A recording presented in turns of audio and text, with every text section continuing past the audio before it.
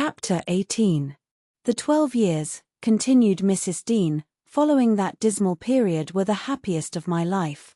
My greatest troubles in their passage rose from our little lady's trifling illnesses, which she had to experience in common with all children, rich and poor. For the rest, after the first 6 months, she grew like a larch, and could walk and talk too, in her own way, before the heath blossomed a second time over Mrs. Linton's dust. She was the most winning thing that ever brought sunshine into a desolate house, a real beauty in face. With the Earnshaws' handsome dark eyes, but the Lintons' fair skin and small features, and yellow curling hair. Her spirit was high, though not rough, and qualified by a heart sensitive and lively to excess in its affections. That capacity for intense attachments reminded me of her mother, still she did not resemble her, for she could be soft and mild as a dove. And she had a gentle voice and pensive expression. Her anger was never furious, her love never fierce. It was deep and tender. However, it must be acknowledged, she had faults to foil her gifts. A propensity to be saucy was one, and a perverse will, that indulged children invariably acquire, whether they be good-tempered or cross.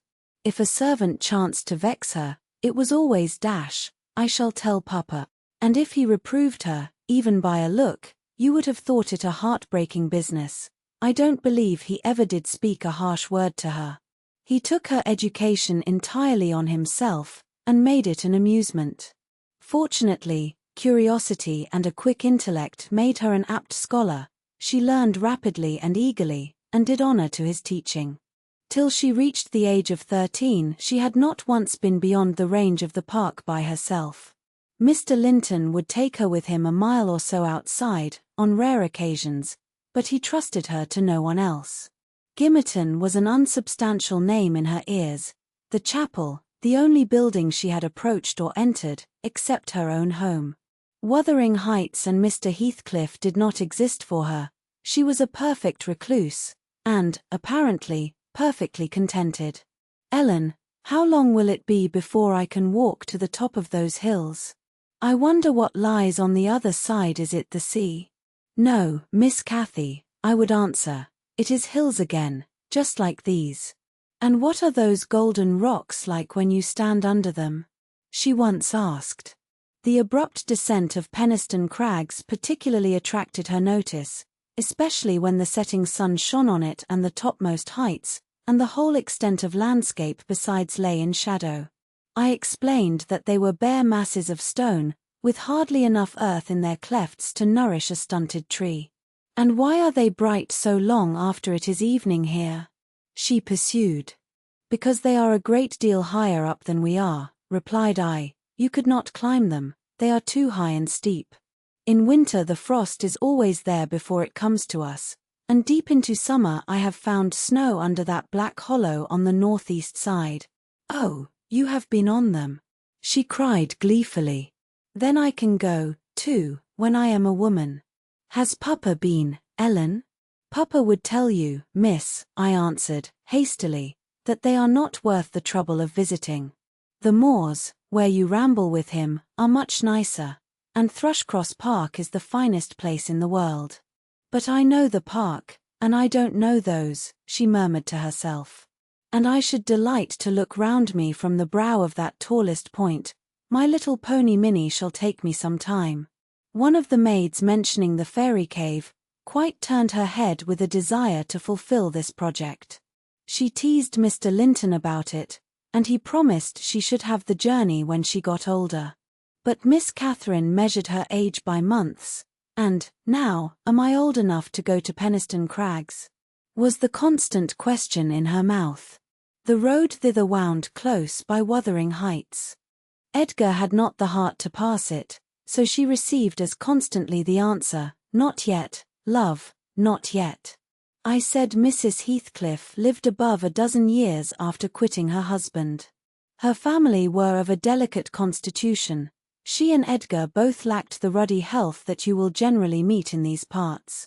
What her last illness was, I am not certain. I conjecture, they died of the same thing, a kind of fever, slow at its commencement, but incurable, and rapidly consuming life towards the close.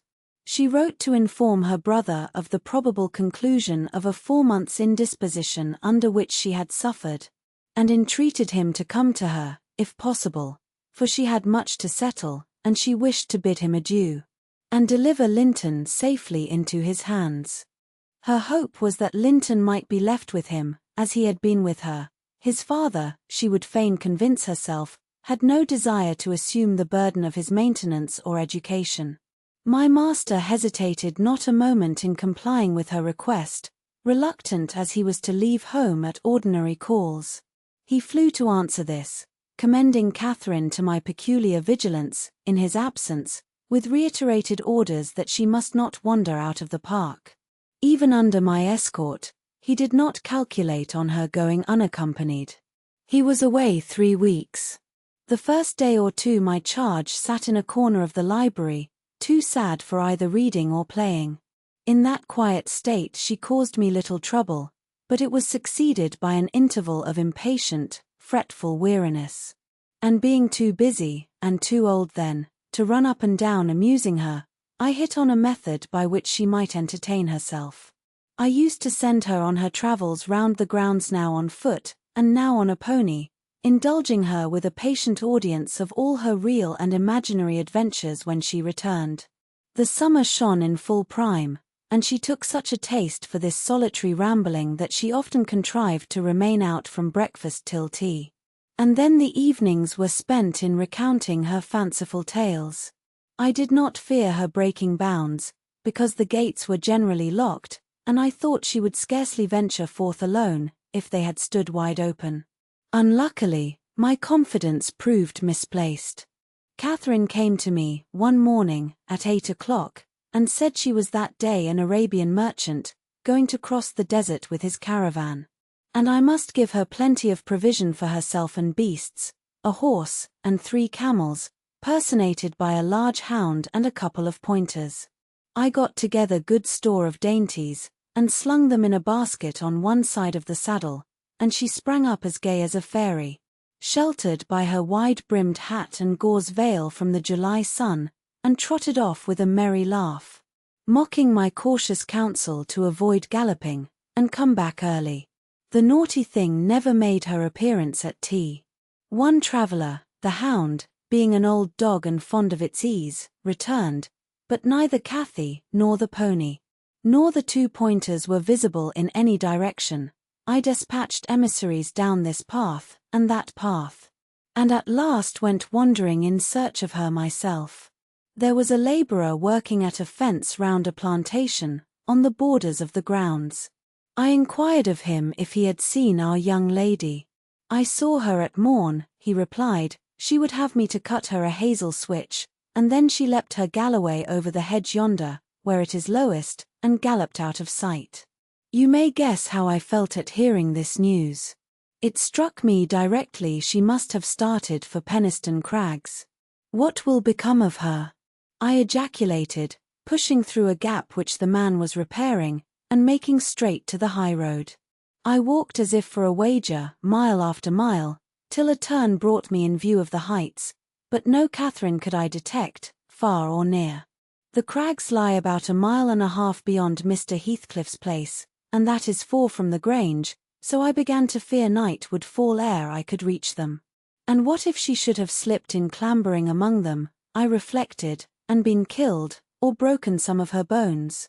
My suspense was truly painful, and, at first, it gave me delightful relief to observe, in hurrying by the farmhouse, Charlie, the fiercest of the pointers, lying under a window, with swelled head and bleeding ear. I opened the wicket and ran to the door, knocking vehemently for admittance. A woman whom I knew, and who formerly lived at Gimmerton, answered. She had been servant there since the death of Mr. Earnshaw. "Ah," said she, "you are come seeking your little mistress. Don't be frightened. She's here safe, but I'm glad it isn't the master. He is not at home then, is he?" I panted, quite breathless with quick walking and alarm. "No, no," she replied, "both he and Joseph are off, and I think they won't return this hour or more. Step in and rest you a bit." I entered, and beheld my stray lamb seated on the hearth, rocking herself in a little chair that had been her mother's when a child. Her hat was hung against the wall, and she seemed perfectly at home, laughing and chattering, in the best spirits imaginable. To Hareton, now a great, strong lad of 18, who stared at her with considerable curiosity and astonishment, comprehending precious little of the fluent succession of remarks and questions which her tongue never ceased pouring forth. "Very well, miss," I exclaimed, concealing my joy under an angry countenance. "This is your last ride, till Papa comes back. I'll not trust you over the threshold again, you naughty, naughty girl. Aha, Ellen!" she cried, gaily, jumping up and running to my side. "I shall have a pretty story to tell tonight, and so you've found me out. Have you ever been here in your life before? Put that hat on, and home at once," said I. "I'm dreadfully grieved at you, Miss Cathy. You've done extremely wrong. It's no use pouting and crying. That won't repay the trouble I've had, scouring the country after you. To think how Mr. Linton charged me to keep you in, and you stealing off so. It shows you are a cunning little fox, and nobody will put faith in you any more. What have I done?" sobbed she, instantly checked. "Papa charged me nothing. He'll not scold me, Ellen. He's never cross, like you." Come, I repeated. "I'll tie the riband. Now, let us have no petulance." "Oh, for shame. You 13 years old, and such a baby." This exclamation was caused by her pushing the hat from her head, and retreating to the chimney out of my reach. "Nay," said the servant, "don't be hard on the bonny lass, Mrs. Dean. We made her stop. She'd fain have ridden forwards, afeard you should be uneasy. Hareton offered to go with her, and I thought he should. It's a wild road over the hills." Hareton, during the discussion, stood with his hands in his pockets, too awkward to speak, though he looked as if he did not relish my intrusion. "How long am I to wait?" I continued, disregarding the woman's interference. "It will be dark in 10 minutes. Where is the pony, Miss Cathy? And where is Phoenix? I shall leave you, unless you be quick, so please yourself." "The pony is in the yard," she replied, "and Phoenix is shut in there. He's bitten, and so is Charlie. I was going to tell you all about it, but you are in a bad temper, and don't deserve to hear." I picked up her hat, and approached to reinstate it, but perceiving that the people of the house took her part, she commenced capering round the room, and on my giving chase, ran like a mouse over and under and behind the furniture, rendering it ridiculous for me to pursue. Hareton and the woman laughed, and she joined them, and waxed more impertinent still, till I cried, in great irritation, "Well, Miss Cathy, if you were aware whose house this is, you'd be glad enough to get out. It's your father's, isn't it?" said she, turning to Hareton.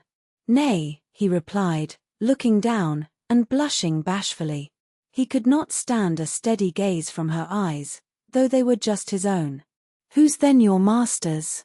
she asked. He coloured deeper, with a different feeling, muttered an oath, and turned away. "Who is his master?" continued the tiresome girl, appealing to me. "He talked about our house, and our folk. I thought he had been the owner's son.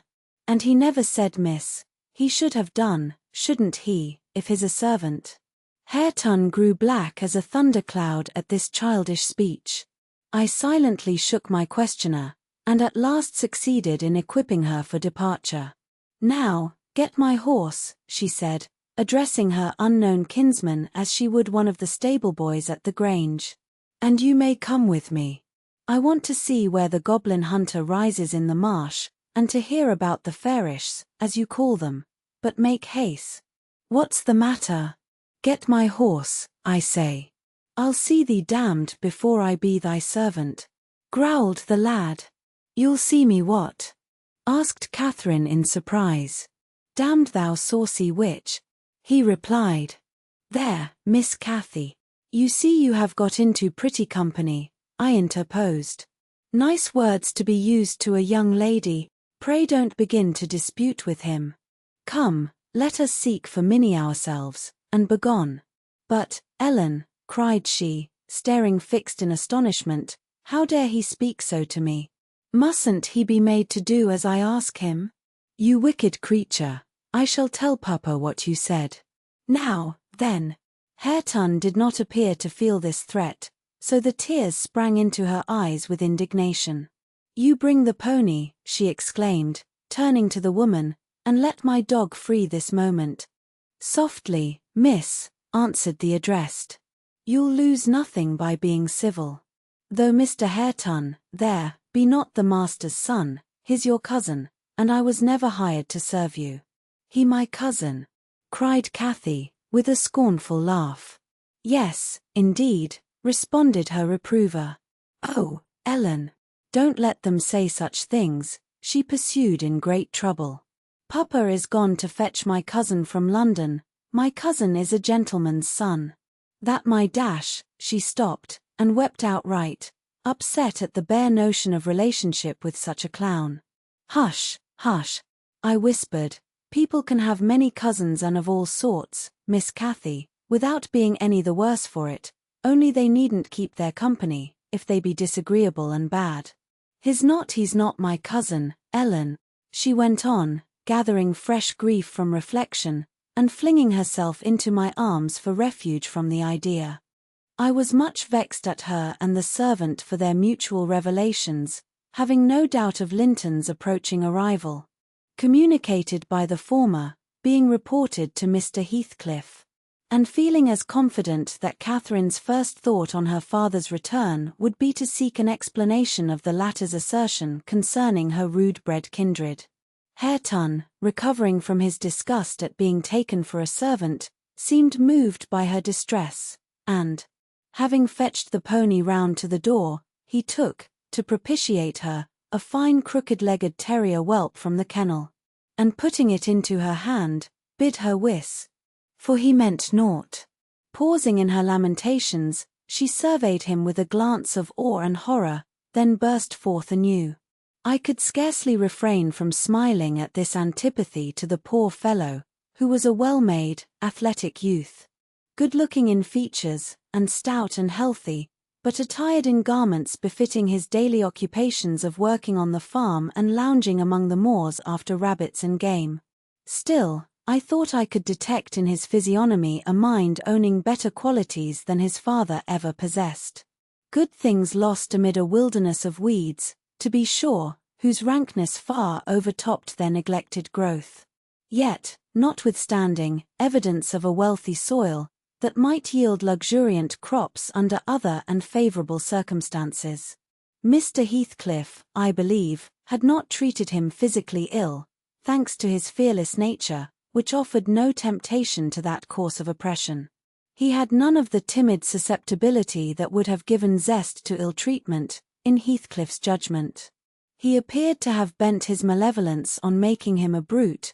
He was never taught to read or write, never rebuked for any bad habit which did not annoy his keeper, never led a single step towards virtue, or guarded by a single precept against vice. And from what I heard, Joseph contributed much to his deterioration, by a narrow-minded partiality which prompted him to flatter and pet him, as a boy, because he was the head of the old family. And as he had been in the habit of accusing Catherine Earnshaw and Heathcliff, when children, of putting the master past his patience, and compelling him to seek solace in drink by what he termed their awful ways, so at present he laid the whole burden of Hareton's faults on the shoulders of the usurper of his property. If the lad swore, he wouldn't correct him, nor however culpably he behaved. It gave Joseph satisfaction, apparently, to watch him go the worst lengths. He allowed that the lad was ruined, that his soul was abandoned to perdition, but then he reflected that Heathcliff must answer for it. Hareton's blood would be required at his hands, and there lay immense consolation in that thought. Joseph had instilled into him a pride of name, and of his lineage. He would, had he dared, have fostered hate between him and the present owner of the heights. But his dread of that owner amounted to superstition, and he confined his feelings regarding him to muttered innuendos and private comminations. I don't pretend to be intimately acquainted with the mode of living customary in those days at Wuthering Heights. I only speak from hearsay, for I saw little. The villagers affirmed Mr. Heathcliff was near, and a cruel hard landlord to his tenants, but the house, inside, had regained its ancient aspect of comfort under female management, and the scenes of riot common in Hindley's time were not now enacted within its walls. The master was too gloomy to seek companionship with any people, good or bad, and he is yet. This, however, is not making progress with my story. Miss Cathy rejected the peace offering of the terrier, and demanded her own dogs, Charlie and Phoenix. They came limping and hanging their heads, and we set out for home, sadly out of sorts, every one of us. I could not wring from my little lady how she had spent the day, except that, as I supposed, the goal of her pilgrimage was Penistone Crags. And she arrived without adventure to the gate of the farmhouse, when Hareton happened to issue forth, attended by some canine followers, who attacked her train. They had a smart battle, before their owners could separate them. That formed an introduction. Catherine told Hareton who she was, and where she was going, and asked him to show her the way, finally beguiling him to accompany her. He opened the mysteries of the fairy cave, and 20 other queer places. But, being in disgrace, I was not favored with a description of the interesting objects she saw. I could gather, however, that her guide had been a favorite till she hurt his feelings by addressing him as a servant, and Heathcliff's housekeeper hurt hers by calling him her cousin. Then the language he had held to her rankled in her heart, she who was always love, and darling, and queen, and angel, with everybody at the Grange, to be insulted so shockingly by a stranger. She did not comprehend it, and hard work I had to obtain a promise that she would not lay the grievance before her father.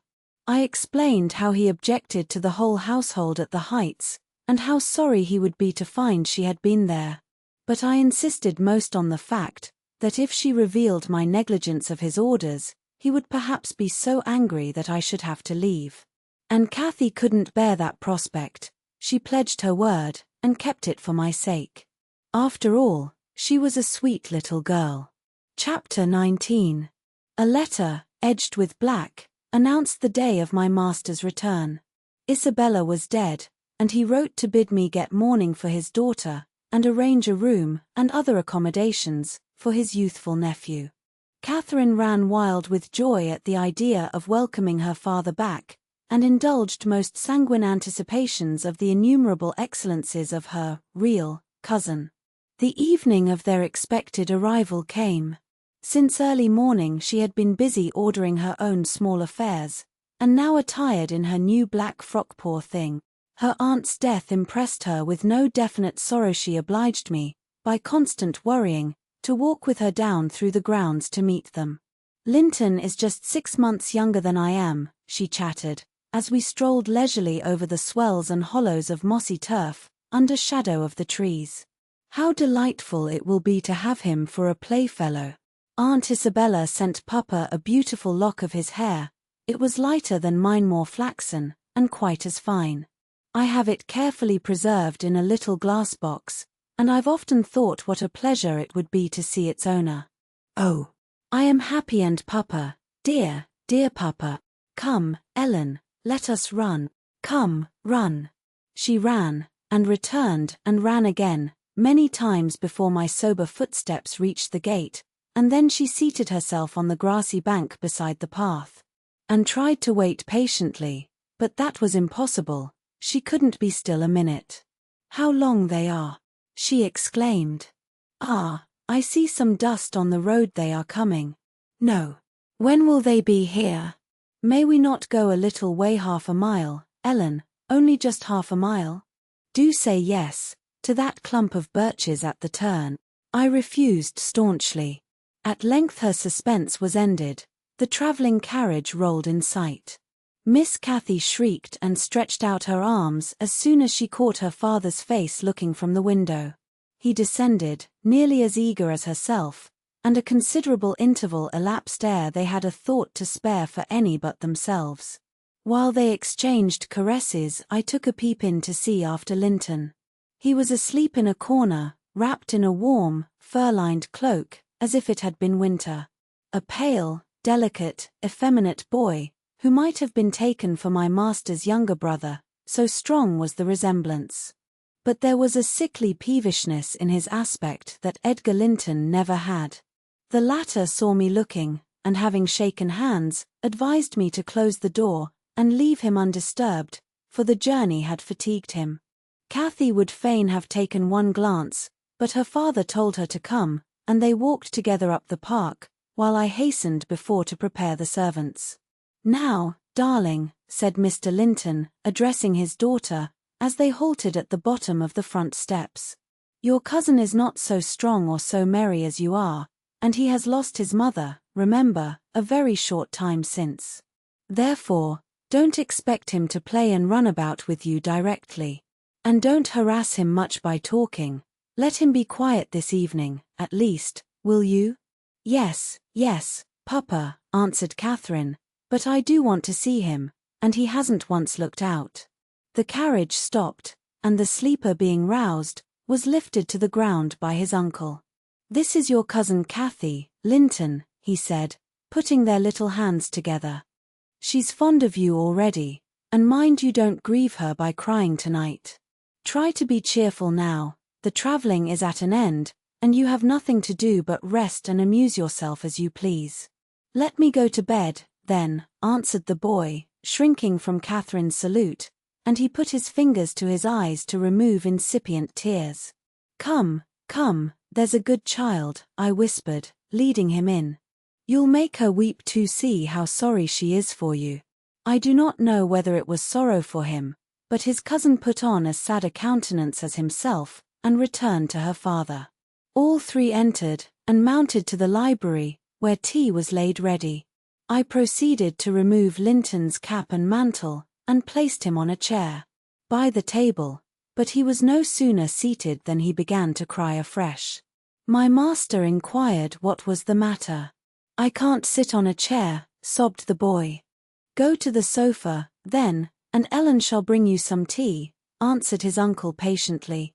He had been greatly tried, during the journey, I felt convinced, by his fretful ailing charge. Linton slowly trailed himself off, and lay down. Cathy carried a footstool and her cup to his side. At first she sat silent, but that could not last. She had resolved to make a pet of her little cousin, as she would have him to be, and she commenced stroking his curls, and kissing his cheek, and offering him tea in her saucer. Like a baby. This pleased him, for he was not much better. He dried his eyes, and lightened into a faint smile. "Oh, he'll do very well," said the master to me, after watching them a minute. "Very well, if we can keep him, Ellen. The company of a child of his own age will instill new spirit into him soon, and by wishing for strength he'll gain it. If we can keep him," I mused to myself, and saw misgivings came over me that there was slight hope of that. And then, I thought, however will that weakling live at Wuthering Heights? Between his father and Hareton, what playmates and instructors they'll be. Our doubts were presently decided even earlier than I expected. I had just taken the children upstairs, after tea was finished, and seen Linton asleep. He would not suffer me to leave him till that was the case. I had come down, and was standing by the table in the hall, lighting a bedroom candle for Mr. Edgar, when a maid stepped out of the kitchen and informed me that Mr. Heathcliff's servant Joseph was at the door, and wished to speak with the master. "I shall ask him what he wants first," I said, in considerable trepidation. A very unlikely hour to be troubling people, and the instant they have returned from a long journey. "I don't think the master can see him." Joseph had advanced through the kitchen as I uttered these words, and now presented himself in the hall. He was donned in his Sunday garments, with his most sanctimonious and sourest face, and, holding his hat in one hand, and his stick in the other, he proceeded to clean his shoes on the mat. "Good evening, Joseph, I said, coldly. What business brings you here tonight? It's Maester Linton I mun spake to, he answered, waving me disdainfully aside. Mr. Linton is going to bed, unless you have something particular to say. I'm sure he won't hear it now, I continued. You had better sit down in there, and entrust your message to me. Which is his ram? Pursued the fellow, surveying the range of closed doors. I perceived he was bent on refusing my mediation, so very reluctantly I went up to the library, and announced the unseasonable visitor, advising that he should be dismissed till next day. Heathcliff has sent me for his lad, and I munt go aback 'bout him. Edgar Linton was silent a minute, an expression of exceeding sorrow overcast his features. He would have pitied the child on his own account. But, recalling Isabella's hopes and fears, and anxious wishes for her son, and her commendations of him to his care, he grieved bitterly at the prospect of yielding him up, and searched in his heart how it might be avoided. No plan offered itself.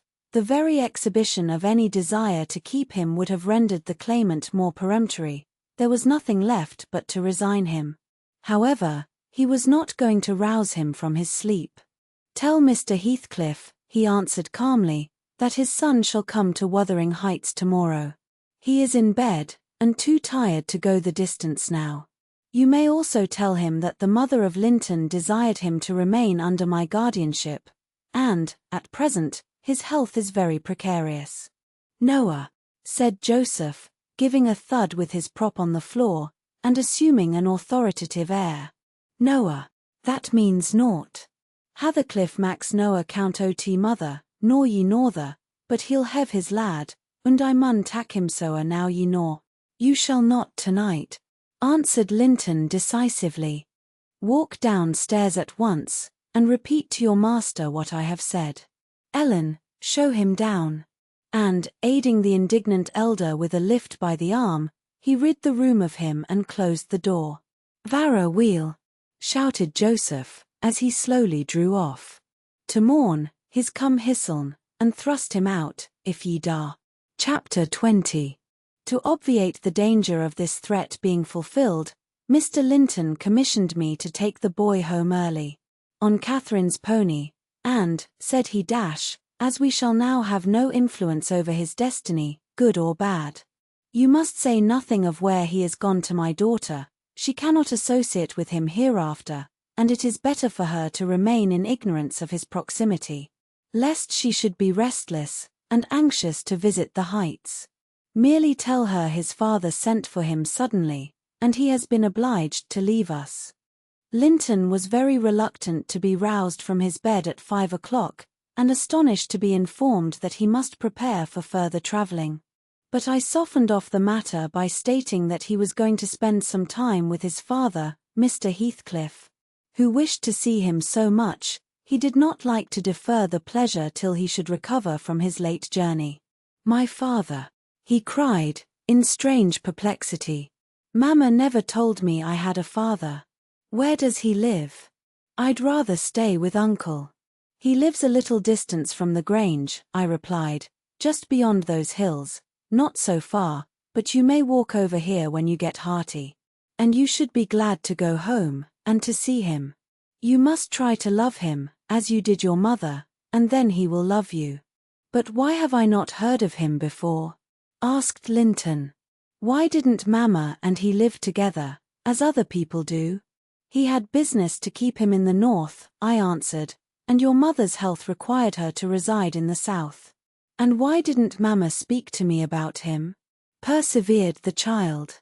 She often talked of uncle, and I learnt to love him long ago. How am I to love Papa? I don't know him. Oh, all children love their parents, I said. Your mother, perhaps, thought you would want to be with him if she mentioned him often to you. Let us make haste. An early ride on such a beautiful morning is much preferable to an hour's more sleep. Is she to go with us? He demanded, the little girl I saw yesterday. Not now, replied I. Is uncle? He continued. No, I shall be your companion there, I said. Linton sank back on his pillow and fell into a brown study. "I won't go without uncle," he cried at length. "I can't tell where you mean to take me." I attempted to persuade him of the naughtiness of showing reluctance to meet his father, still he obstinately resisted any progress towards dressing. And I had to call for my master's assistance in coaxing him out of bed. The poor thing was finally got off, with several delusive assurances that his absence should be short, that Mr. Edgar and Cathy would visit him, and other promises, equally ill-founded, which I invented and reiterated at intervals throughout the way. The pure heather-scented air, the bright sunshine, and the gentle canter of Minnie, relieved his despondency after a while. He began to put questions concerning his new home, and its inhabitants, with greater interest and liveliness. "Is Wuthering Heights as pleasant a place as Thrushcross Grange?" he inquired, turning to take a last glance into the valley, whence a light mist mounted and formed a fleecy cloud on the skirts of the blue. "It is not so buried in trees," I replied, "and it is not quite so large, but you can see the country beautifully all round, and the air is healthier for you, fresher and drier. You will, perhaps, think the building old and dark at first, though it is a respectable house, the next best in the neighbourhood. And you will have such nice rambles on the moors. Hareton Earnshaw, that is, Miss Cathy's other cousin, and so yours in a manner will show you all the sweetest spots. And you can bring a book in fine weather, and make a green hollow your study, and, now and then, your uncle may join you in a walk. He does, frequently, walk out on the hills." "And what is my father like?" he asked. "Is he as young and handsome as uncle?" "He's as young," said I, "but he has black hair and eyes, and looks sterner, and he is taller and bigger altogether. He'll not seem to you so gentle and kind at first, perhaps, because it is not his way. Still, mind you, be frank and cordial with him, and naturally he'll be fonder of you than any uncle, for you are his own." "Black hair and eyes," mused Linton. "I can't fancy him. Then I am not like him, am I?" "Not much," I answered. "Not a morsel," I thought, surveying with regret the white complexion and slim frame of my companion. And his large languid eyes, his mother's eyes, save that, unless a morbid touchiness kindled them a moment, they had not a vestige of her sparkling spirit. "How strange that he should never come to see Mamma and me," he murmured. "Has he ever seen me? If he has, I must have been a baby. I remember not a single thing about him." "Why, Master Linton," said I, 300 miles is a great distance, and 10 years seem very different in length to a grown-up person compared with what they do to you. It is probable Mr. Heathcliff proposed going from summer to summer, but never found a convenient opportunity, and now it is too late. Don't trouble him with questions on the subject, it will disturb him, for no good." The boy was fully occupied with his own cogitations for the remainder of the ride, till we halted before the farmhouse garden gate. I watched to catch his impressions in his countenance. He surveyed the carved front and low-browed lattices, the straggling gooseberry bushes and crooked firs, with solemn intentness, and then shook his head. His private feelings entirely disapproved of the exterior of his new abode. But he had sense to postpone complaining, there might be compensation within. Before he dismounted, I went and opened the door. It was 6:30, the family had just finished breakfast, the servant was clearing and wiping down the table. Joseph stood by his master's chair telling some tale concerning a lame horse, and Hareton was preparing for the hayfield. "Hello, Nellie," said Mr. Heathcliff, when he saw me. "I feared I should have to come down and fetch my property myself. You've brought it, have you? Let us see what we can make of it." He got up and strode to the door. Hareton and Joseph followed in gaping curiosity. Poor Linton ran a frightened eye over the faces of the three. "Sure lie," said Joseph after a grave inspection, "he's swapped wi, Maester, and yon's his lass." Heathcliff, having stared his son into an ague of confusion, uttered a scornful laugh. "God! What a beauty! What a lovely, charming thing!" he exclaimed. Haven't they reared it on snails and sour milk, Nelly? Oh, damn my soul. But that's worse than I expected, and the devil knows I was not sanguine. I bid the trembling and bewildered child get down, and enter. He did not thoroughly comprehend the meaning of his father's speech, or whether it were intended for him. Indeed, he was not yet certain that the grim, sneering stranger was his father. But he clung to me with growing trepidation, and on Mr. Heathcliff's taking a seat and bidding him, "Come hither," he hid his face on my shoulder and wept. "Tut, tut," said Heathcliff, stretching out a hand and dragging him roughly between his knees, and then holding up his head by the chin. "None of that nonsense. We're not going to hurt thee. Linton, isn't that thy name? Thou art thy mother's child, entirely. Where is my share in thee, puling chicken?" He took off the boy's cap and pushed back his thick flaxen curls, felt his slender arms and his small fingers. During which examination Linton ceased crying, and lifted his great blue eyes to inspect the inspector. "Do you know me?" asked Heathcliff, having satisfied himself that the limbs were all equally frail and feeble. "No," said Linton, with a gaze of vacant fear. "You've heard of me, I dare say?" "No," he replied again. "No. What a shame of your mother, never to waken your filial regard for me. You are my son, then, I'll tell you, and your mother was a wicked slut to leave you in ignorance of the sort of father you possessed. Now, don't wince, and colour up. Though it is something to see you have not white blood. Be a good lad, and I'll do for you. Nelly, if you be tired you may sit down, if not, get home again. I guess you'll report what you hear and see to the cipher at the Grange, and this thing won't be settled while you linger about it." "Well," replied I hope you'll be kind to the boy, Mr. Heathcliff, or you'll not keep him long, and 'tis all you have a kin in the wide world, that you will ever no remember." "I'll be very kind to him, you needn't fear," he said, laughing. "Only nobody else must be kind to him. I'm jealous of monopolizing his affection. And, to begin my kindness, Joseph, bring the lad some breakfast. Hareton, you infernal calf, begone to your work. Yes, Nell," he added, when they had departed, "my son is prospective owner of your place, and I should not wish him to die till I was certain of being his successor.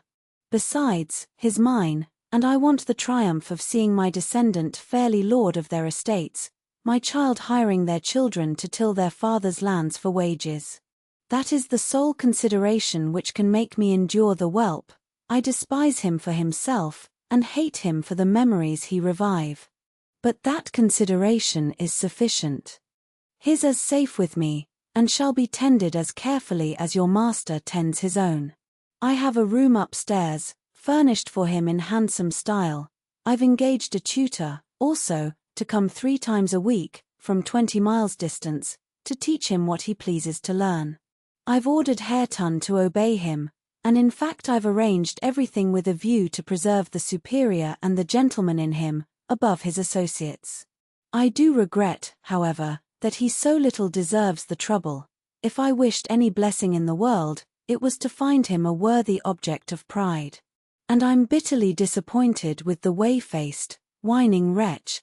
While he was speaking, Joseph returned bearing a basin of milk porridge, and placed it before Linton, who stirred round the homely mess with a look of aversion, and affirmed he could not eat it. I saw the old manservant shared largely in his master's scorn of the child, though he was compelled to retain the sentiment in his heart. Because Heathcliff plainly meant his underlings to hold him in honour. "Cannot ate it," repeated he, peering in Linton's face, and subduing his voice to a whisper, for fear of being overheard. "But Maister Hareton niver ate naught else, when he were a little un, and what were good enough for him's good enough for ye, I's rather a think." "I shan't eat it," answered Linton, snappishly. "Take it away." Joseph snatched up the food indignantly, and brought it to us. "Is there aught ails th victuals?" he asked, thrusting the tray under Heathcliff's nose. "What should ail them?" he said. "What?" answered Joseph, Yon dainty chap says he cannot ate 'em. But I guess it's rate. His mother were just so a wee were a'most too mucky to sow tea corn for macking her breed. Don't mention his mother to me, said the master, angrily. Get him something that he can eat, that's all. What is his usual food, Nelly? I suggested boiled milk or tea, and the housekeeper received instructions to prepare some. Come, I reflected, his father's selfishness may contribute to his comfort. He perceives his delicate constitution, and the necessity of treating him tolerably. I'll console Mr. Edgar by acquainting him with the turn Heathcliff's humour has taken. Having no excuse for lingering longer, I slipped out, while Linton was engaged in timidly rebuffing the advances of a friendly sheepdog. Don't leave me. I'll not stay here. I'll not stay here. Then the latch was raised and fell. They did not suffer him to come forth. I mounted Minnie, and urged her to a trot, and so my brief guardianship ended. Chapter 21. We had sad work with little Cathy that day. She rose in high glee, eager to join her cousin. And such passionate tears and lamentations followed the news of his departure that Edgar himself was obliged to soothe her. By affirming he should come back soon, he added, however, if I can get him, and there were no hopes of that. This promise poorly pacified her, but time was more potent, and though still at intervals she inquired of her father when Linton would return. Before she did see him again his features had waxed so dim in her memory that she did not recognize him. When I chanced to encounter the housekeeper of Wuthering Heights, in paying business visits to Gimmerton, I used to ask how the young master got on, for he lived almost as secluded as Catherine herself, and was never to be seen. I could gather from her that he continued in weak health, and was a tiresome inmate. She said Mr. Heathcliff seemed to dislike him ever longer and worse, though he took some trouble to conceal it. He had an antipathy to the sound of his voice, and could not do at all with his sitting in the same room with him many minutes together. There seldom passed much talk between them. Linton learnt his lessons and spent his evenings in a small apartment they called the parlour. Or else lay in bed all day, for he was constantly getting coughs, and colds, and aches, and pains of some sort. And I never knew such a faint-hearted creature, added the woman, nor one so careful of Hisseln. He will go on, if I leave the window open a bit late in the evening. Oh, it's killing, a breath of night air. And he must have a fire in the middle of summer, and Joseph's bacca-pipe is poison, and he must always have sweets and dainties. And always milk for ever heeding naught how the rest of us are pinched in winter, and there he'll sit, wrapped in his furred cloak in his chair by the fire, with some toast and water or other slop on the hob to sip at.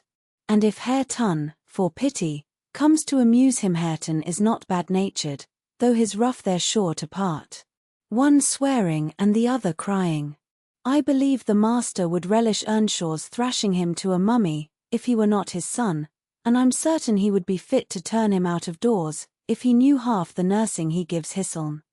But then he won't go into danger of temptation, he never enters the parlour, and should Linton show those ways in the house where he is, he sends him upstairs directly.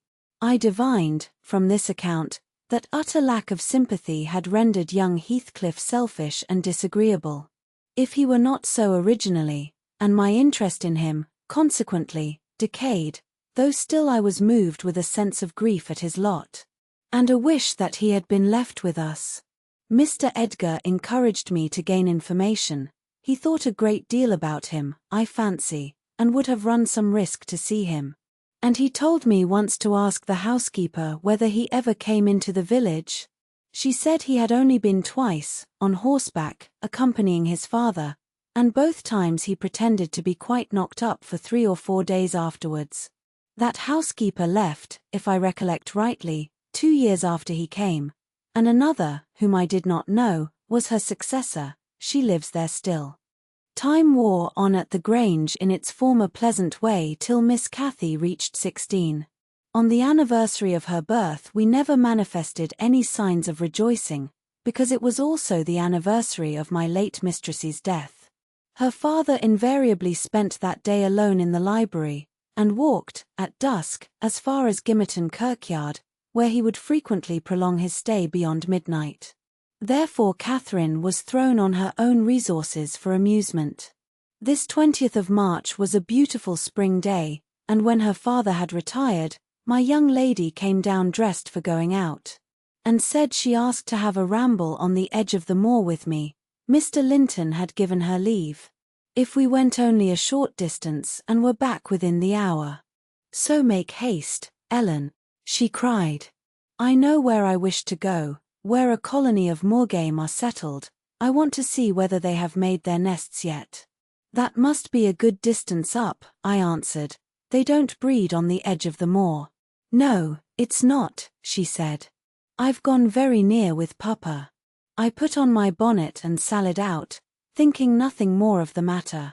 She bounded before me, and returned to my side, and was off again like a young greyhound, and, at first, I found plenty of entertainment in listening to the larks singing far and near, and enjoying the sweet, warm sunshine, and watching her, my pet and my delight, with her golden ringlets flying loose behind, and her bright cheek, as soft and pure in its bloom as a wild rose, and her eyes radiant with cloudless pleasure. She was a happy creature, and an angel, in those days. It's a pity she could not be content. Well, said I, where are your moorgame, Miss Cathy? We should be at them. The Grange Park fence is a great way off now. Oh, a little further, only a little further, Ellen, was her answer, continually. Climb to that hillock, pass that bank, and by the time you reach the other side I shall have raised the birds. But there were so many hillocks and banks to climb and pass, that, at length, I began to be weary, and told her we must halt, and retrace our steps. I shouted to her, as she had outstripped me a long way. She either did not hear or did not regard, for she still sprang on, and I was compelled to follow. Finally, she dived into a hollow, and before I came in sight of her again, she was 2 miles nearer Wuthering Heights than her own home. And I beheld a couple of persons arrest her, one of whom I felt convinced was Mr. Heathcliff himself. Cathy had been caught in the fact of plundering, or, at least, hunting out the nests of the grouse. The heights were Heathcliff's land, and he was reproving the poacher. I've neither taken any nor found any, she said, as I toiled to them, expanding her hands in corroboration of the statement. I didn't mean to take them, but Papa told me there were quantities up here, and I wished to see the eggs. Heathcliff glanced at me with an ill-meaning smile, expressing his acquaintance with the party, and, consequently, his malevolence towards it, and demanded who Papa was. Mr. Linton of Thrushcross Grange, she replied. I thought you did not know me, or you wouldn't have spoken in that way. You suppose Papa is highly esteemed and respected, then? He said, sarcastically. And what are you? Inquired Catherine, gazing curiously on the speaker. That man I've seen before. Is he your son? She pointed to Hareton, the other individual, who had gained nothing but increased bulk and strength by the addition of 2 years to his age. He seemed as awkward and rough as ever. Miss Cathy, I interrupted, it will be 3 hours instead of 1 that we are out, presently. We really must go back. No, that man is not my son, answered Heathcliff, pushing me aside. But I have one, and you have seen him before too, and, though your nurse is in a hurry, I think both you and she would be the better for a little rest. Will you just turn this nab of heath, and walk into my house? You'll get home earlier for the ease, and you shall receive a kind welcome. I whispered Catherine that she mustn't, on any account, accede to the proposal. It was entirely out of the question. Why? She asked, aloud. I'm tired of running, and the ground is dewy. I can't sit here. Let us go, Ellen. Besides, he says I have seen his son. He's mistaken, I think, but I guess where he lives, at the farmhouse I visited in coming from Penistone Crags. Don't you? I do. Come, Nellie, hold your tongue, it will be a treat for her to look in on us. Hareton, Get forwards with the lass. You shall walk with me, Nelly. No, she's not going to any such place, I cried, struggling to release my arm, which he had seized, but she was almost at the doorstones already, scampering round the brow at full speed. Her appointed companion did not pretend to escort her. He shied off by the roadside, and vanished. Mr. Heathcliff, it's very wrong, I continued, you know you mean no good. And there she'll see Linton, and all will be told as soon as ever we return, and I shall have the blame. I want her to see Linton, he answered. He's looking better these few days, it's not often he's fit to be seen. And we'll soon persuade her to keep the visit secret. Where is the harm of it? The harm of it is, that her father would hate me if he found I suffered her to enter your house, and I am convinced you have a bad design in encouraging her to do so, I replied. My design is as honest as possible. I'll inform you of its whole scope, he said. That the two cousins may fall in love, and get married. I'm acting generously to your master, his young chit has no expectations, and should she second my wishes she'll be provided for at once as joint successor with Linton. If Linton died, I answered, and his life is quite uncertain, Catherine would be the heir. No, she would not, he said. There is no clause in the will to secure it so, his property would go to me, but, to prevent disputes, I desire their union, and am resolved to bring it about. And I'm resolved she shall never approach your house with me again, I returned, as we reached the gate, where Miss Cathy waited our coming. Heathcliff bade me be quiet, and, preceding us up the path, hastened to open the door. My young lady gave him several looks, as if she could not exactly make up her mind what to think of him. But now he smiled when he met her eye, and softened his voice in addressing her, and I was foolish enough to imagine the memory of her mother might disarm him from desiring her injury. Linton stood on the hearth. He had been out walking in the fields, for his cap was on, and he was calling to Joseph to bring him dry shoes. He had grown tall of his age, still wanting some months of 16. His features were pretty yet, and his eye and complexion brighter than I remembered them, though with merely temporary lustre borrowed from the salubrious air and genial sun. Now, who is that? Asked Mr. Heathcliff, turning to Cathy. Can you tell? Your son, she said, having doubtfully surveyed, first one and then the other. Yes, yes, answered he, but is this the only time you have beheld him? Think. Ah, you have a short memory. Linton, don't you recall your cousin, that you used to tease us so with wishing to see? What, Linton? Cried Cathy, kindling into joyful surprise at the name. Is that little Linton? He's taller than I am. Are you Linton? The youth stepped forward and acknowledged himself. She kissed him fervently, and they gazed with wonder at the change time had wrought in the appearance of each. Catherine had reached her full height. Her figure was both plump and slender, elastic as steel, and her whole aspect sparkling with health and spirits. Linton's looks and movements were very languid, and his form extremely slight, but there was a grace in his manner that mitigated these defects, and rendered him not unpleasing. After exchanging numerous marks of fondness with him, his cousin went to Mr. Heathcliff, who lingered by the door, dividing his attention between the objects inside and those that lay without, pretending, that is, to observe the latter, and really noting the former alone. And you are my uncle, then, she cried, reaching up to salute him. I thought I liked you, though you were cross at first. Why don't you visit at the Grange with Linton? To live all these years such close neighbours, and never see us, is odd. What have you done so for? I visited it once or twice too often before you were born, he answered. There, damn it. If you have any kisses to spare, give them to Linton, they are thrown away on me. Naughty Ellen, exclaimed Catherine, flying to attack me next with her lavish caresses. Wicked Ellen, to try to hinder me from entering. But I'll take this walk every morning in future, may I, uncle? And sometimes bring Papa. Won't you be glad to see us? Of course, replied the uncle, with a hardly suppressed grimace, resulting from his deep aversion to both the proposed visitors. But stay, he continued, turning towards the young lady. Now I think of it, I'd better tell you. Mr. Linton has a prejudice against me. We quarrelled at one time of our lives, with unchristian ferocity, and, if you mention coming here to him, he'll put a veto on your visits altogether. Therefore, you must not mention it, unless you be careless of seeing your cousin hereafter.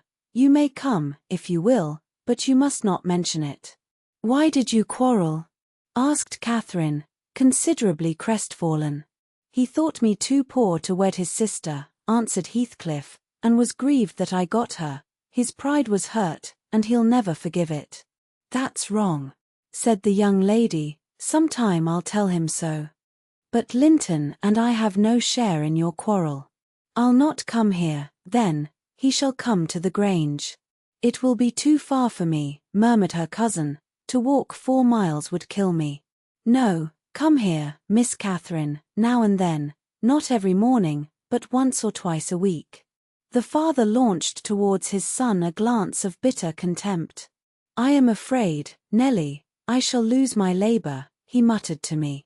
Miss Catherine, as the ninny calls her, will discover his value, and send him to the devil.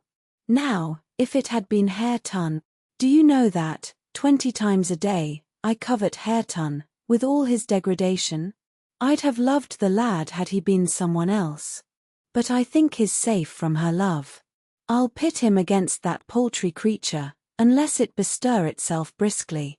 We calculate it will scarcely last till it is 18. Oh, confound the vapid thing. He's absorbed in drying his feet, and never looks at her. Linton. Yes, father, answered the boy. Have you nothing to show your cousin anywhere about, not even a rabbit or a weasel's nest? Take her into the garden, before you change your shoes, and into the stable to see your horse. Wouldn't you rather sit here? Asked Linton, addressing Cathy in a tone which expressed reluctance to move again. I don't know, she replied, casting a longing look to the door, and evidently eager to be active. He kept his seat, and shrank closer to the fire. Heathcliff rose, and went into the kitchen, and from thence to the yard, calling out for Hareton. Hareton responded, and presently the two re-entered. The young man had been washing himself, as was visible by the glow on his cheeks and his wetted hair. Oh, I'll ask you, uncle, cried Miss Cathy, recollecting the housekeeper's assertion. That is not my cousin, is he? Yes, he replied, your mother's nephew. Don't you like him? Catherine looked queer. Is he not a handsome lad? He continued. The uncivil little thing stood on tiptoe, and whispered a sentence in Heathcliff's ear. He laughed, Hareton darkened. I perceived he was very sensitive to suspected slights, and had obviously a dim notion of his inferiority. You'll be the favourite among us, Hareton. She says you are a what was it? Well, something very flattering. Here. You go with her round the farm. And behave like a gentleman, mind. Don't use any bad words, and don't stare when the young lady is not looking at you, and be ready to hide your face when she is. And, when you speak, say your words slowly, and keep your hands out of your pockets. Be off, and entertain her as nicely as you can. He watched the couple walking past the window.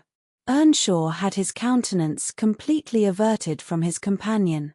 He seemed studying the familiar landscape with a stranger's and an artist's interest. Catherine took a sly look at him, expressing small admiration. She then turned her attention to seeking out objects of amusement for herself, and tripped merrily on, lilting a tune to supply the lack of conversation. I've tied his tongue, observed Heathcliff. He'll not venture a single syllable all the time. Nelly, you recollect me at his age, nay, some years younger. Did I ever look so stupid, so gormless, as Joseph calls it? Worse, I replied, because more sullen with it. I've a pleasure in him, he continued, reflecting aloud. He has satisfied my expectations. If he were a born fool I should not enjoy it half so much. But he's no fool, and I can sympathize with all his feelings, having felt them myself. I know what he suffers now, for instance, exactly. It is merely a beginning of what he shall suffer, though. And he'll never be able to emerge from his bathos of coarseness and ignorance.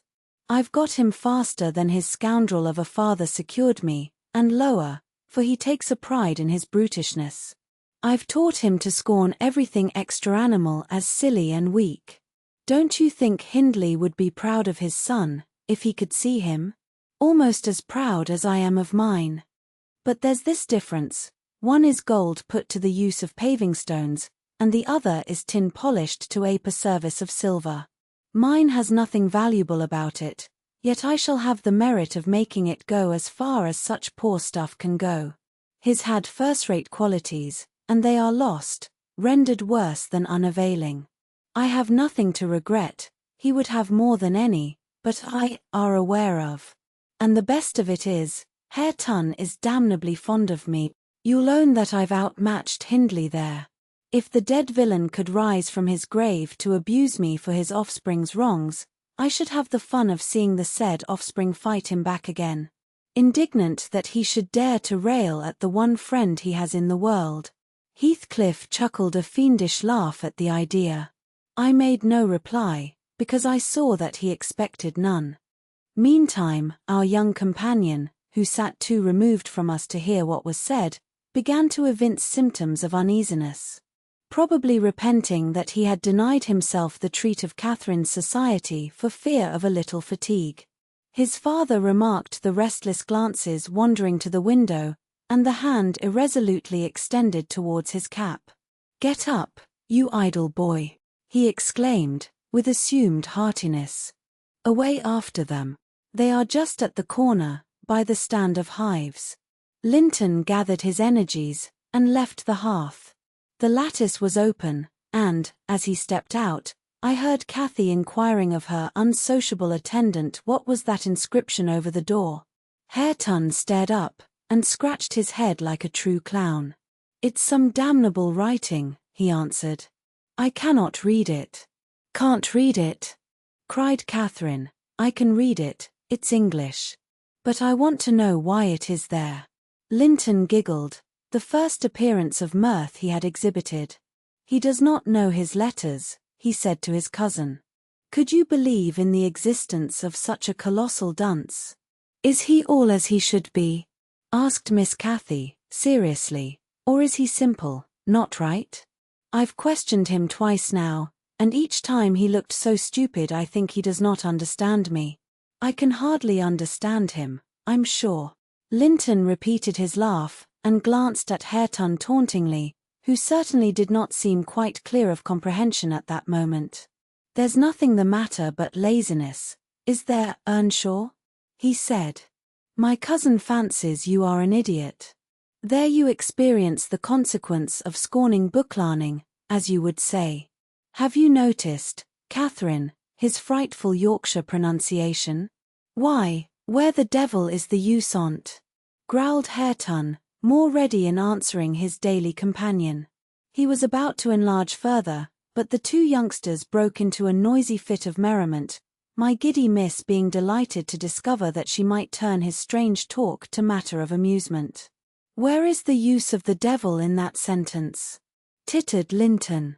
"Papa told you not to say any bad words, and you can't open your mouth without one. Do try to behave like a gentleman, now do. If thou weren't more a lass than a lad, I'd fell thee this minute, I would." "Pitiful laugh of a crater," retorted the angry boor, retreating, while his face burnt with mingled rage and mortification, for he was conscious of being insulted, and embarrassed how to resent it. Mr. Heathcliff, having overheard the conversation, as well as I, smiled when he saw him go, but immediately afterwards cast a look of singular aversion on the flippant pair, who remained chattering in the doorway. The boy finding animation enough while discussing Hareton's faults and deficiencies, and relating anecdotes of his goings-on, and the girl relishing his pert and spiteful sayings, without considering the ill nature they evinced. I began to dislike, more than to compassionate Linton, and to excuse his father in some measure for holding him cheap. We stayed till afternoon. I could not tear Miss Cathy away sooner, but happily my master had not quitted his apartment, and remained ignorant of our prolonged absence. As we walked home, I would fain have enlightened my charge on the characters of the people we had quitted. But she got it into her head that I was prejudiced against them. "Aha!" she cried, "you take Papa's side, Ellen. You are partial, I know, or else you wouldn't have cheated me so many years into the notion that Linton lived a long way from here. I'm really extremely angry, only I'm so pleased I can't show it. But you must hold your tongue about my uncle. He's my uncle, remember, and I'll scold Papa for quarrelling with him." And so she ran on, till I relinquished the endeavour to convince her of her mistake. She did not mention the visit that night, because she did not see Mr. Linton. Next day it all came out, sadly to my chagrin, and still I was not altogether sorry. I thought the burden of directing and warning would be more efficiently borne by him than me. But he was too timid in giving satisfactory reasons for his wish that she should shun connection with the household of the Heights. And Catherine liked good reasons for every restraint that harassed her petted will. "Papa," she exclaimed, after the morning's salutations, "guess whom I saw yesterday, in my walk on the moors." "Ah, Papa," you started. "You've not done right, have you, now? I saw, but listen, and you shall hear how I found you out, and Ellen, who is in league with you, and yet pretended to pity me so. When I kept hoping, and was always disappointed about Linton's coming back. She gave a faithful account of her excursion and its consequences, and my master, though he cast more than one reproachful look at me, said nothing till she had concluded. Then he drew her to him, and asked if she knew why he had concealed Linton's near neighbourhood from her. Could she think it was to deny her a pleasure that she might harmlessly enjoy? "It was because you disliked Mr. Heathcliff," she answered. "Then you believe I care more for my own feelings than yours, Cathy?" he said. "No, it was not because I disliked Mr. Heathcliff, but because Mr. Heathcliff dislikes me, and is a most diabolical man, delighting to wrong and ruin those he hates, if they give him the slightest opportunity. I knew that you could not keep up an acquaintance with your cousin without being brought into contact with him, and I knew he would detest you on my account. So for your own good, and nothing else, I took precautions that you should not see Linton again. I meant to explain this some time as you grew older, and I'm sorry I delayed it." "But Mr. Heathcliff was quite cordial, Papa," observed Catherine, not at all convinced, "and he didn't object to our seeing each other. He said I might come to his house when I pleased, only I must not tell you, because you had quarrelled with him, and would not forgive him for marrying Aunt Isabella. And you won't. You are the one to be blamed. He is willing to let us be friends, at least, Linton and I, and you are not." My master, perceiving that she would not take his word for her uncle-in-law's evil disposition, gave a hasty sketch of his conduct to Isabella, and the manner in which Wuthering Heights became his property. He could not bear to discourse long upon the topic, for though he spoke little of it, he still felt the same horror and detestation of his ancient enemy that had occupied his heart ever since Mrs. Linton's death. She might have been living yet, if it had not been for him, was his constant bitter reflection, and, in his eyes, Heathcliff seemed a murderer. Miss Cathy, conversant with no bad deeds except her own slight acts of disobedience, injustice, and passion, arising from hot temper and thoughtlessness, and repented of on the day they were committed, was amazed at the blackness of spirit that could brood on and cover revenge for years, and deliberately prosecute its plans without a visitation of remorse. She appeared so deeply impressed and shocked at this new view of human nature, excluded from all her studies and all her ideas till now, that Mr. Edgar deemed it unnecessary to pursue the subject.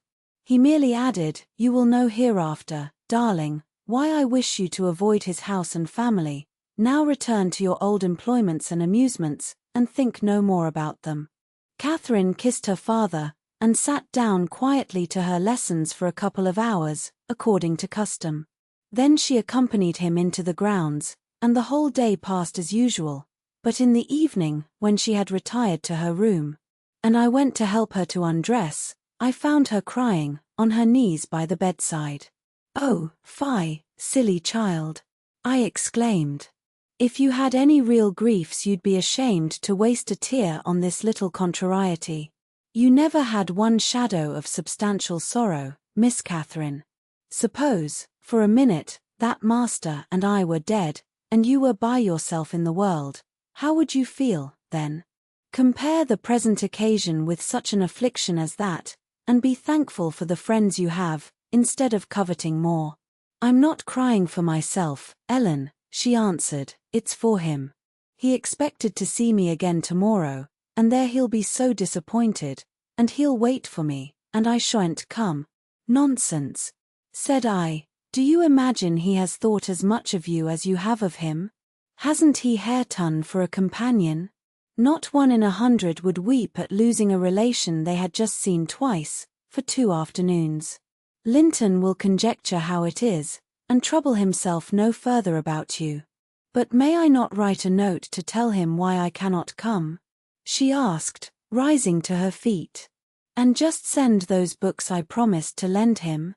His books are not as nice as mine, and he wanted to have them extremely, when I told him how interesting they were. May I not, Ellen?" "No, indeed. No, indeed," replied I with decision. "Then he would write to you, and there'd never be an end of it. No, Miss Catherine, the acquaintance must be dropped entirely, so Papa expects, and I shall see that it is done." "But how can one little note dash?" she recommenced, putting on an imploring countenance. "Silence," I interrupted. "We'll not begin with your little notes. Get into bed." She threw at me a very naughty look, so naughty that I would not kiss her good night at first. I covered her up, and shut her door, in great displeasure. But, repenting halfway, I returned softly, and lo! There was Miss standing at the table with a bit of blank paper before her and a pencil in her hand, which she guiltily slipped out of sight on my entrance. "You'll get nobody to take that, Catherine," I said, "if you write it, and at present I shall put out your candle." I set the extinguisher on the flame, receiving as I did so a slap on my hand and a petulant, cross thing. I then quitted her again, and she drew the bolt in one of her worst, most peevish humours. The letter was finished and forwarded to its destination by a milk fetcher who came from the village, but that I didn't learn till some time afterwards. Weeks passed on, and Cathy recovered her temper, though she grew wondrous fond of stealing off to corners by herself. And often, if I came near her suddenly while reading, she would start and bend over the book, evidently desirous to hide it. And I detected edges of loose paper sticking out beyond the leaves. She also got a trick of coming down early in the morning and lingering about the kitchen, as if she were expecting the arrival of something. And she had a small drawer in a cabinet in the library, which she would trifle over for hours, and whose key she took special care to remove when she left it. One day, as she inspected this drawer, I observed that the playthings and trinkets which recently formed its contents were transmuted into bits of folded paper.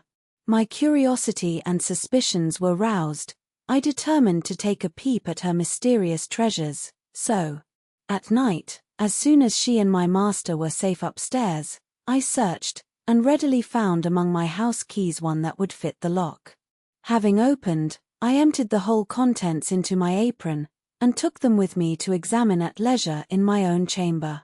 Though I could not but suspect, I was still surprised to discover that they were a mass of correspondence daily almost. It must have been from Linton Heathcliff. Answers to documents forwarded by her. The earlier dated were embarrassed and short. Gradually, however, they expanded into copious love letters. Foolish, as the age of the writer rendered natural, yet with touches here and there which I thought were borrowed from a more experienced source. Some of them struck me as singularly odd compounds of ardour and flatness, commencing in strong feeling, and concluding in the affected, wordy style that a schoolboy might use to a fancied, incorporeal sweetheart. Whether they satisfied Cathy I don't know, but they appeared very worthless trash to me.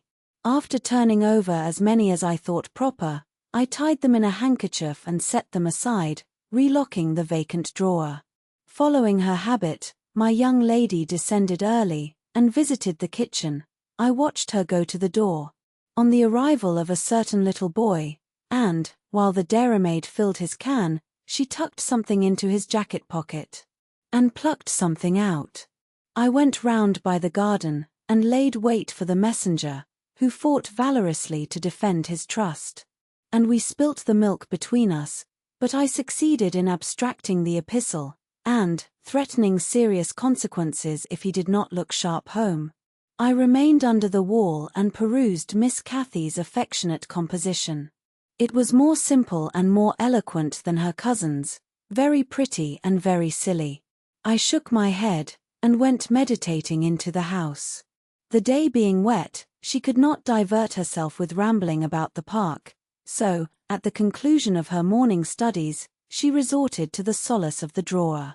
Her father sat reading at the table, and I, on purpose, had sought a bit of work in some unripped fringes of the window curtain, keeping my eye steadily fixed on her proceedings. Never did any bird flying back to a plundered nest, which it had left brimful of chirping young ones, express more complete despair, in its anguished cries and flutterings, than she by her single "oh," and the change that transfigured her late happy countenance. Mr. Linton looked up. "What is the matter, love? Have you hurt yourself?" he said. His tone and look assured her he had not been the discoverer of the hoard. "No, Papa," she gasped. "Ellen, Ellen, come upstairs, I'm sick." I obeyed her summons, and accompanied her out. "Oh, Ellen, you have got them," she commenced immediately, dropping on her knees, when we were enclosed alone. "Oh, give them to me, and I'll never, never do so again. Don't tell Papa." "You have not told Papa, Ellen? Say you have not." "I've been exceedingly naughty, but I won't do it any more." With a grave severity in my manner I bade her stand up. "So," I exclaimed, "Miss Catherine, you are tolerably far on, it seems. You may well be ashamed of them. A fine bundle of trash you study in your leisure hours, to be sure. Why, it's good enough to be printed. And what do you suppose the master will think when I display it before him? I haven't shown it yet, but you needn't imagine I shall keep your ridiculous secrets. For shame. And you must have led the way in writing such absurdities. He would not have thought of beginning, I'm certain." I didn't, sobbed Cathy, fit to break her heart. "Loving," cried I, as scornfully as I could utter the word. "Loving. Did anybody ever hear the like? I might just as well talk of loving the miller who comes once a year to buy our corn. Pretty loving, indeed. And both times together you have seen Linton hardly 4 hours in your life. Now here is the babyish trash. I'm going with it to the library, and we'll see what your father says to such loving." She sprang at her precious epistles, but I held them above my head, and then she poured out further frantic entreaties that I would burn them, do anything rather than show them. And being really fully as much inclined to laugh as scold, for I esteemed it all girlish vanity, I at length relented in a measure, and asked, "If I consent to burn them, will you promise faithfully neither to send nor receive a letter again? Nor a book, for I perceive you have sent him books, nor locks of hair, nor rings, nor playthings?" "We don't send playthings," cried Catherine, her pride overcoming her shame. "Nor anything at all, then, my lady," I said. "Unless you will, here I go." "I promise, Ellen," she cried, catching my dress. "Oh, put them in the fire, do. But when I proceeded to open a place with the poker, the sacrifice was too painful to be borne. She earnestly supplicated that I would spare her 1 or 2. 1 or 2, Ellen, to keep for Linton's sake. I unknotted the handkerchief, and commenced dropping them in from an angle, and the flame curled up the chimney. "I will have one, you cruel wretch," she screamed, darting her hand into the fire, and drawing forth some half-consumed fragments, at the expense of her fingers. "Very well, and I will have some to exhibit to Papa," I answered, shaking back the rest into the bundle, and turning anew to the door. She emptied her blackened pieces into the flames, and motioned me to finish the immolation. It was done. I stirred up the ashes, and interred them under a shovelful of coals, and she mutely, and with a sense of intense injury, retired to her private apartment. I descended to tell my master that the young lady's qualm of sickness was almost gone, but I judged it best for her to lie down a while. She wouldn't dine, but she reappeared at tea, pale and red about the eyes, and marvellously subdued in outward aspect. Next morning I answered the letter by a slip of paper, inscribed, "Master Heathcliff is requested to send no more notes to Miss Linton, as she will not receive them." And, thenceforth, the little boy came with vacant pockets. Chapter 22. Summer drew to an end, and early autumn. It was past Michaelmas, but the harvest was late that year, and a few of our fields were still uncleared. Mr. Linton and his daughter would frequently walk out among the reapers. At the carrying of the last sheaves they stayed till dusk. And the evening happening to be chill and damp, my master caught a bad cold, that settled obstinately on his lungs, and confined him indoors throughout the whole of the winter, nearly without intermission. Poor Cathy, frightened from her little romance, had been considerably sadder and duller since its abandonment, and her father insisted on her reading less, and taking more exercise. She had his companionship no longer. I esteemed it a duty to supply its lack, as much as possible, with mine.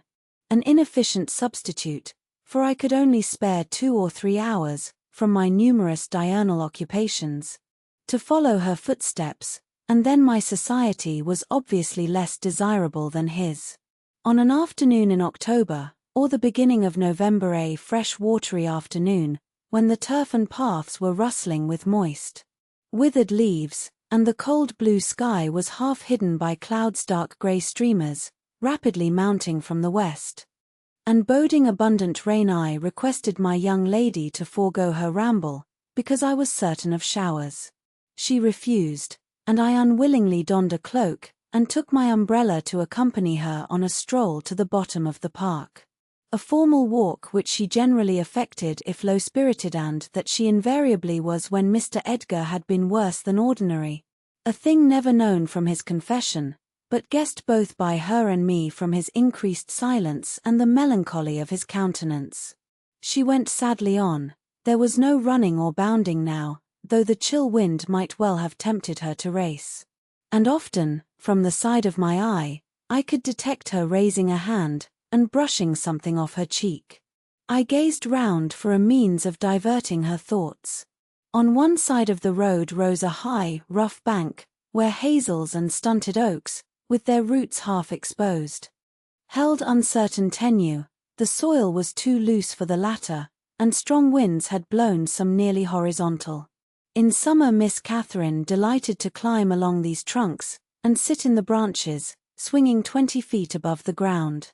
And I, pleased with her agility and her light, childish heart, still considered it proper to scold every time I caught her at such an elevation. But so that she knew there was no necessity for descending. From dinner to tea she would lie in her breeze-rocked cradle, doing nothing except singing old songs my nursery lore to herself, or watching the birds, joint tenants, feed and entice their young ones to fly, or nestling with closed lids, half thinking, half dreaming, happier than words can express. "Look, miss," I exclaimed, pointing to a nook under the roots of one twisted tree. "Winter is not here yet. There's a little flower up yonder, the last bud from the multitude of bluebells that clouded those turf steps in July with a lilac mist. Will you clamber up, and pluck it to show to Papa?" Cathy stared a long time at the lonely blossom trembling in its earthy shelter, and replied, at length, "No, I'll not touch it, but it looks melancholy, does it not, Ellen?" Yes, I observed, about as starved and sackless as you. Your cheeks are bloodless. Let us take hold of hands and run. You're so low. I dare say I shall keep up with you. No, she repeated, and continued sauntering on, pausing at intervals to muse over a bit of moss, or a tuft of blanched grass, or a fungus spreading its bright orange among the heaps of brown foliage, and, ever and anon, her hand was lifted to her averted face. "Catherine, why are you crying, love?" I asked, approaching and putting my arm over her shoulder. "You mustn't cry because Papa has a cold. Be thankful it is nothing worse." She now put no further restraint on her tears. Her breath was stifled by sobs. "Oh, it will be something worse," she said. "And what shall I do when Papa and you leave me, and I am by myself? I can't forget your words, Ellen. They are always in my ear. How life will be changed, how dreary the world will be, when Papa and you are dead." "None can tell whether you won't die before us," I replied. "It's wrong to anticipate evil. We'll hope there are years and years to come before any of us go.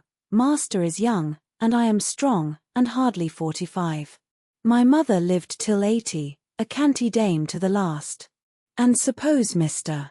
Linton were spared till he saw 60, that would be more years than you have counted, miss. And would it not be foolish to mourn a calamity above 20 years beforehand?"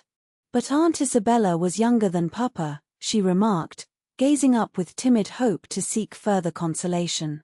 "Aunt Isabella had not you and me to nurse her," I replied. "She wasn't as happy as Master, she hadn't as much to live for. All you need do is to wait well on your father, and cheer him by letting him see you cheerful, and avoid giving him anxiety on any subject. Mind that, Cathy. I'll not disguise, but you might kill him if you were wild and reckless, and cherished a foolish, fanciful affection for the son of a person who would be glad to have him in his grave, and allowed him to discover that you fretted over the separation he has judged it expedient to make." "I fret about nothing on earth except Papa's illness," answered my companion. "I care for nothing in comparison with Papa. And I'll never, while I have my senses, do an act or say a word to vex him. I love him better than myself, Ellen, and I know it by this. I pray every night that I may live after him. Because I would rather be miserable than that he should be. That proves I love him better than myself." "Good words," I replied. "But deeds must prove it also, and after he is well, remember you don't forget resolutions formed in the hour of fear." As we talked, we neared a door that opened on the road, and my young lady, lightening into sunshine again, climbed up and seated herself on the top of the wall, reaching over to gather some hips that bloomed scarlet on the summit branches of the wild rose trees shadowing the highway side.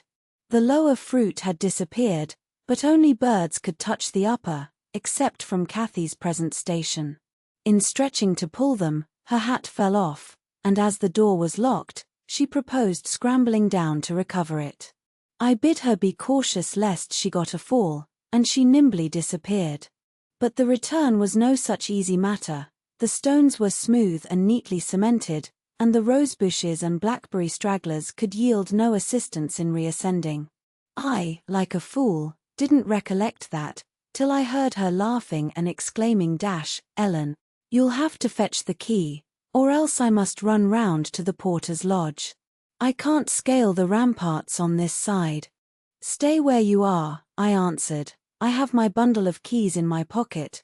Perhaps I may manage to open it, if not, I'll go." Catherine amused herself with dancing to and fro before the door, while I tried all the large keys in succession. I had applied the last, and found that none would do, so, repeating my desire that she would remain there, I was about to hurry home as fast as I could, when an approaching sound arrested me. It was the trot of a horse. Cathy's dance stopped also. "Who is that?" I whispered. "Ellen, I wish you could open the door," whispered back my companion, anxiously. "Ho, Miss Linton," cried a deep voice, "the riders, I'm glad to meet you. Don't be in haste to enter, for I have an explanation to ask and obtain." "I shan't speak to you, Mr. Heathcliff," answered Catherine. "Papa says you are a wicked man, and you hate both him and me, and Ellen says the same." "That is nothing to the purpose," said Heathcliff. He it was. "I don't hate my son, I suppose, and it is concerning him that I demand your attention." "Yes, you have cause to blush. 2 or 3 months since, were you not in the habit of writing to Linton? Making love in play, eh? You deserved, both of you, flogging for that. You especially, the elder, and less sensitive, as it turns out. I've got your letters, and if you give me any pertness I'll send them to your father. I presume you grew weary of the amusement and dropped it, didn't you? Well, you dropped Linton with it into a slough of despond. He was in earnest, in love, really. As true as I live, he's dying for you, breaking his heart at your fickleness, not figuratively, but actually. Though Hareton has made him a standing jest for 6 weeks, and I have used more serious measures, and attempted to frighten him out of his idiocy. He gets worse daily, and he'll be under the sod before summer, unless you restore him. How can you lie so glaringly to the poor child?" I called from the inside. "Pray ride on. How can you deliberately get up such paltry falsehoods? Miss Cathy, I'll knock the lock off with a stone. You won't believe that vile nonsense. You can feel in yourself it is impossible that a person should die for love of a stranger." "I was not aware there were eavesdroppers," muttered the detected villain. "Worthy Mrs. Dean, I like you, but I don't like your double-dealing," he added aloud. "How could you lie so glaringly as to affirm I hated the poor child? And invent bugbear stories to terrify her from my doorstones? Catherine Linton, the very name warms me, my bonny lass. I shall be from home all this week. Go and see if I have not spoken truth. Do, there's a darling. Just imagine your father in my place, and Linton in yours. Then think how you would value your careless lover if he refused to stir a step to comfort you, when your father himself entreated him. And don't, from pure stupidity, fall into the same error. I swear, on my salvation, he's going to his grave, and none but you can save him." The lock gave way and I issued out. "I swear Linton is dying," repeated Heathcliff, looking hard at me. "And grief and disappointment are hastening his death. Nelly, if you won't let her go, you can walk over yourself. But I shall not return till this time next week, and I think your master himself would scarcely object to her visiting her cousin." "Come in," said I, taking Cathy by the arm and half forcing her to re-enter, for she lingered, viewing with troubled eyes the features of the speaker, too stern to express his inward deceit. He pushed his horse close, and, bending down, observed, "Miss Catherine, I'll own to you that I have little patience with Linton, and Hareton and Joseph have less. I'll own that his with a harsh set. He pines for kindness, as well as love, and a kind word from you would be his best medicine. Don't mind Mrs. Dean's cruel cautions, but be generous, and contrive to see him. He dreams of you day and night, and cannot be persuaded that you don't hate him, since you neither write nor call." I closed the door, and rolled a stone to assist the loosened lock in holding it, and spreading my umbrella. I drew my charge underneath, for the rain began to drive through the moaning branches of the trees, and warned us to avoid delay. Our hurry prevented any comment on the encounter with Heathcliff, as we stretched towards home, but I divined instinctively that Catherine's heart was clouded now in double darkness. Her features were so sad, they did not seem hers. She evidently regarded what she had heard as every syllable true. The master had retired to rest before we came in. Cathy stole to his room to inquire how he was. He had fallen asleep. She returned, and asked me to sit with her in the library.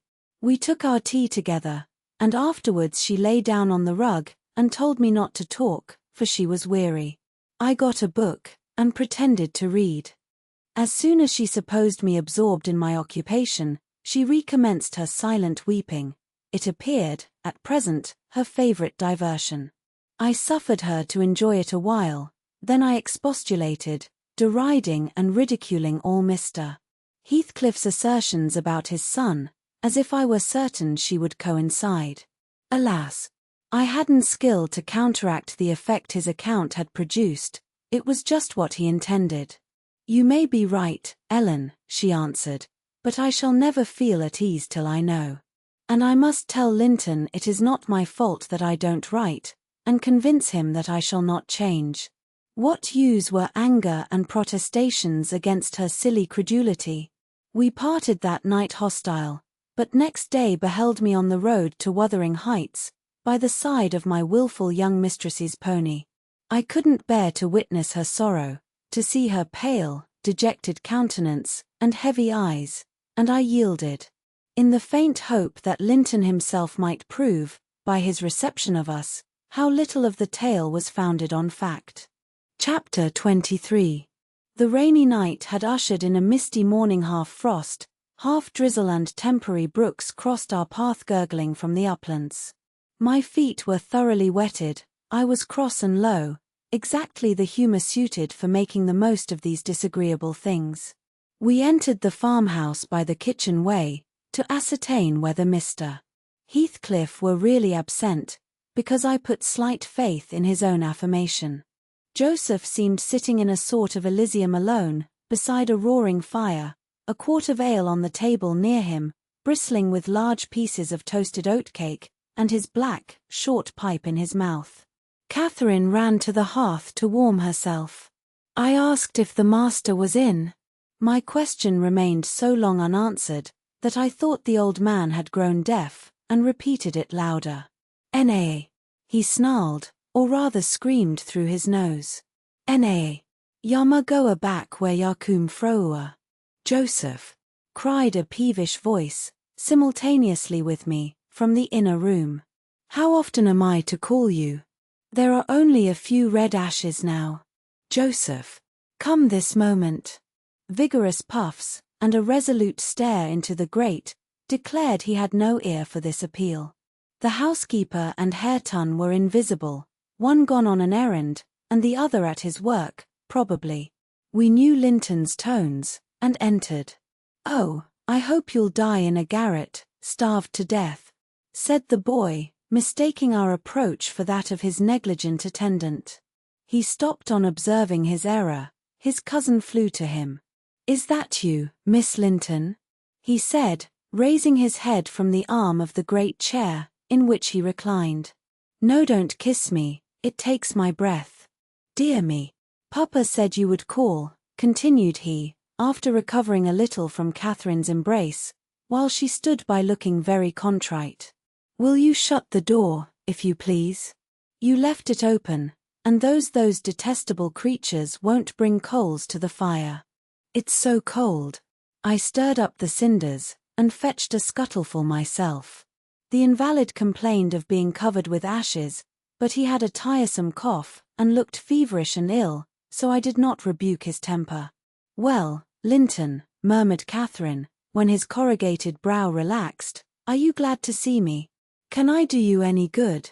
"Why didn't you come before?" he asked. "You should have come, instead of writing. It tired me dreadfully writing those long letters. I'd far rather have talked to you. Now, I can neither bear to talk, nor anything else. I wonder where Zillah is. Will you, looking at me, step into the kitchen and see?" I had received no thanks for my other service, and being unwilling to run to and fro at his behest, I replied. "Nobody is out there but Joseph." "I want to drink," he exclaimed fretfully, turning away. "Zillah is constantly gadding off to Gimmerton since Papa went. It's miserable. And I'm obliged to come down here." They resolved never to hear me upstairs. "Is your father attentive to you, Master Heathcliff?" I asked, perceiving Catherine to be checked in her friendly advances. "Attentive? He makes them a little more attentive at least," he cried. "The wretches! Do you know, Miss Linton, that brute Hareton laughs at me. I hate him. Indeed, I hate them all. They are odious beings."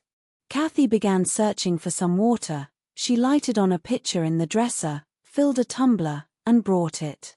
He bid her add a spoonful of wine from a bottle on the table, and having swallowed a small portion, appeared more tranquil, and said she was very kind. "And are you glad to see me?" asked she, reiterating her former question, and pleased to detect the faint dawn of a smile. "Yes, I am. It's something new to hear a voice like yours," he replied. "But I have been vexed, because you wouldn't come. And Papa swore it was owing to me. He called me a pitiful, shuffling, worthless thing, and said you despised me. And if he had been in my place, he would be more the master of the Grange than your father by this time. But you don't despise me, do you, Miss Dash?" "I wish you would say Catherine, or Cathy," interrupted my young lady. "Despise you? No. Next to Papa and Ellen, I love you better than anybody living. I don't love Mr. Heathcliff, though, and I dare not come when he returns. Will he stay away many days?" "Not many," answered Linton, "but he goes on to the moors frequently, since the shooting season commenced, and you might spend an hour or two with me in his absence." "Do say you will. I think I should not be peevish with you, you'd not provoke me, and you'd always be ready to help me, wouldn't you?" "Yes," said Catherine, stroking his long soft hair, "if I could only get Papa's consent, I'd spend half my time with you." "Pretty Linton. I wish you were my brother. And then you would like me as well as your father," observed he, more cheerfully. "But Papa says you would love me better than him and all the world, if you were my wife, so I'd rather you were that." "No, I should never love anybody better than Papa," she returned gravely. "And people hate their wives, sometimes, but not their sisters and brothers, and if you were the latter, you would live with us, and Papa would be as fond of you as he is of me." Linton denied that people ever hated their wives, but Cathy affirmed they did, and, in her wisdom, instanced his own father's aversion to her aunt. I endeavoured to stop her thoughtless tongue. I couldn't succeed till everything she knew was out. Master Heathcliff, much irritated, asserted her relation was false. "Papa told me, and Papa does not tell falsehoods," she answered pertly. "My Papa scorns yours," cried Linton. "He calls him a sneaking fool." "Yours is a wicked man," retorted Catherine, "and you are very naughty to dare to repeat what he says. He must be wicked to have made Aunt Isabella leave him as she did." "She didn't leave him," said the boy. "You shan't contradict me." "She did," cried my young lady. "Well, I'll tell you something," said Linton. "Your mother hated your father, now then." "Oh!" exclaimed Catherine, too enraged to continue.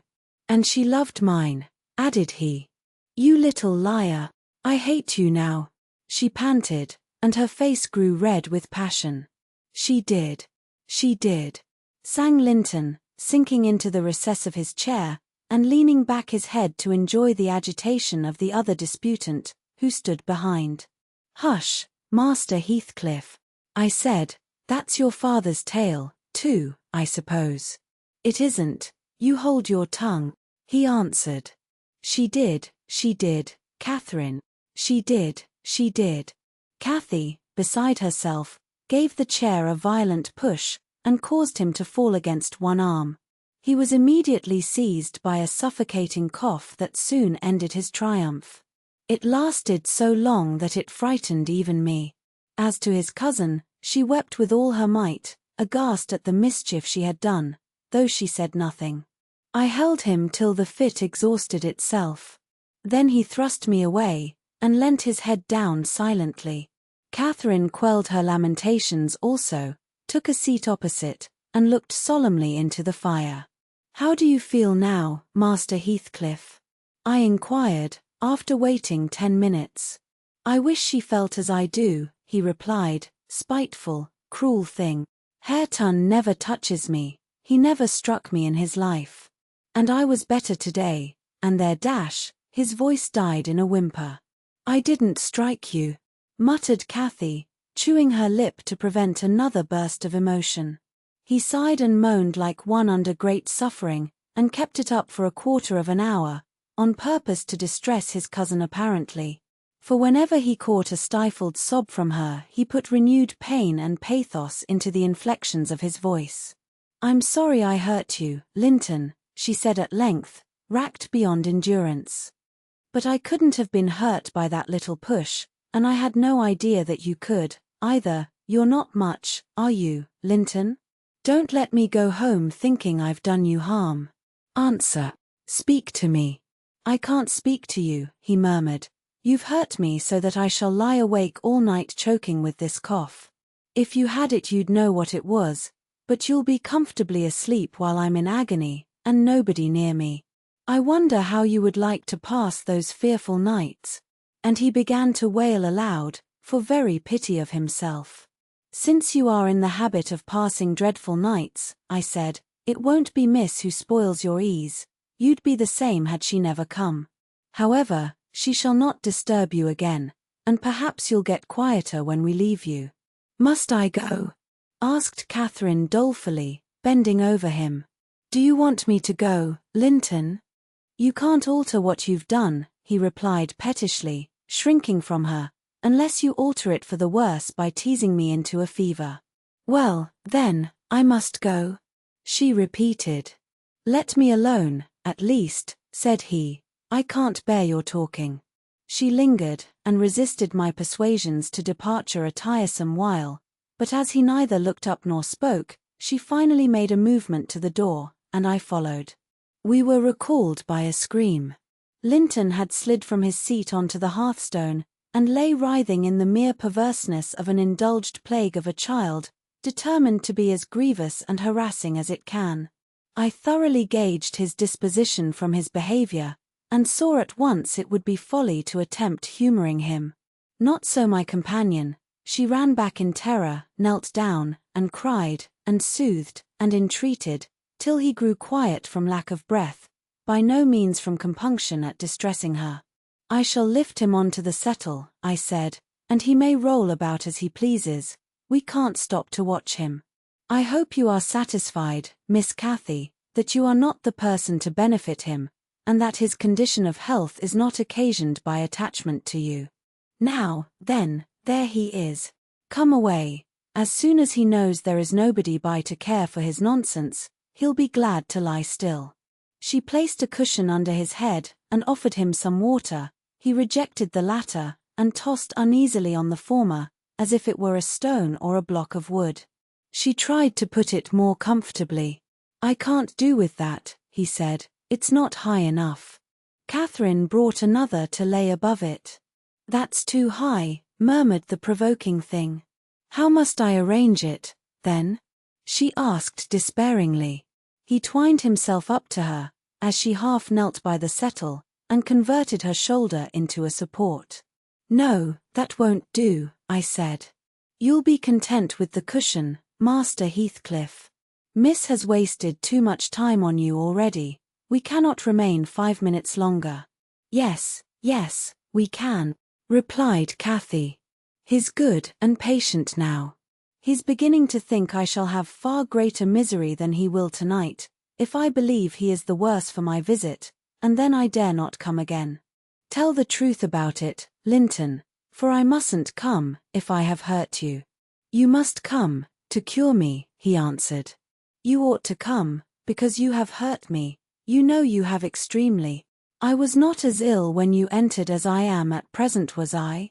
But you've made yourself ill by crying and being in a passion." "I didn't do it all," said his cousin. "However, we'll be friends now. And you want me, you would wish to see me sometimes, really?" "I told you I did," he replied impatiently.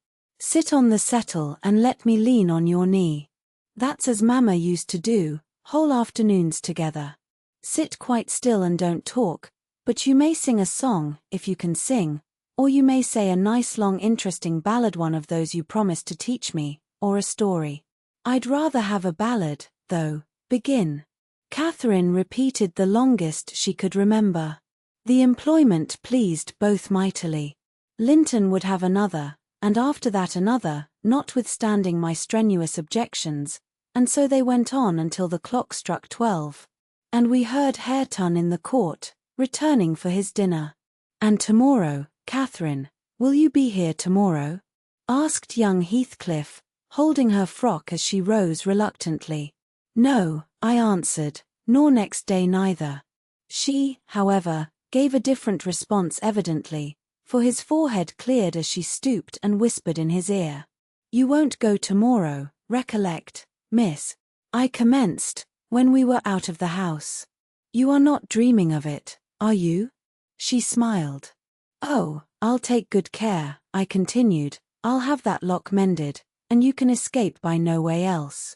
I can get over the wall, she said laughing. The Grange is not a prison, Ellen, and you are not my gaoler. And besides, I'm almost 17, I'm a woman. And I'm certain Linton would recover quickly if he had me to look after him. I'm older than he is, you know, and wiser. Less childish, am I not? And he'll soon do as I direct him, with some slight coaxing. He's a pretty little darling when he's good. I'd make such a pet of him, if he were mine. We should never quarrel, should we, after we were used to each other? Don't you like him, Ellen? Like him? I exclaimed. The worst-tempered bit of a sickly slip that ever struggled into its teens. Happily, as Mr. Heathcliff conjectured, he'll not win 20. I doubt whether he'll see spring, indeed. And small loss to his family whenever he drops off. And lucky it is for us that his father took him. The kinder he was treated, the more tedious and selfish he'd be. I'm glad you have no chance of having him for a husband, Miss Catherine. My companion waxed serious at hearing this speech. To speak of his death so regardlessly wounded her feelings. He's younger than I, she answered, after a protracted pause of meditation, and he ought to live the longest. He must live as long as I do. He's as strong now as when he first came into the north, I'm positive of that. It's only a cold that ails him, the same as Papa has.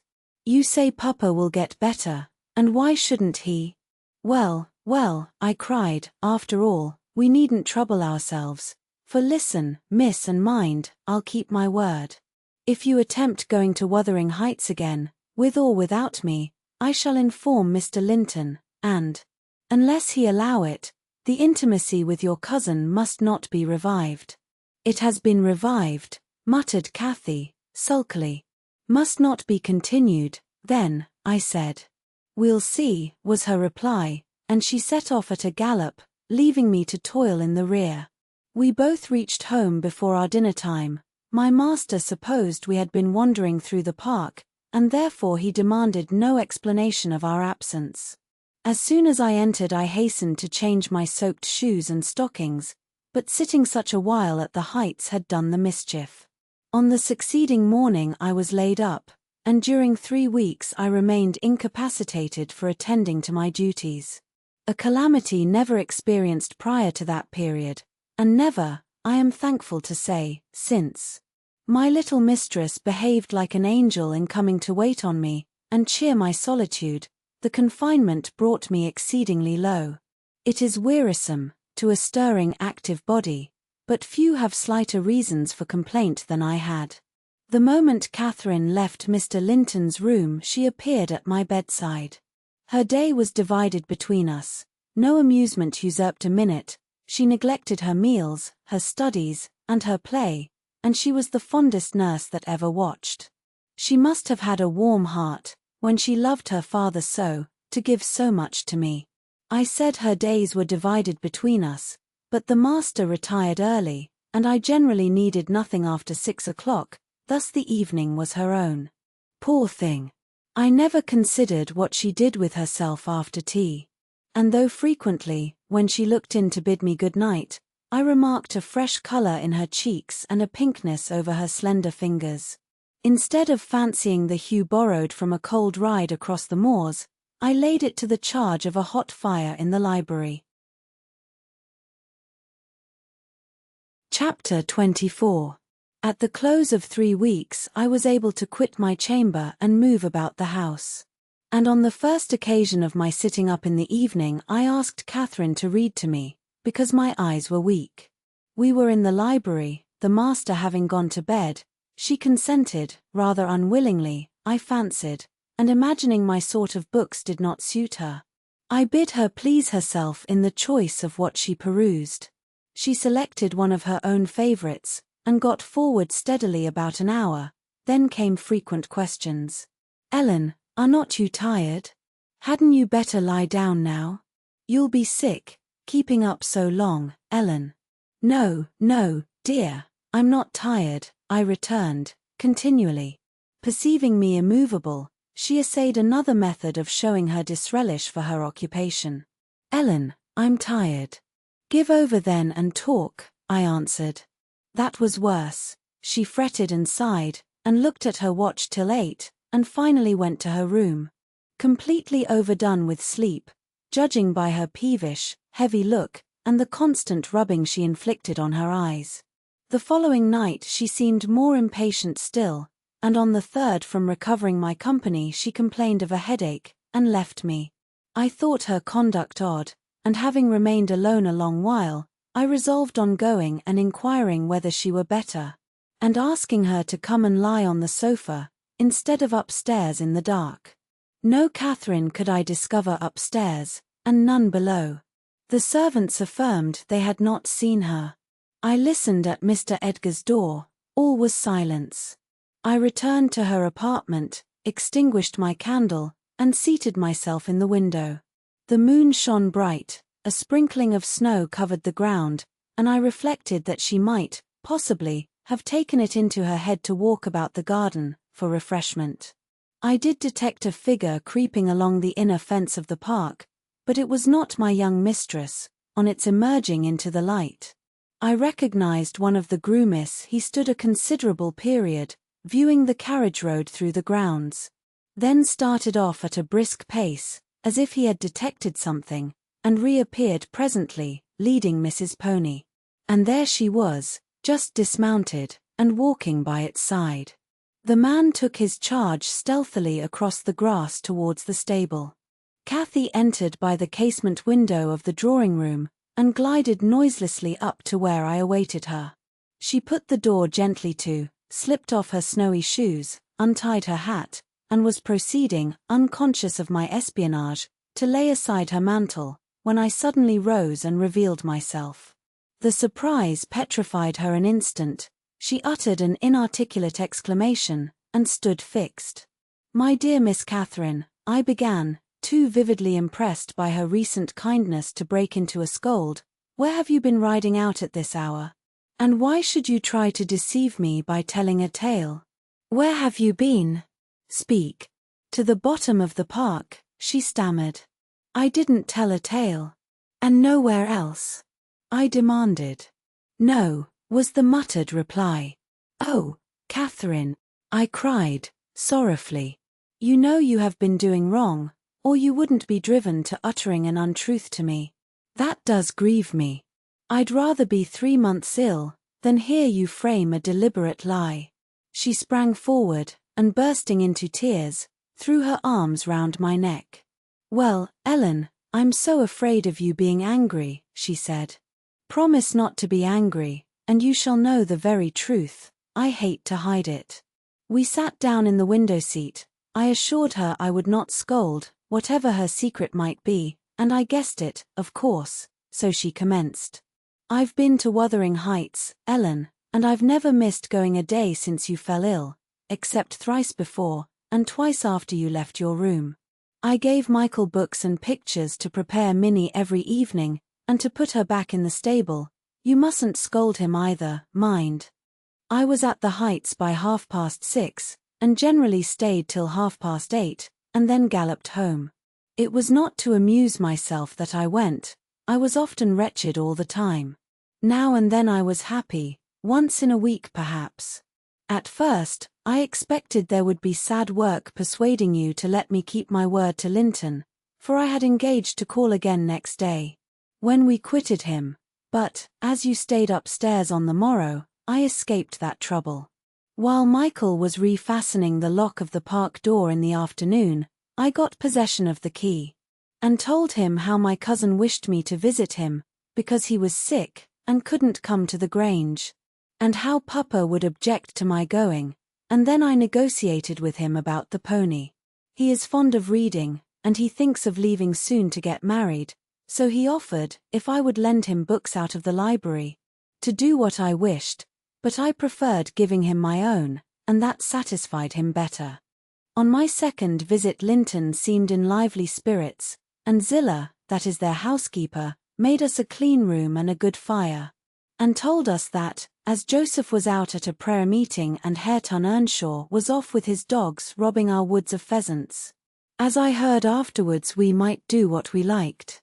She brought me some warm wine and gingerbread, and appeared exceedingly good-natured, and Linton sat in the armchair, and I in the little rocking chair on the hearthstone, and we laughed and talked so merrily, and found so much to say. We planned where we would go, and what we would do in summer. I needn't repeat that, because you would call it silly. One time, however, we were near quarrelling.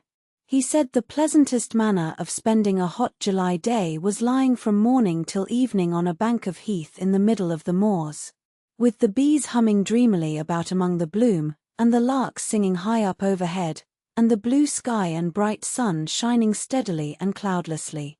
That was his most perfect idea of heaven's happiness.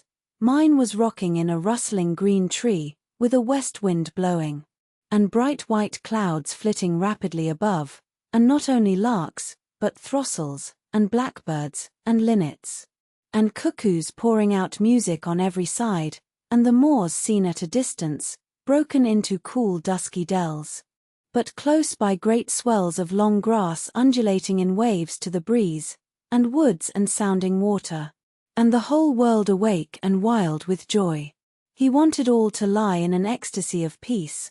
I wanted all to sparkle and dance in a glorious jubilee. I said his heaven would be only half alive, and he said mine would be drunk. I said I should fall asleep in his, and he said he could not breathe in mine, and began to grow very snappish.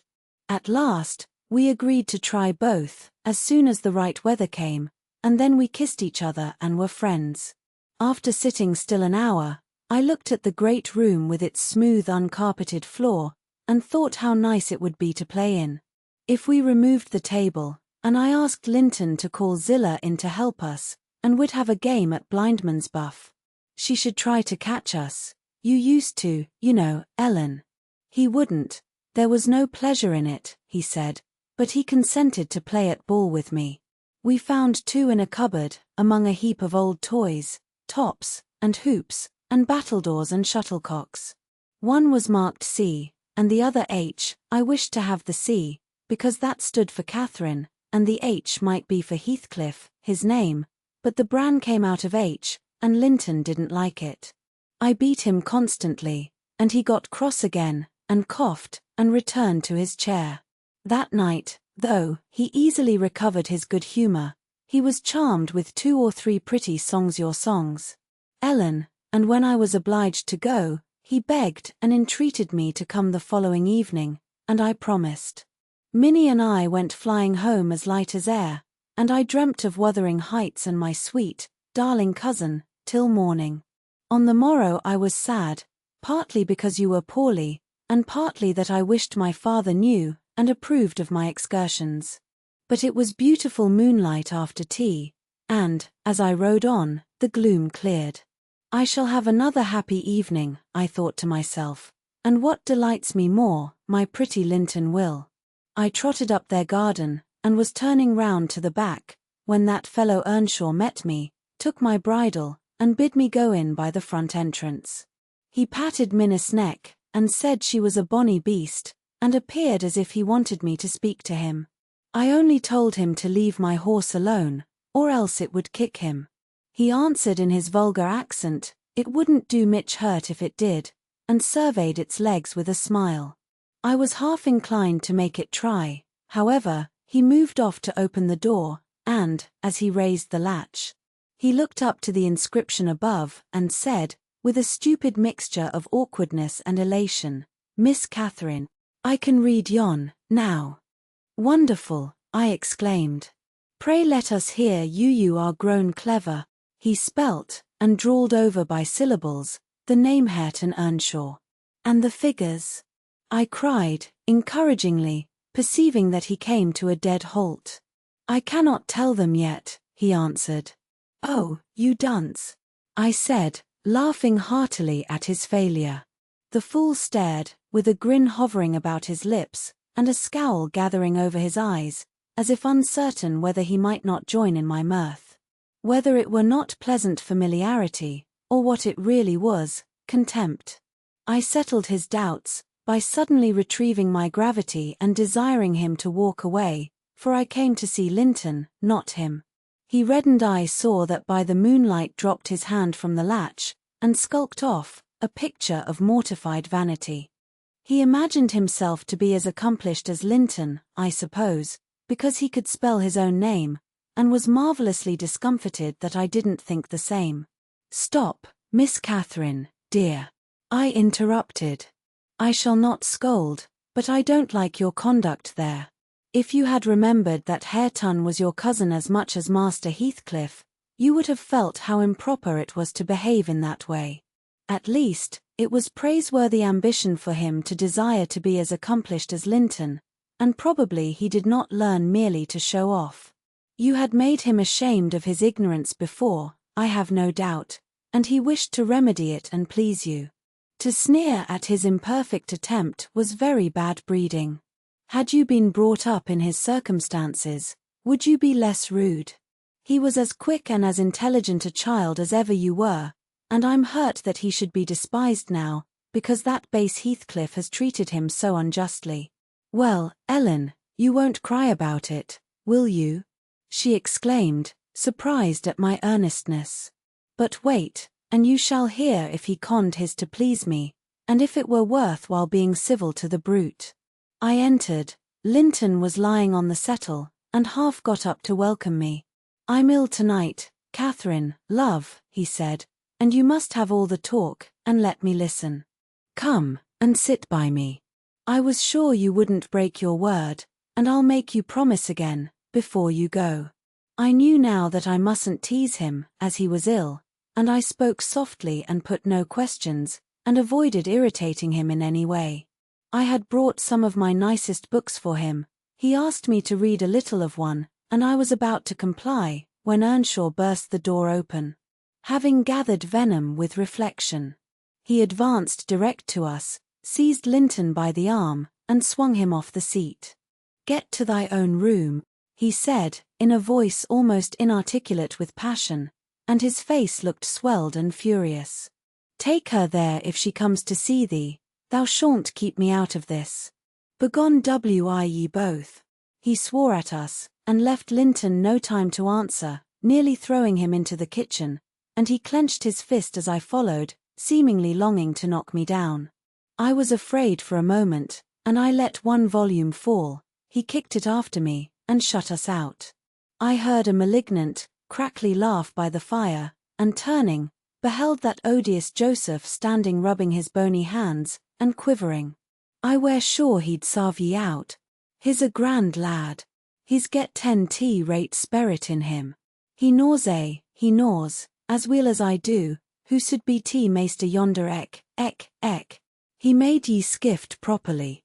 Ek. Where must we go? I asked of my cousin, disregarding the old wretch's mockery. Linton was white and trembling. He was not pretty then, Ellen, oh, no. He looked frightful, for his thin face and large eyes were wrought into an expression of frantic, powerless fury. He grasped the handle of the door, and shook it. It was fastened inside. If you don't let me in, I'll kill you. If you don't let me in, I'll kill you. He rather shrieked than said. Devil. I'll kill you. Joseph uttered his croaking laugh again. Fear, that's father. He cried. That's father. We've Allah's summit o' either side in us. Neither heed, Hareton, lad dunnot be. Feared he cannot get at thee. I took hold of Linton's hands, and tried to pull him away, but he shrieked so shockingly that I dared not proceed. At last his cries were choked by a dreadful fit of coughing, blood gushed from his mouth, and he fell on the ground. I ran into the yard, sick with terror, and called for Zillah, as loud as I could. She soon heard me. She was milking the cows in a shed behind the barn, and hurrying from her work, she inquired what there was to do. I hadn't breath to explain. Dragging her in, I looked about for Linton. Earnshaw had come out to examine the mischief he had caused, and he was then conveying the poor thing upstairs. Zillah and I ascended after him, but he stopped me at the top of the steps, and said I shouldn't go in, I must go home. I exclaimed that he had killed Linton, and I would enter. Joseph locked the door, and declared I should do no such stuff, and asked me whether I were born to be as mad as him. I stood crying till the housekeeper reappeared. She affirmed he would be better in a bit, but he couldn't do with that shrieking and din, and she took me, and nearly carried me into the house. Ellen, I was ready to tear my hair off my head. I sobbed and wept so that my eyes were almost blind, and the ruffian you have such sympathy with stood opposite, presuming every now and then to bid me wished, and denying that it was his fault, and, finally, frightened by my assertions that I would tell Papa, and that he should be put in prison and hanged, he commenced blubbering himself, and hurried out to hide his cowardly agitation. Still, I was not rid of him. When at length they compelled me to depart, and I had got some 100 yards off the premises, he suddenly issued from the shadow of the roadside, and checked Minnie and took hold of me. "Miss Catherine, I'm ill-grieved," he began, "but it's rather a too bad dash." I gave him a cut with my whip, thinking perhaps he would murder me. He let go, thundering one of his horrid curses, and I galloped home more than half out of my senses. I didn't bid you good night that evening, and I didn't go to Wuthering Heights the next. I wished to go exceedingly, but I was strangely excited, and dreaded to hear that Linton was dead, sometimes, and sometimes shuddered at the thought of encountering Hareton. On the third day I took courage. At least, I couldn't bear longer suspense, and stole off once more. I went at 5 o'clock, and walked, fancying I might manage to creep into the house, and up to Linton's room, unobserved. However, the dogs gave notice of my approach. Zillah received me, and saying the lad was mending nicely, showed me into a small, tidy, carpeted apartment, where, to my inexpressible joy, I beheld Linton laid on a little sofa, reading one of my books. But he would neither speak to me nor look at me, through a whole hour. Ellen, he has such an unhappy temper. And what quite confounded me, when he did open his mouth, it was to utter the falsehood that I had occasioned the uproar, and Hareton was not to blame. Unable to reply, except passionately, I got up and walked from the room. He sent after me a faint Catherine. He did not reckon on being answered so, but I wouldn't turn back, and the morrow was the second day on which I stayed at home, nearly determined to visit him no more. But it was so miserable going to bed and getting up, and never hearing anything about him, that my resolution melted into air before it was properly formed. It had appeared wrong to take the journey once, now it seemed wrong to refrain. Michael came to ask if he must saddle Minnie. I said yes, and considered myself doing a duty as she bore me over the hills. I was forced to pass the front windows to get to the court. It was no use trying to conceal my presence. "Young master is in the house," said Zillah, as she saw me making for the parlour. I went in. Earnshaw was there also, but he quitted the room directly. "As you don't like me, Linton, and as you think I come on purpose to hurt you, and pretend that I do so every time, this is our last meeting. Let us say good-bye, and tell Mr. Heathcliff that you have no wish to see me, and that he mustn't invent any more falsehoods on the subject." "Sit down and take your hat off, Catherine," he answered.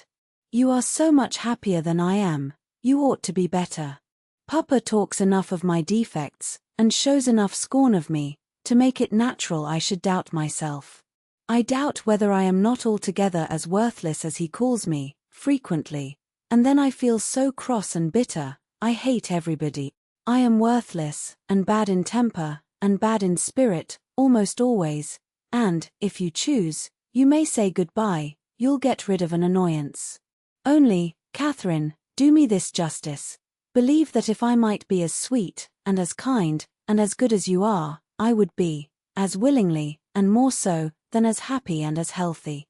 And believe that your kindness has made me love you deeper than if I deserved your love, and though I couldn't, and cannot help showing my nature to you, I regret it and repent it, and shall regret and repent it till I die. I felt he spoke the truth, and I felt I must forgive him, and, though we should quarrel the next moment, I must forgive him again. We were reconciled, but we cried, both of us, the whole time I stayed, not entirely for sorrow, yet I was sorry Linton had that distorted nature. He'll never let his friends be at ease, and he'll never be at ease himself. I have always gone to his little parlour, since that night, because his father returned the day after. About 3 times, I think, we have been merry and hopeful, as we were the first evening. The rest of my visits were dreary and troubled. Now with his selfishness and spite, and now with his sufferings, but I've learned to endure the former with nearly as little resentment as the latter. Mr. Heathcliff purposely avoids me. I have hardly seen him at all. Last Sunday, indeed, coming earlier than usual, I heard him abusing poor Linton cruelly for his conduct of the night before. I can't tell how he knew of it, unless he listened. Linton had certainly behaved provokingly, however, it was the business of nobody but me, and I interrupted Mr. Heathcliff's lecture by entering and telling him so. He burst into a laugh, and went away, saying he was glad I took that view of the matter. Since then, I've told Linton he must whisper his bitter things. Now, Ellen, you have heard all. I can't be prevented from going to Wuthering Heights, except by inflicting misery on 2 people, whereas, if you'll only not tell Papa, my going need disturb the tranquillity of none. You'll not tell, will you? It will be very heartless, if you do. I'll make up my mind on that point by tomorrow, Miss Catherine, I replied. It requires some study, and so I'll leave you to your rest, and go think it over.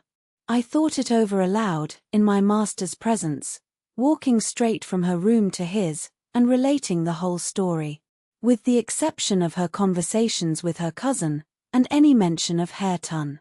Mr. Linton was alarmed and distressed, more than he would acknowledge to me.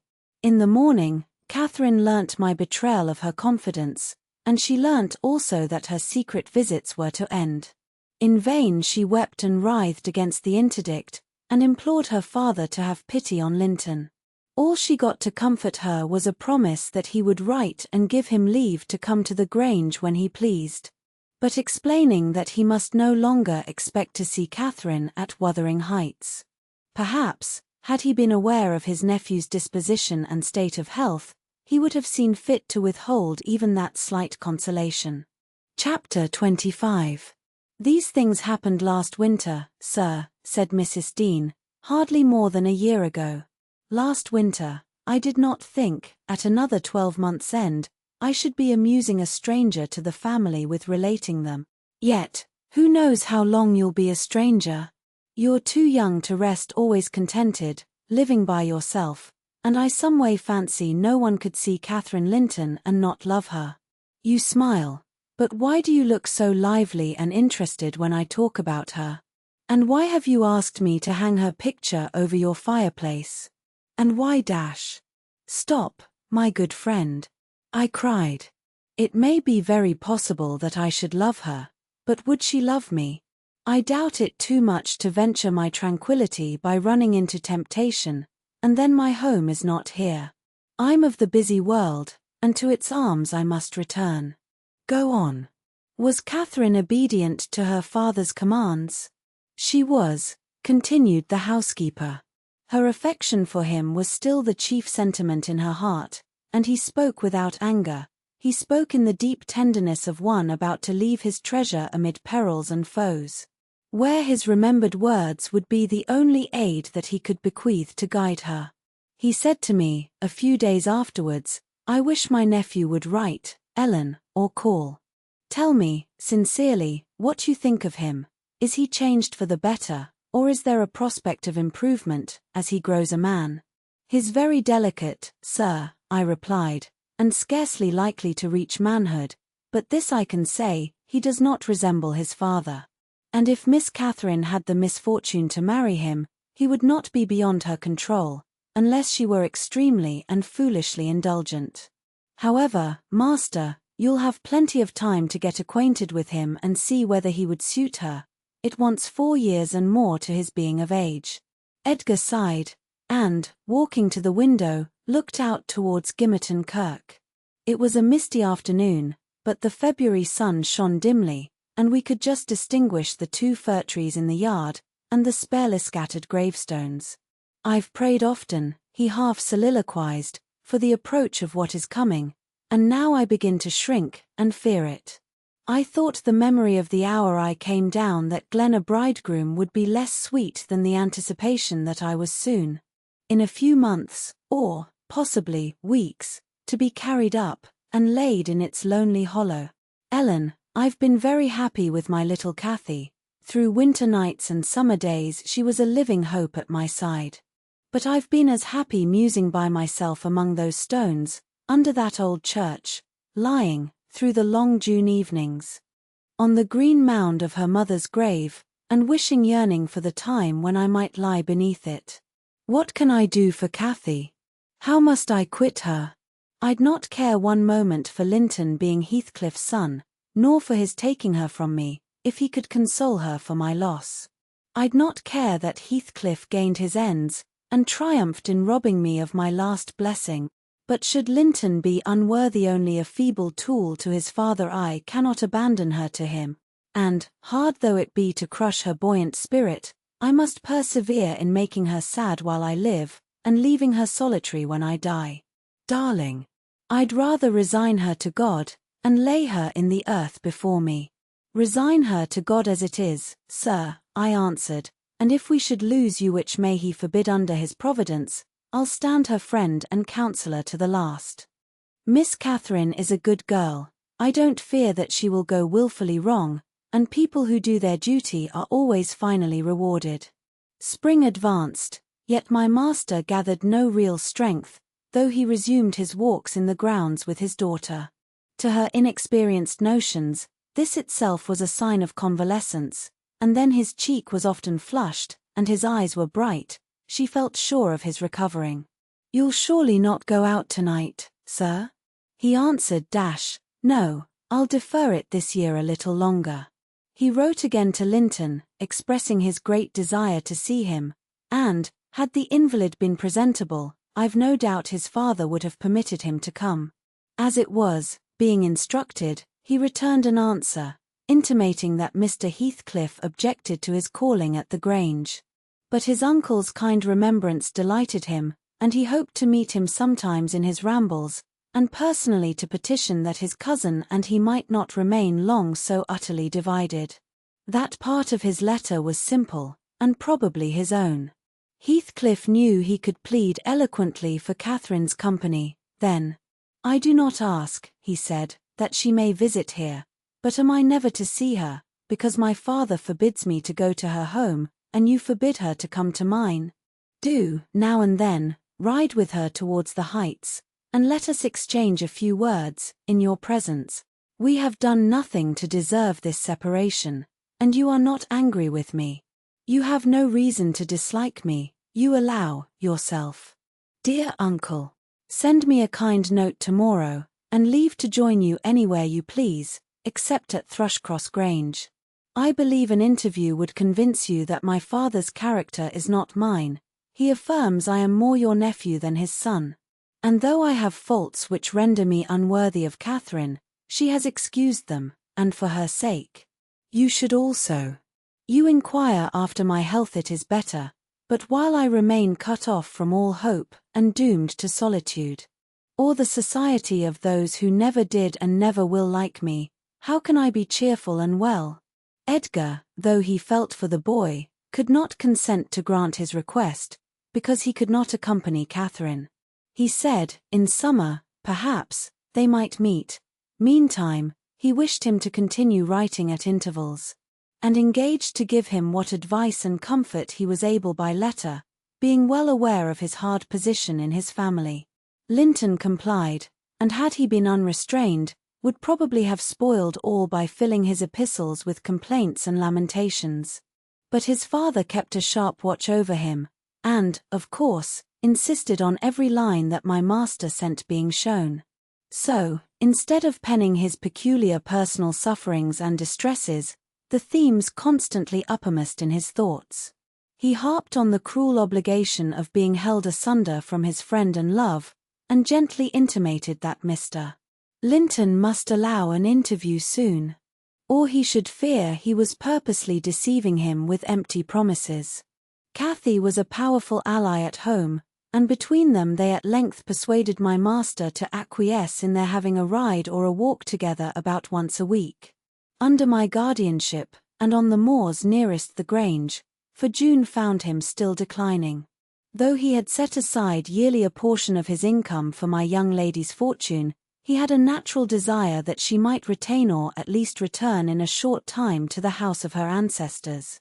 And he considered her only prospect of doing that was by a union with his heir. He had no idea that the latter was failing almost as fast as himself.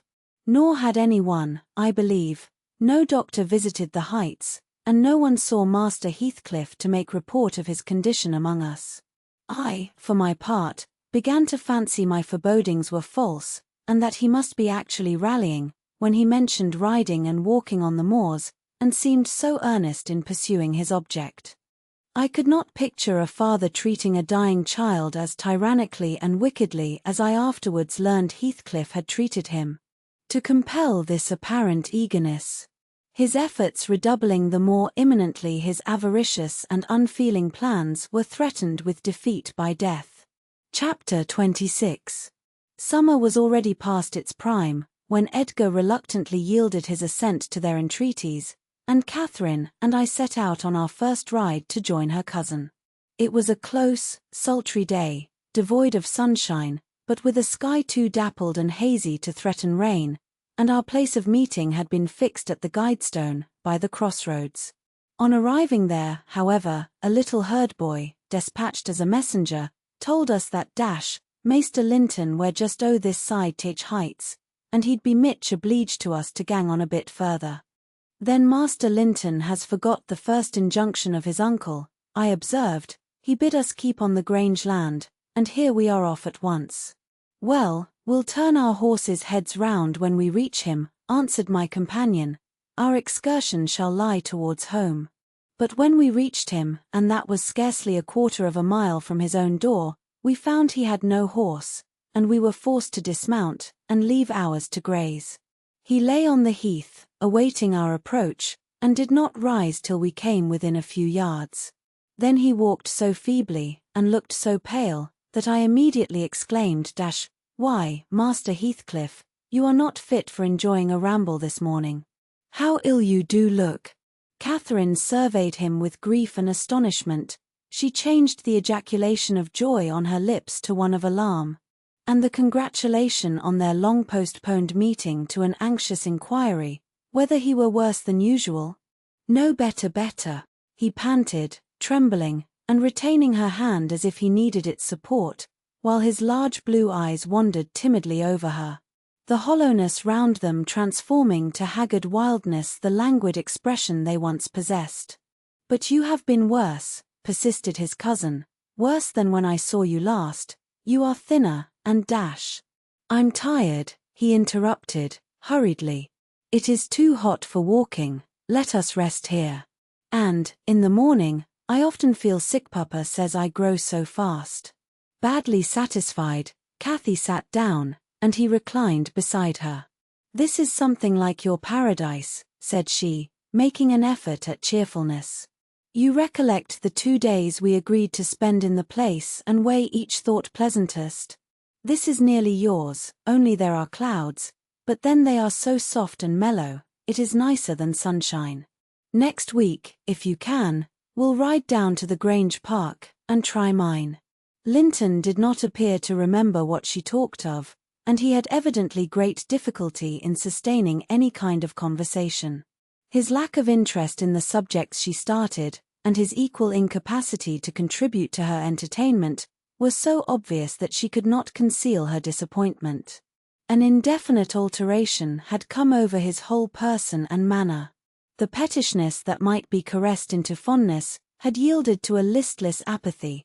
There was less of the peevish temper of a child which frets and teases on purpose to be soothed, and more of the self-absorbed moroseness of a confirmed invalid, repelling consolation, and ready to regard the good-humoured mirth of others as an insult. Catherine perceived, as well as I did, that he held it rather a punishment than a gratification to endure our company, and she made no scruple of proposing, presently, to depart. That proposal, unexpectedly, roused Linton from his lethargy, and threw him into a strange state of agitation. He glanced fearfully towards the heights, begging she would remain another half-hour, at least. "But I think," said Cathy, "you'd be more comfortable at home than sitting here, and I cannot amuse you today. I see, by my tales, and songs, and chatter, you have grown wiser than I, in these 6 months. You have little taste for my diversions now. Or else, if I could amuse you, I'd willingly stay." "Stay to rest yourself," he replied. "And, Catherine, don't think or say that I'm very unwell. It is the heavy weather and heat that make me dull, and I walked about, before you came, a great deal for me. Tell uncle I'm in tolerable health, will you?" "I'll tell him that you say so, Linton." "I couldn't affirm that you are," observed my young lady, wondering at his pertinacious assertion of what was evidently an untruth. "And be here again next Thursday," continued he, shunning her puzzled gaze. "And give him my thanks for permitting you to come, my best thanks, Catherine. And, if you did meet my father, and he asked you about me, don't lead him to suppose that I've been extremely silent and stupid. Don't look sad and downcast, as you are doing, he'll be angry." "I care nothing for his anger," exclaimed Cathy, imagining she would be its object. "But I do," said her cousin, shuddering. "Don't provoke him against me, Catherine, for he is very hard." "Is he severe to you, Master Heathcliff?" I inquired. "Has he grown weary of indulgence, and passed from passive to active hatred?" Linton looked at me, but did not answer, and, after keeping her seat by his side another 10 minutes, during which his head fell drowsily on his breast, and he uttered nothing except suppressed moans of exhaustion or pain, Cathy began to seek solace in looking for bilberries, and sharing the produce of her researches with me. She did not offer them to him, for she saw further notice would only weary and annoy. "Is it half an hour now, Ellen?" she whispered in my ear, at last. "I can't tell why we should stay. He's asleep, and Papa will be wanting us back." "Well, we must not leave him asleep," I answered. "Wait till he wakes, and be patient. You were mighty eager to set off, but your longing to see poor Linton has soon evaporated." "Why did he wish to see me?" returned Catherine.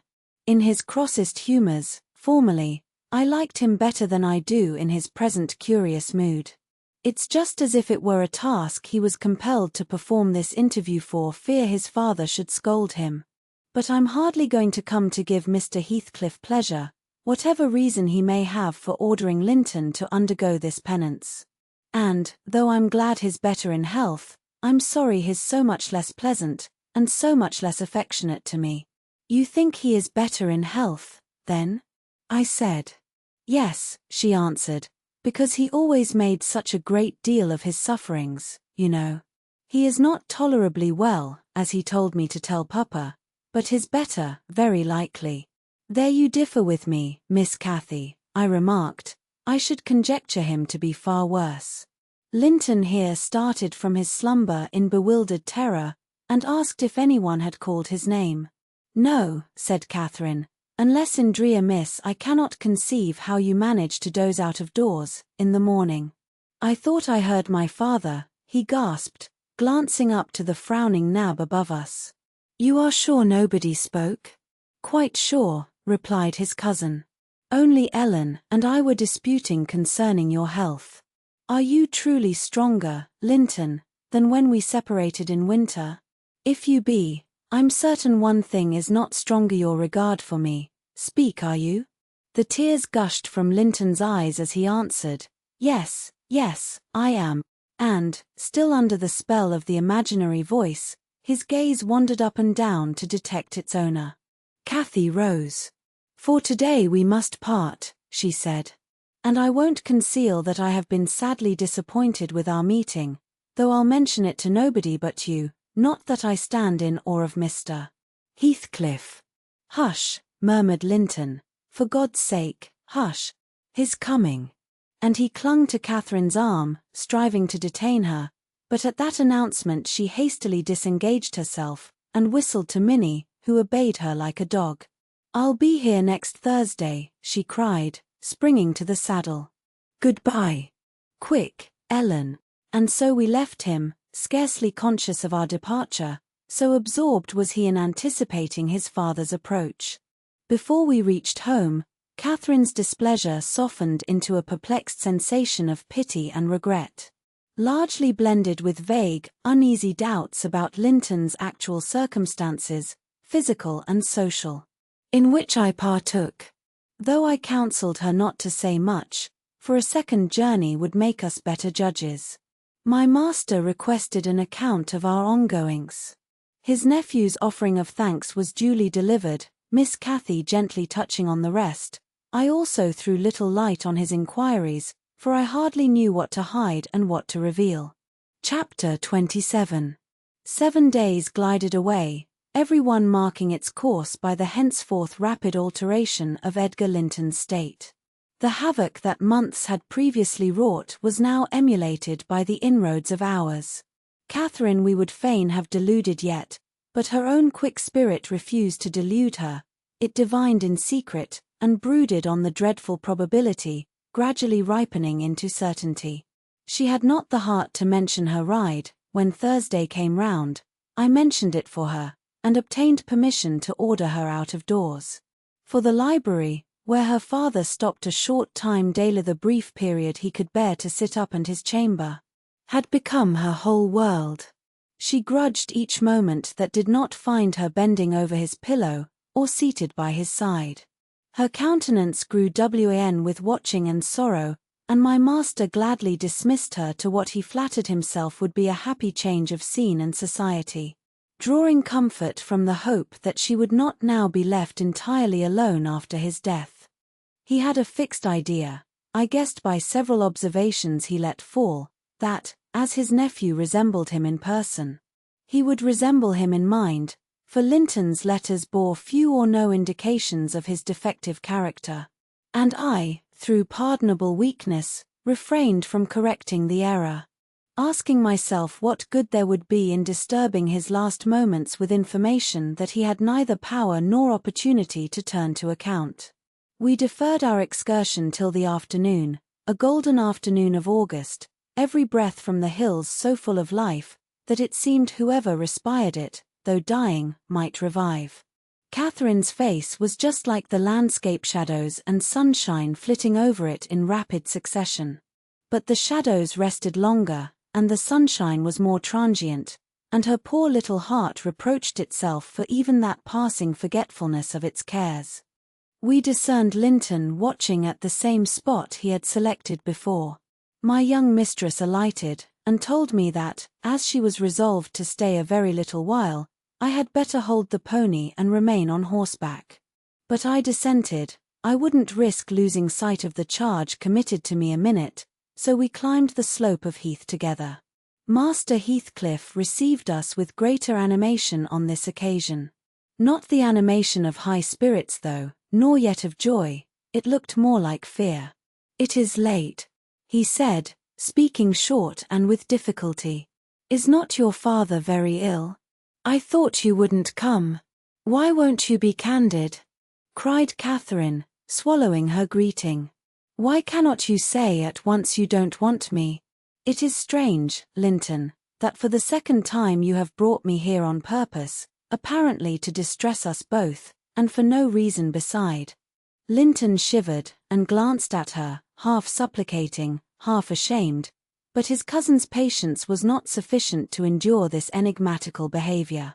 "My father is very ill," she said, "and why am I called from his bedside?" Why didn't you send to absolve me from my promise, when you wished I wouldn't keep it? Come. I desire an explanation. Playing and trifling are completely banished out of my mind, and I can't dance attendance on your affectations now. My affectations? He murmured. What are they? For heaven's sake, Catherine, don't look so angry. Despise me as much as you please. I am a worthless, cowardly wretch. I can't be scorned enough, but I'm too mean for your anger. Hate my father, and spare me for contempt. Nonsense, cried Catherine in a passion. Foolish, silly boy. And there. He trembles, as if I were really going to touch him. You needn't bespeak contempt, Linton. Anybody will have it spontaneously at your service. Get off. I shall return home. It is folly dragging you from the hearthstone, and pretending. What do we pretend? Let go my frock. If I pitied you for crying and looking so very frightened, you should spurn such pity. Ellen, tell him how disgraceful this conduct is. Rise, and don't degrade yourself into an abject reptile, don't. With streaming face and an expression of agony, Linton had thrown his nerveless frame along the ground. He seemed convulsed with exquisite terror.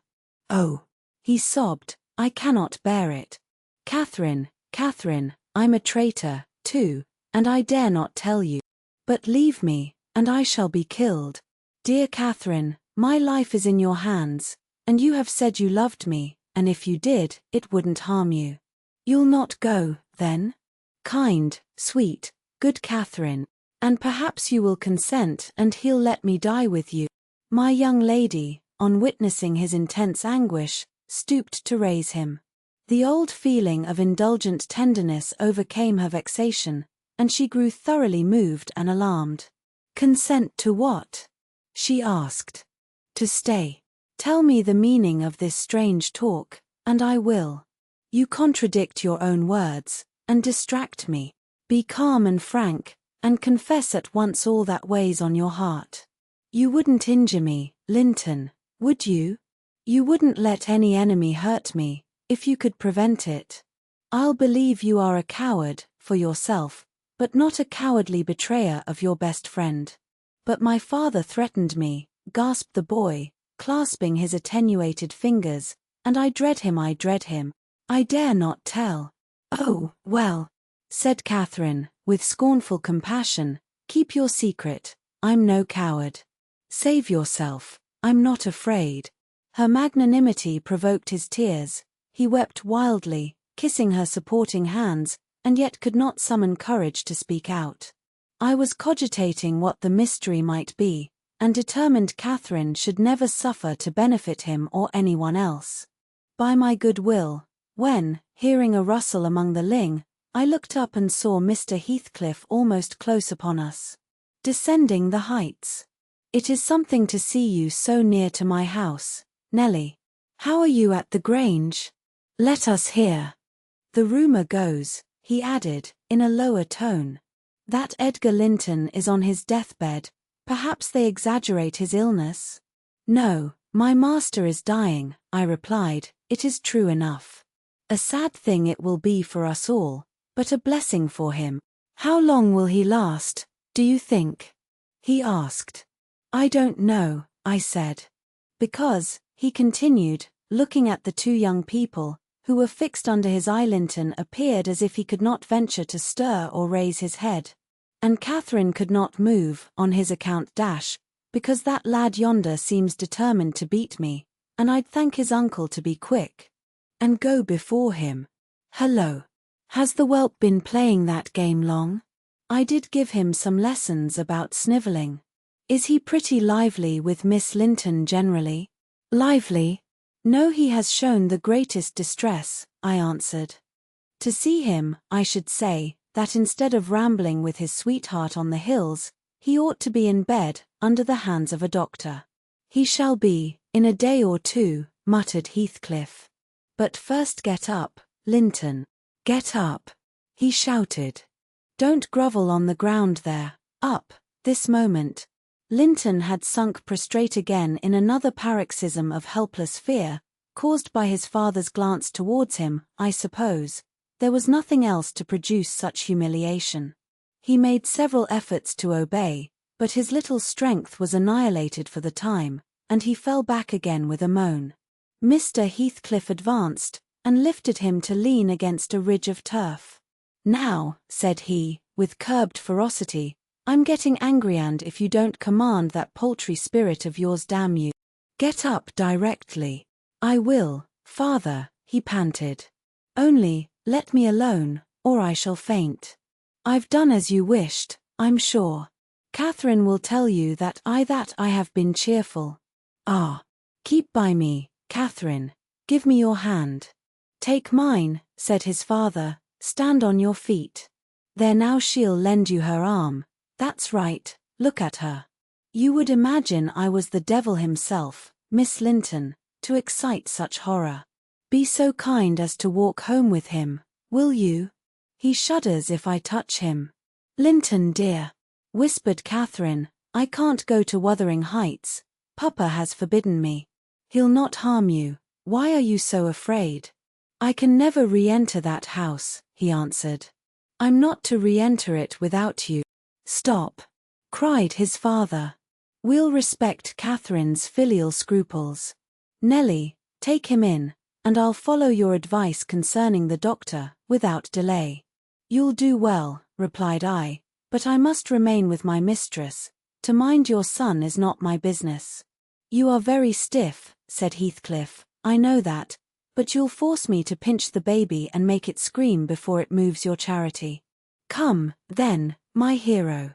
Are you willing to return, escorted by me?" He approached once more, and made as if he would seize the fragile being, but, shrinking back, Linton clung to his cousin, and implored her to accompany him, with a frantic importunity that admitted no denial. However I disapproved, I couldn't hinder her. Indeed, how could she have refused him herself? What was filling him with dread we had no means of discerning, but there he was, powerless under its gripe, and any addition seemed capable of shocking him into idiocy. We reached the threshold. Catherine walked in, and I stood waiting till she had conducted the invalid to a chair, expecting her out immediately, when Mr. Heathcliff, pushing me forward, exclaimed, "My house is not stricken with the plague, Nellie, and I have a mind to be hospitable today. Sit down, and allow me to shut the door." He shut and locked it also. I started. "You shall have tea before you go home," he added. "I am by myself. Hareton is gone with some cattle to the Leas, and Zillah and Joseph are off on a journey of pleasure, and, though I'm used to being alone, I'd rather have some interesting company, if I can get it. Miss Linton, take your seat by him. I give you what I have. The present is hardly worth accepting, but I have nothing else to offer. It is Linton, I mean. How she does stare. It's odd what a savage feeling I have to anything that seems afraid of me. Had I been born where laws are less strict and tastes less dainty, I should treat myself to a slow vivisection of those two, as an evening's amusement." He drew in his breath, struck the table, and swore to himself, "By hell, I hate them." "I am not afraid of you," exclaimed Catherine, who could not hear the latter part of his speech. She stepped close up, her black eyes flashing with passion and resolution. "Give me that key, I will have it," she said. "I wouldn't eat or drink here, if I were starving." Heathcliff had the key in his hand that remained on the table. He looked up, seized with a sort of surprise at her boldness, or, possibly, reminded, by her voice and glance, of the person from whom she inherited it. She snatched at the instrument, and half succeeded in getting it out of his loosened fingers, but her action recalled him to the present. He recovered it speedily. "Now, Catherine Linton," he said, "stand off, or I shall knock you down, and that will make Mrs. Dean mad." Regardless of this warning, she captured his closed hand and its contents again. "We will go," she repeated, exerting her utmost efforts to cause the iron muscles to relax, and finding that her nails made no impression, she applied her teeth pretty sharply. Heathcliff glanced at me, a glance that kept me from interfering a moment. Catherine was too intent on his fingers to notice his face. He opened them suddenly, and resigned the object of dispute, but, ere she had well secured it, he seized her with the liberated hand. And, pulling her on his knee, administered with the other a shower of terrific slaps on both sides of the head. Each sufficient to have fulfilled his threat, had she been able to fall. At this diabolical violence I rushed on him furiously. "You villain!" I began to cry, "You villain!" A touch on the chest silenced me. I am stout, and soon put out of breath, and, what with that and the rage, I staggered dizzily back, and felt ready to suffocate, or to burst a blood vessel. The scene was over in 2 minutes.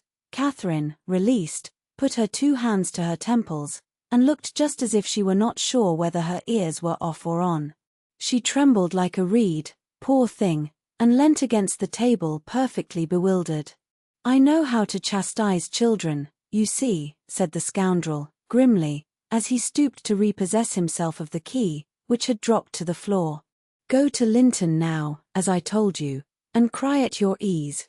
I shall be your father. Tomorrow all the father you'll have in a few days, and you shall have plenty of that. You can bear plenty, you're no weakling. You shall have a daily taste, if I catch such a devil of a temper in your eyes again." Cathy ran to me instead of Linton, and knelt down and put her burning cheek on my lap, weeping aloud. Her cousin had shrunk into a corner of the settle, as quiet as a mouse, congratulating himself, I dare say, that the correction had alighted on another than him. Mr. Heathcliff, perceiving us all confounded, rose, and expeditiously made the tea himself. The cups and saucers were laid ready. He poured it out, and handed me a cup. "Wash away your spleen," he said, "and help your own naughty pet and mine. It is not poisoned, though I prepared it. I'm going out to seek your horses." Our first thought, on his departure, was to force an exit somewhere.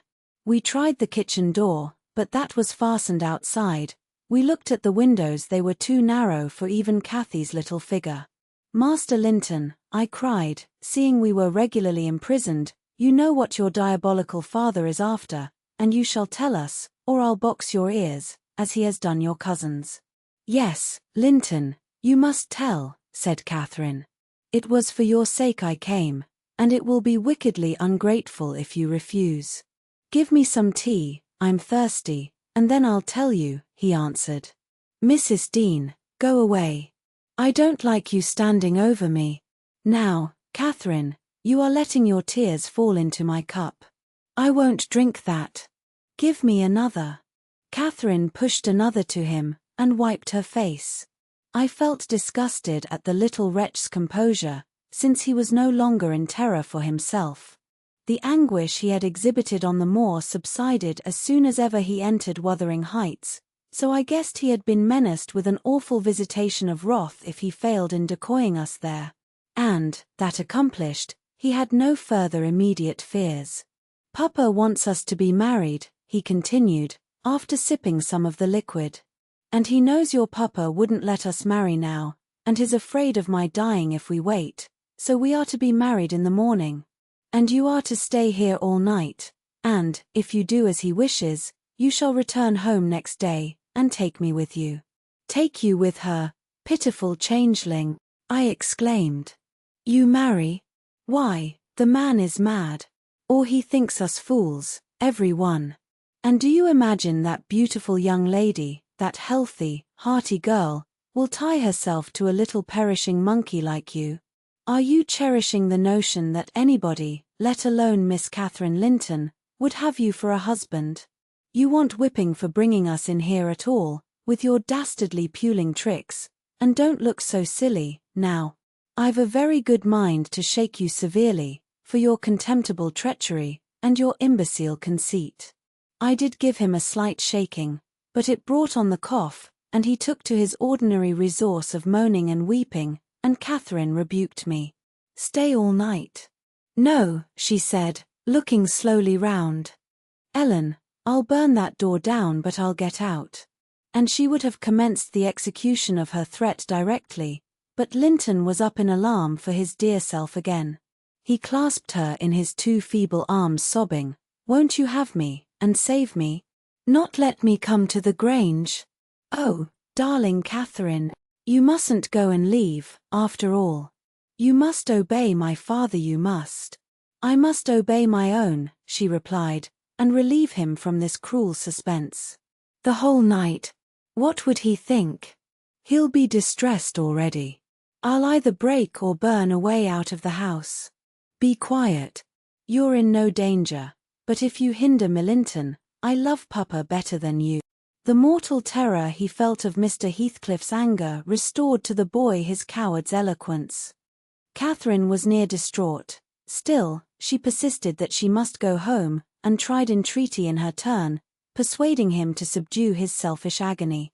While they were thus occupied, our jailer re-entered. "Your beasts have trotted off," he said, "and now Linton. Snivelling again. What has she been doing to you?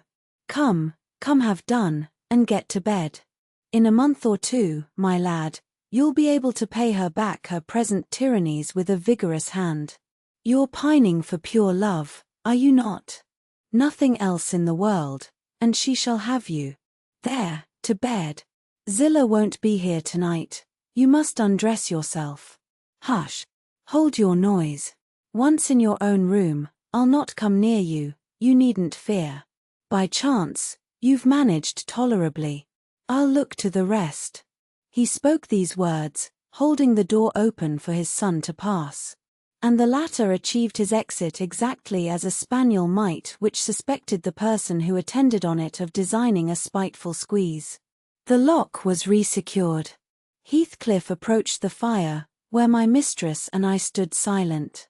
Catherine looked up, and instinctively raised her hand to her cheek. His neighborhood revived a painful sensation. Anybody else would have been incapable of regarding the childish act with sternness, but he scowled on her and muttered, "Oh, you are not afraid of me? Your courage is well disguised, you seem damnably afraid." "I am afraid now," she replied, "because, if I stay, Papa will be miserable, and how can I endure making him miserable when he Mr. Heathcliff, let me go home. I promised to marry Linton, Papa would like me to, and I love him. Why should you wish to force me to do what I'll willingly do of myself?" "Let him dare to force you," I cried. "There's law in the land, thank God. There is, though we be in an out-of-the-way place. I'd inform if he were my own son, and it's felony without benefit of clergy." "Silence," said the ruffian. "To the devil with your clamour. I don't want you to speak. Miss Linton, I shall enjoy myself remarkably in thinking your father will be miserable. I shall not sleep for satisfaction. You could have hit on no surer way of fixing your residence under my roof for the next 24 hours than informing me that such an event would follow. As to your promise to marry Linton, I'll take care you shall keep it, for you shall not quit this place till it is fulfilled." "Send Ellen, then, to let Papa know I'm safe," exclaimed Catherine, weeping bitterly. "Or marry me now. Poor Papa. Ellen, he'll think we're lost. What shall we do?" "Not he. He'll think you are tired of waiting on him, and run off for a little amusement," answered Heathcliff. "You cannot deny that you entered my house of your own accord, in contempt of his injunctions to the contrary. And it is quite natural that you should desire amusement at your age, and that you would weary of nursing a sick man, and that man only your father. Catherine, his happiest days were over when your days began. He cursed you, I dare say, for coming into the world. I did, at least, and it would just do if he cursed you as he went out of it. I'd join him. I don't love you. How should I? Weep away. As far as I can see, it will be your chief diversion hereafter, unless Linton make amends for other losses, and your provident parent appears to fancy he may. His letters of advice and consolation entertained me vastly. In his last he recommended my jewel to be careful of his, and kind to her when he got her. Careful and kind, that's paternal. But Linton requires his whole stock of care and kindness for himself. Linton can play the little tyrant well. He'll undertake to torture any number of cats, if their teeth be drawn and their claws pared. You'll be able to tell his uncle fine tales of his kindness, when you get home again, I assure you. You're right there, I said. Explain your son's character. Show his resemblance to yourself, and then, I hope, Miss Cathy will think twice before she takes the cockatrice. I don't much mind speaking of his amiable qualities now, he answered, because she must either accept him or remain a prisoner, and you along with her, till your master dies. I can detain you both, quite concealed, here. If you doubt, encourage her to retract her word, and you'll have an opportunity of judging. I'll not retract my word, said Catherine. I'll marry him within this hour, if I may go to Thrushcross Grange afterwards. Mr. Heathcliff, you're a cruel man, but you're not a fiend, and you won't, from mere malice, destroy irrevocably all my happiness. If Papa thought I had left him on purpose, and if he died before I returned, could I bear to live? I've given over crying, but I'm going to kneel here, at your knee, and I'll not get up, and I'll not take my eyes from your face till you look back at me. No, don't turn away. Do look. You'll see nothing to provoke you. I don't hate you. I'm not angry that you struck me. Have you never loved anybody in all your life, uncle? Never. Ah. You must look once. I'm so wretched, you can't help being sorry and pitying me. Keep your eft's fingers off, and move, or I'll kick you, cried Heathcliff, brutally repulsing her. I'd rather be hugged by a snake. How the devil can you dream of fawning on me? I detest you. He shrugged his shoulders, shook himself, indeed, as if his flesh crept with aversion, and thrust back his chair, while I got up, and opened my mouth, to commence a downright torrent of abuse. But I was rendered dumb in the middle of the first sentence, by a threat that I should be shown into a room by myself the very next syllable I uttered. It was growing dark. We heard a sound of voices at the garden gate. Our host hurried out instantly. He had his wits about him, we had not. There was a talk of 2 or 3 minutes, and he returned alone. I thought it had been your cousin Hareton, I observed to Catherine. I wish he would arrive. Who knows but he might take our part. It was 3 servants sent to seek you from the Grange, said Heathcliff, overhearing me. You should have opened a lattice and called out, but I could swear that Chit is glad you didn't. She's glad to be obliged to stay, I'm certain. At learning the chance we had missed, we both gave vent to our grief without control, and he allowed us to wail on till 9 o'clock. Then he bid us go upstairs, through the kitchen, to Zillara's chamber, and I whispered my companion to obey. Perhaps we might contrive to get through the window there, or into a garret, and out by its skylight. The window, however, was narrow, like those below, and the garret trap was safe from our attempts, for we were fastened in as before. We neither of us lay down. Catherine took her station by the lattice, and watched anxiously for morning. A deep sigh being the only answer I could obtain to my frequent entreaties that she would try to rest.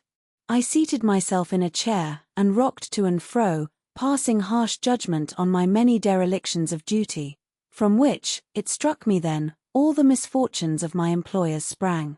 At 7 o'clock he came, and inquired if Miss Linton had risen. She ran to the door immediately, and answered, yes.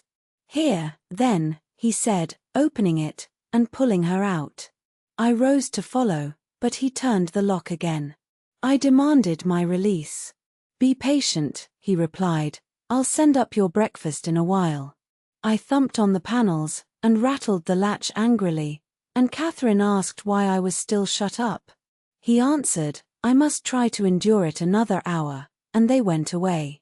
I endured it 2 or 3 hours. At length, I heard a footstep, not Heathcliff's. I've brought you something to eat, said a voice. Open tea door. Complying eagerly, I beheld Hareton, laden with food enough to last me all day.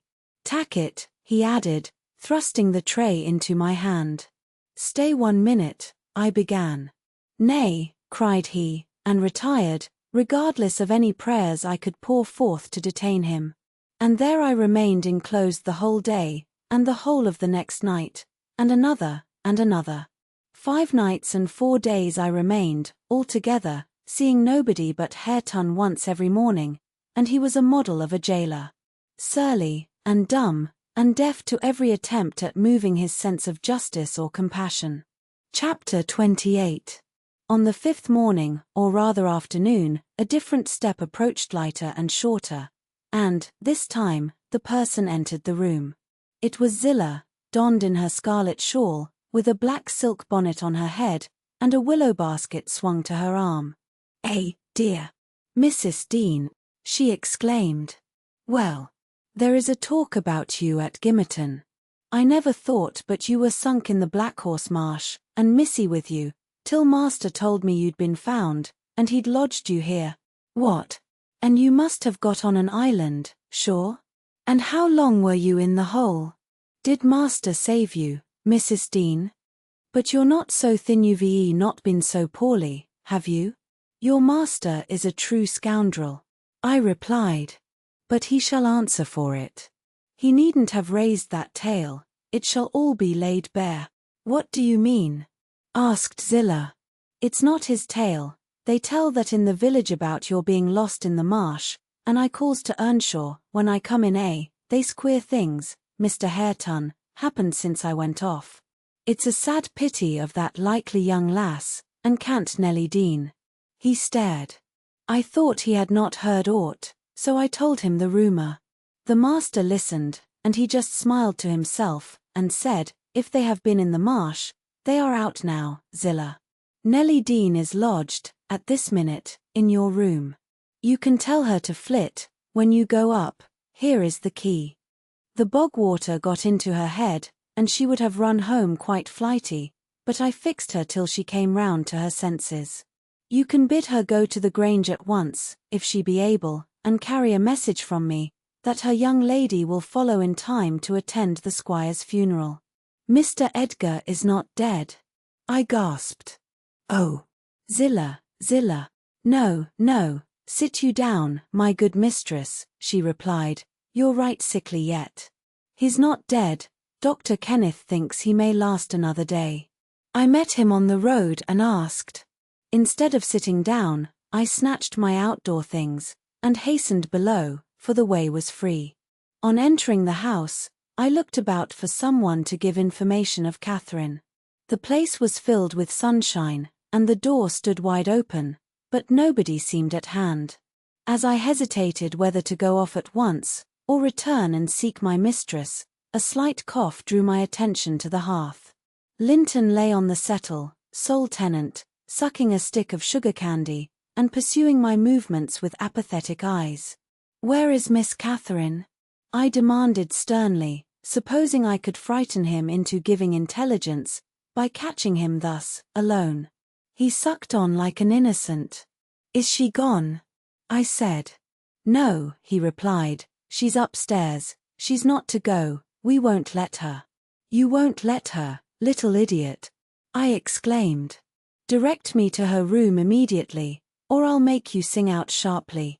"Papa would make you sing out, if you attempted to get there," he answered.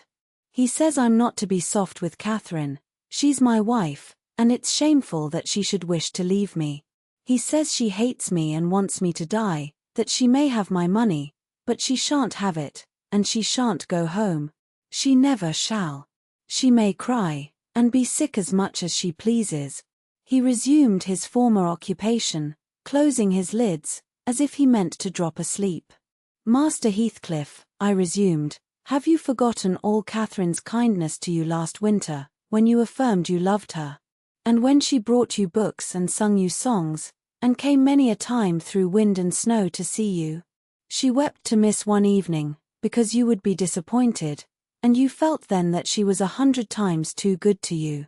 And now you believe the lies your father tells, though you know he detests you both. And you join him against her. That's fine gratitude, is it not?" The corner of Linton's mouth fell, and he took the sugar candy from his lips. "Did she come to Wuthering Heights because she hated you?" I continued. Think for yourself. As to your money, she does not even know that you will have any. And you say she's sick, and yet you leave her alone, up there in a strange house. You who have felt what it is to be so neglected. You could pity your own sufferings, and she pitied them, too, but you won't pity hers. I shed tears, Master Heathcliff. You see an elderly woman, and a servant merely, and you, after pretending such affection, and having reason to worship her almost, store every tear you have for yourself, and lie there quite at ease. Ah, you're a heartless, selfish boy. I can't stay with her, he answered crossly. I'll not stay by myself. She cries so I can't bear it. And she won't give over, though I say I'll call my father. I did call him once, and he threatened to strangle her if she was not quiet, but she began again the instant he left the room, moaning and grieving all night long, though I screamed for vexation that I couldn't sleep. Is Mr. Heathcliff out? I inquired, perceiving that the wretched creature had no power to sympathize with his cousin's mental tortures. He's in the court, he replied, talking to Dr. Kenneth, who says uncle is dying, truly, at last. I'm glad, for I shall be master of the Grange after him. Catherine always spoke of it as her house. It isn't hers. It's mine. Papa says everything she has is mine. All her nice books are mine. She offered to give me them, and her pretty birds, and her pony Minnie, if I would get the key of our room, and let her out, but I told her she had nothing to give, they were all mine. And then she cried, and took a little picture from her neck, and said I should have that, 2 pictures in a gold case, on one side her mother, and on the other uncle, when they were young. That was yesterday. I said they were mine, too, and tried to get them from her. The spiteful thing wouldn't let me, she pushed me off, and hurt me. I shrieked out that frightens her. She heard Papa coming, and she broke the hinges and divided the case, and gave me her mother's portrait. The other she attempted to hide, but Papa asked what was the matter, and I explained it. He took the one I had away, and ordered her to resign hers to me. She refused, and he struck her down, and wrenched it off the chain, and crushed it with his foot. And were you pleased to see her struck? I asked, having my designs in encouraging his talk. I winked, he answered. I winked to see my father strike a dog or a horse, he does it so hard.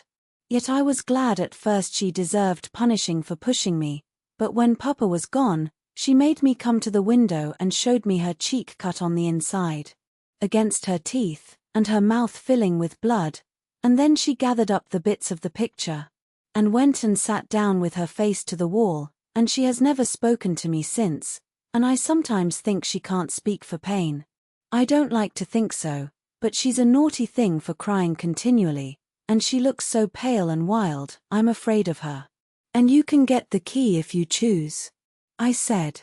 Yes, when I am upstairs, he answered, but I can't walk upstairs now.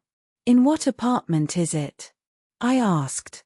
Oh, he cried, I shan't tell you where it is. It is our secret. Nobody, neither Hareton nor Zillah, is to know. There. You've tired me. Go away, go away. And he turned his face onto his arm, and shut his eyes again. I considered it best to depart without seeing Mr. Heathcliff, and bring a rescue for my young lady from the Grange. On reaching it, the astonishment of my fellow servants to see me, and their joy also, was intense, and when they heard that their little mistress was safe, 2 or 3 were about to hurry up and shout the news at Mr. Edgar's door. But I bespoke the announcement of it myself. How changed I found him, even in those few days. He lay an image of sadness and resignation awaiting his death.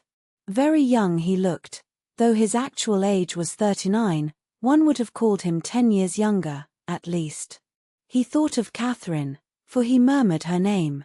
I touched his hand, and spoke. Catherine is coming, dear master, I whispered. She is alive and well, and will be here, I hope, tonight. I trembled at the first effects of this intelligence. He half rose up, looked eagerly round the apartment, and then sank back in a swoon. As soon as he recovered, I related our compulsory visit and detention at the Heights. I said Heathcliff forced me to go in, which was not quite true. I uttered as little as possible against Linton, nor did I describe all his father's brutal conduct, my intentions being to add no bitterness, if I could help it, to his already overflowing cup. He divined that one of his enemy's purposes was to secure the personal property, as well as the estate, to his son, or rather himself, yet why he did not wait till his decease was a puzzle to my master, because ignorant how nearly he and his nephew would quit the world together. However, he felt that his will had better be altered. Instead of leaving Catherine's fortune at her own disposal, he determined to put it in the hands of trustees for her use during life, and for her children, if she had any, after her. By that means, it could not fall to Mr. Heathcliff should Linton die. Having received his orders, I dispatched a man to fetch the attorney, and 4 more, provided with serviceable weapons, to demand my young lady of her jailer. Both parties were delayed very late. The single servant returned first.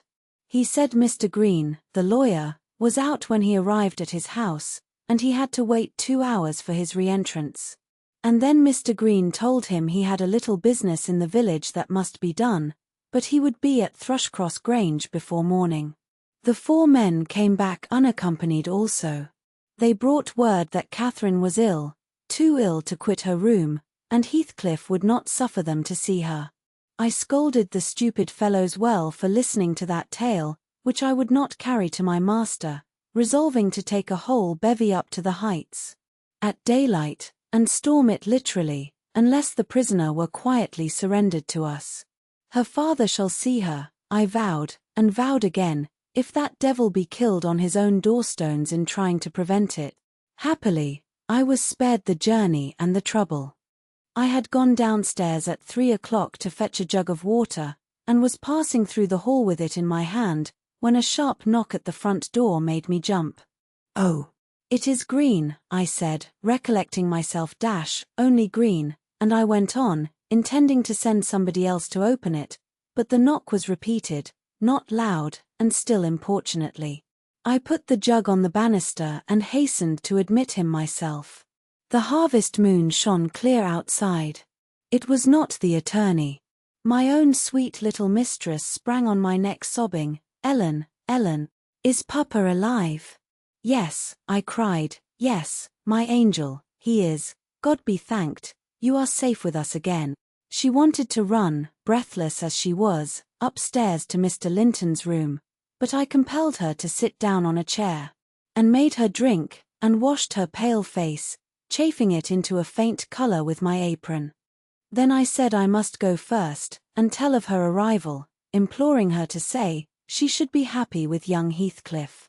She stared, but soon comprehending why I counselled her to utter the falsehood, she assured me she would not complain. I couldn't abide to be present at their meeting. I stood outside the chamber door a quarter of an hour, and hardly ventured near the bed, then. All was composed, however. Catherine's despair was as silent as her father's joy. She supported him calmly, in appearance, and he fixed on her features his raised eyes that seemed dilating with ecstasy. "He died blissfully, Mr. Lockwood, he died so." Kissing her cheek, he murmured, "I am going to her, and you, darling child, shall come to us," and never stirred or spoke again, but continued that rapt, radiant gaze, till his pulse imperceptibly stopped and his soul departed. None could have noticed the exact minute of his death, it was so entirely without a struggle. Whether Catherine had spent her tears, or whether the grief were too weighty to let them flow, she sat there dry-eyed till the sun rose. She sat till noon, and would still have remained brooding over that deathbed, but I insisted on her coming away and taking some repose. It was well I succeeded in removing her, for at dinner-time appeared the lawyer, having called at Wuthering Heights to get his instructions how to behave. He had sold himself to Mr. Heathcliff. That was the cause of his delay in obeying my master's summons. Fortunately, no thought of worldly affairs crossed the latter's mind, to disturb him, after his daughter's arrival. Mr. Green took upon himself to order everything and everybody about the place. He gave all the servants but me notice to quit. He would have carried his delegated authority to the point of insisting that Edgar Linton should not be buried beside his wife, but in the chapel, with his family. There was the will, however, to hinder that, and my loud protestations against any infringement of its directions. The funeral was hurried over. Catherine, Mrs. Linton Heathcliff now, was suffered to stay at the Grange till her father's corpse had quitted it. She told me that her anguish had at last spurred Linton to incur the risk of liberating her. She heard the men I sent disputing at the door, and she gathered the sense of Heathcliff's answer. It drove her desperate. Linton, who had been conveyed up to the little parlour soon after I left, was terrified into fetching the key before his father reascended. He had the cunning to unlock and relock the door, without shutting it, and when he should have gone to bed, he begged to sleep with Hareton, and his petition was granted for once. Catherine stole out before break of day. She dared not try the doors lest the dogs should raise an alarm. She visited the empty chambers and examined their windows. And, luckily, lighting on her mother's, she got easily out of its lattice, and onto the ground, by means of the fir tree close by. Her accomplice suffered for his share in the escape, notwithstanding his timid contrivances. Chapter 29. The evening after the funeral, my young lady and I were seated in the library, now musing mournfully, one of us despairingly on our loss, now venturing conjectures as to the gloomy future. We had just agreed the best destiny which could await Catherine would be a permission to continue resident at the Grange, at least during Linton's life, he being allowed to join her there, and I to remain as housekeeper. That seemed rather too favourable an arrangement to be hoped for, and yet I did hope, and began to cheer up under the prospect of retaining my home and my employment. And, above all, my beloved young mistress, when a servant, one of the discarded ones, not yet departed, rushed hastily in, and said, that devil Heathcliff was coming through the court, should he fasten the door in his face? If we had been mad enough to order that proceeding, we had not time. He made no ceremony of knocking or announcing his name. He was master, and availed himself of the master's privilege to walk straight in, without saying a word. The sound of our informant's voice directed him to the library. He entered and, motioning him out, shut the door. It was the same room into which he had been ushered, as a guest, 18 years before. The same moon shone through the window, and the same autumn landscape lay outside. We had not yet lighted a candle, but all the apartment was visible, even to the portraits on the wall, the splendid head of Mrs. Linton, and the graceful one of her husband. Heathcliff advanced to the hearth. Time had little altered his person either. There was the same man, his dark face rather sallower and more composed, his frame a stone or two heavier, perhaps, and no other difference. Catherine had risen with an impulse to dash out, when she saw him. "Stop," he said, arresting her by the arm. "No more runnings away. Where would you go? I'm come to fetch you home, and I hope you'll be a dutiful daughter and not encourage my son to further disobedience." I was embarrassed how to punish him when I discovered his part in the business. He's such a cobweb, a pinch would annihilate him, but you'll see by his look that he has received his due. I brought him down one evening, the day before yesterday, and just set him in a chair, and never touched him afterwards. I sent Hareton out, and we had the room to ourselves. In 2 hours, I called Joseph to carry him up again, and since then my presence is as potent on his nerves as a ghost, and I fancy he sees me often, though I am not near. Hareton says he wakes and shrieks in the night by the hour together, and calls you to protect him from me. And, whether you like your precious mate, or not, you must come. He's your concern now. I yield all my interest in him to you. Why not let Catherine continue here, I pleaded, and send Master Linton to her? As you hate them both, you'd not miss them. They can only be a daily plague to your unnatural heart. I'm seeking a tenant for the Grange, he answered, and I want my children about me, to be sure. Besides, That lass owes me her services for her bread. I'm not going to nurture her in luxury and idleness after Linton is gone. Make haste and get ready, now, and don't oblige me to compel you." "I shall," said Catherine. "Linton is all I have to love in the world, and though you have done what you could to make him hateful to me, and me to him, you cannot make us hate each other. And I defy you to hurt him when I am by, and I defy you to frighten me." "You are a boastful champion," replied Heathcliff, "but I don't like you well enough to hurt him.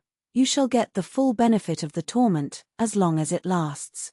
It is not I who will make him hateful to you, it is his own sweet spirit. His as bitter as gall at your desertion and its consequences. Don't expect thanks for this noble devotion. I heard him draw a pleasant picture to Zillah of what he would do if he were as strong as I. The inclination is there, and his very weakness will sharpen his wits to find a substitute for strength." "I know he has a bad nature," said Catherine. "He's your son. But I'm glad I've a better, to forgive it, and I know he loves me, and for that reason I love him. Mr. Heathcliff, you have nobody to love you, and, however miserable you make us, we shall still have the revenge of thinking that your cruelty arises from your greater misery. You are miserable, are you not? Lonely, like the devil, and envious like him? Nobody loves you, nobody will cry for you when you die. I wouldn't be you." Catherine spoke with a kind of dreary triumph. She seemed to have made up her mind to enter into the spirit of her future family, and draw pleasure from the griefs of her enemies. "You shall be sorry to be yourself presently," said her father-in-law, "if you stand there another minute. Begone, witch, and get your things." She scornfully withdrew. In her absence I began to beg for Zillah's place at the Heights, offering to resign mine to her, but he would suffer it on no account. He bid me be silent, and then, for the first time, allowed himself a glance round the room and a look at the pictures. Having studied Mrs. Linton's, he said, "I shall have that home. Not because I need it, but he turned abruptly to the fire, and continued, with what, for lack of a better word, I must call a smile, "I'll tell you what I did yesterday. I got the sexton, who was digging Linton's grave, to remove the earth off her coffin lid, and I opened it. I thought, once, I would have stayed there. When I saw her face again, it is hers yet. He had hard work to stir me, but he said it would change if the air blew on it, and so I struck one side of the coffin loose, and covered it up, not Linton's side, damn him. I wish he'd been soldered in lead. And I bribed the sexton to pull it away when I'm laid there, and slide mine out too. I'll have it made so, and then by the time Linton gets to us he'll not know which is which." "You were very wicked, Mr. Heathcliff," I exclaimed. "Were you not ashamed to disturb the dead?" "I disturbed nobody, Nelly," he replied, "and I gave some ease to myself. I shall be a great deal more comfortable now, and you'll have a better chance of keeping me underground, when I get there." "Disturbed her? No. She has disturbed me, night and day, through 18 years incessantly remorselessly till yesternight, and yesternight I was tranquil. I dreamt I was sleeping the last sleep by that sleeper, with my heart stopped and my cheek frozen against hers. And if she had been dissolved into earth, or worse, what would you have dreamt of then?" I said. "Of dissolving with her, and being more happy still." He answered, "Do you suppose I dread any change of that sort? I expected such a transformation on raising the lid, but I'm better pleased that it should not commence till I share it. Besides, unless I had received a distinct impression of her passionless features, that strange feeling would hardly have been removed. It began oddly. You know I was wild after she died, and eternally, from dawn to dawn, praying her to return to me her spirit. I have a strong faith in ghosts. I have a conviction that they can, and do, exist among us. The day she was buried, there came a fall of snow. In the evening I went to the churchyard. It blew bleak as winter all round was solitary. I didn't fear that her fool of a husband would wander up the glen so late, and no one else had business to bring them there. Being alone, and conscious 2 yards of loose earth was the sole barrier between us, I said to myself, I'll have her in my arms again. If she be cold, I'll think it is this north wind that chills me, and if she be motionless, it is sleep. I got a spade from the tool house, and began to delve with all my might. It scraped the coffin. I fell to work with my hands. The wood commenced cracking about the screws. I was on the point of attaining my object, when it seemed that I heard a sigh from someone above, close at the edge of the grave, and bending down. If I can only get this off, I muttered, I wish they may shovel in the earth over us both. And I wrenched at it more desperately still. There was another sigh, close at my ear. I appeared to feel the warm breath of it displacing the sleet-laden wind. I knew no living thing in flesh and blood was by, but, as certainly as you perceive the approach to some substantial body in the dark, though it cannot be discerned, so certainly I felt that Cathy was there, not under me, but on the earth. A sudden sense of relief flowed from my heart through every limb. I relinquished my labor of agony, and turned consoled at once, unspeakably consoled. Her presence was with me. It remained while I refilled the grave, and led me home. You may laugh, if you will, but I was sure I should see her there. I was sure she was with me, and I could not help talking to her. Having reached the heights, I rushed eagerly to the door. It was fastened, and, I remember, that accursed Earnshaw and my wife opposed my entrance.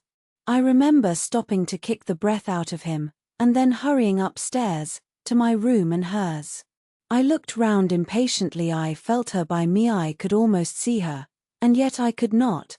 I ought to have sweat blood then, from the anguish of my yearning, from the fervor of my supplications to have but one glimpse. I had not one. She showed herself, as she often was in life, a devil to me, and, since then, sometimes more and sometimes less, I've been the sport of that intolerable torture. Infernal. Keeping my nerves at such a stretch that, if they had not resembled catgut, they would long ago have relaxed to the feebleness of Lintons. When I sat in the house with Hareton, it seemed that on going out I should meet her. When I walked on the moors I should meet her coming in. When I went from home I hastened to return. She must be somewhere at the heights, I was certain. And when I slept in her chamber I was beaten out of that.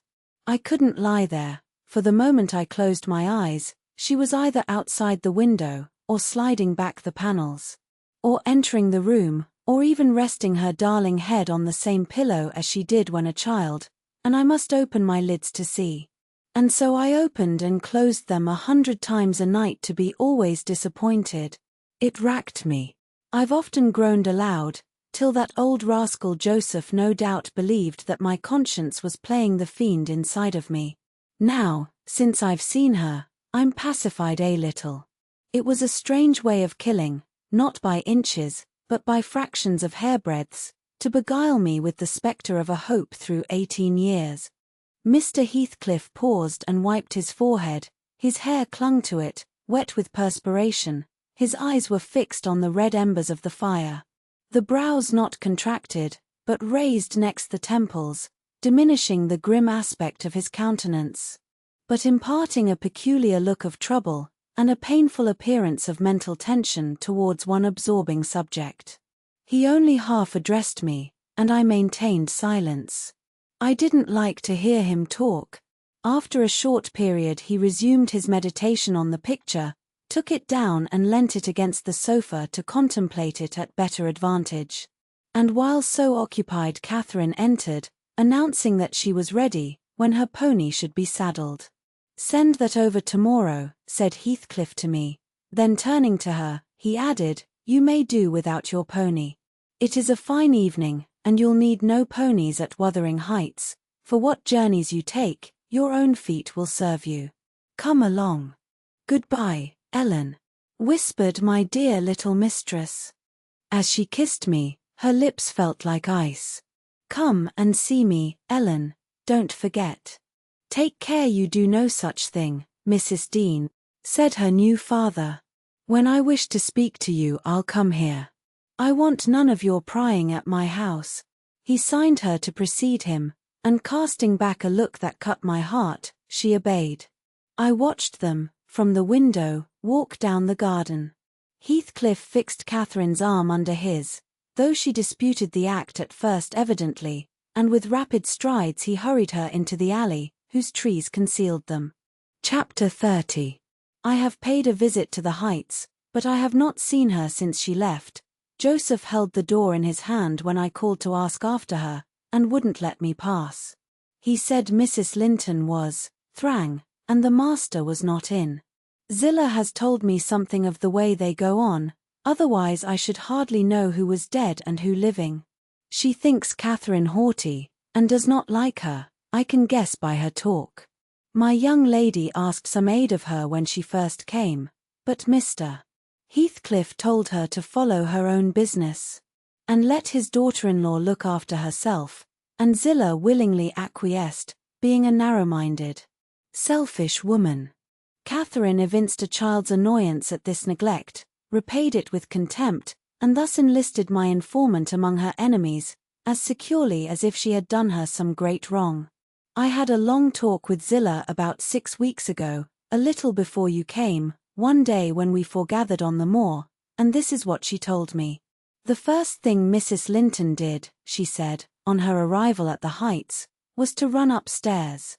Without even wishing good evening to me and Joseph, she shut herself into Linton's room, and remained till morning. Then, while the master and Earnshaw were at breakfast, she entered the house, and asked all in a quiver if the doctor might be sent for. Her cousin was very ill. We know that, answered Heathcliff, but his life is not worth a farthing, and I won't spend a farthing on him. But I cannot tell how to do, she said, and if nobody will help me, he'll die. Walk out of the room, cried the master, and let me never hear a word more about him. None here care what becomes of him. If you do, act the nurse. If you do not, lock him up and leave him. Then she began to bother me, and I said I'd had enough plague with the tiresome thing. We each had our tasks, and hers was to wait on Linton. Mr. Heathcliff bid me leave that labour to her. How they managed together, I can't tell. I fancy he fretted a great deal, and moaned Hissel night and day, and she had precious little rest. One could guess by her white face and heavy eyes. She sometimes came into the kitchen all wildered like, and looked as if she would fain beg assistance. But I was not going to disobey the master. I never dare disobey him, Mrs. Dean, and, though I thought it wrong that Kenneth should not be sent for, it was no concern of mine either to advise or complain, and I always refused to meddle. Once or twice, after we had gone to bed, I've happened to open my door again and seen her sitting crying on the stairs top, and then I've shut myself in quick, for fear of being moved to interfere. I did pity her then, I'm sure, still I didn't wish to lose my place, you know. At last, one night she came boldly into my chamber, and frightened me out of my wits, by saying, "Tell Mr. Heathcliff that his son is dying, I'm sure he is, this time. Get up, instantly, and tell him." Having uttered this speech, she vanished again. I lay a quarter of an hour listening and trembling. Nothing stirred, the house was quiet. She's mistaken, I said to myself. He's got over it. I needn't disturb them, and I began to doze. But my sleep was marred a second time by a sharp ringing of the bell, the only bell we have, put up on purpose for Linton. And the master called to me to see what was the matter, and inform them that he wouldn't have that noise repeated. I delivered Catherine's message. He cursed to himself, and in a few minutes came out with a lighted candle, and proceeded to their room. I followed. Mrs. Heathcliff was seated by the bedside, with her hands folded on her knees. Her father-in-law went up, held the light to Linton's face, looked at him, and touched him. Afterwards he turned to her. "Now, Catherine," he said, "how do you feel?" She was dumb. "How do you feel, Catherine?" he repeated. "He's safe, and I'm free," she answered. "I should feel well, but," she continued, with a bitterness she couldn't conceal, "you have left me so long to struggle against death alone, that I feel and see only death. I feel like death." And she looked like it, too. I gave her a little wine. Hareton and Joseph, who had been wakened by the ringing and the sound of feet, and heard our talk from outside, now entered.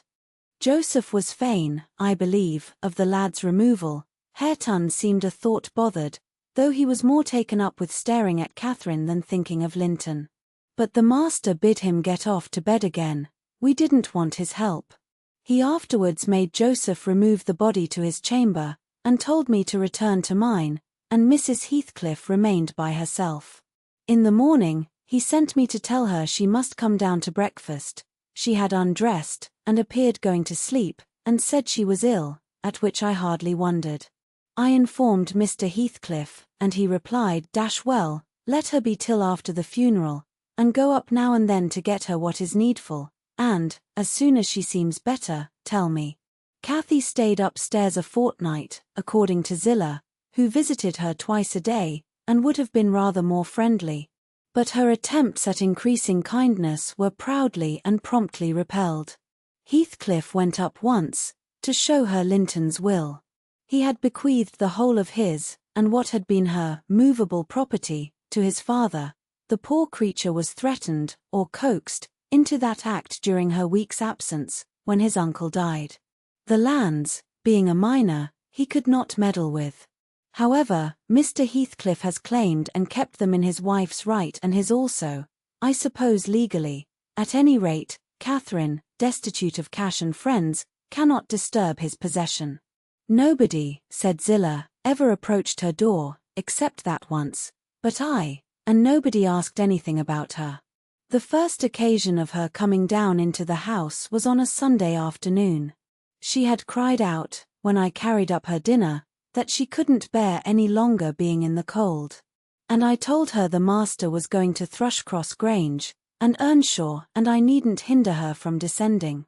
So, as soon as she heard Heathcliff's horse trot off, she made her appearance, donned in black, and her yellow curls combed back behind her ears as plain as a Quaker. She couldn't comb them out.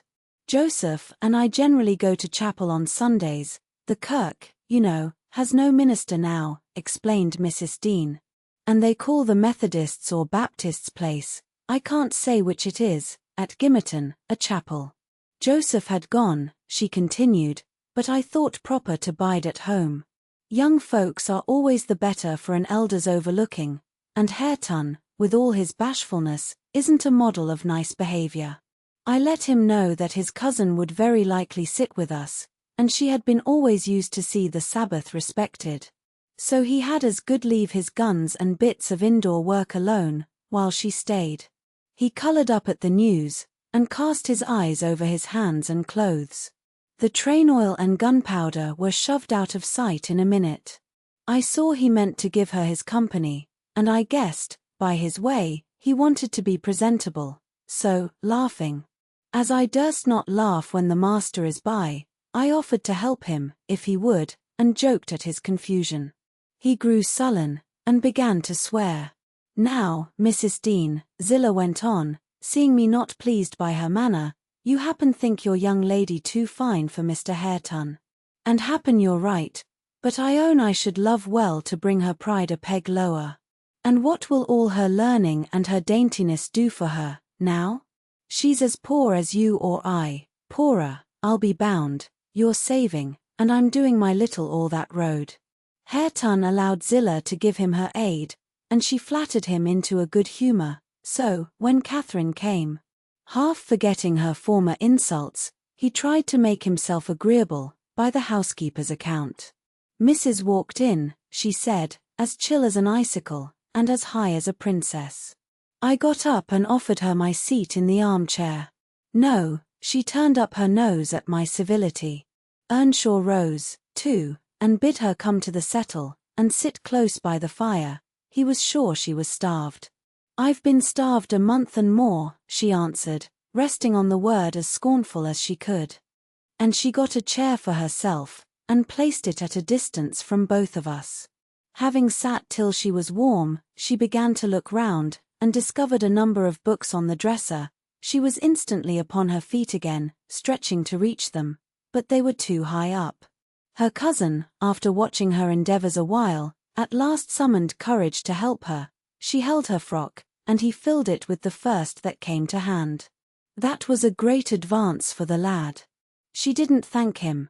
Still, he felt gratified that she had accepted his assistance, and ventured to stand behind as she examined them, and even to stoop and point out what struck his fancy in certain old pictures which they contained, nor was he daunted by the saucy style in which she jerked the page from his finger. He contented himself with going a bit farther back and looking at her instead of the book. She continued reading, or seeking for something to read.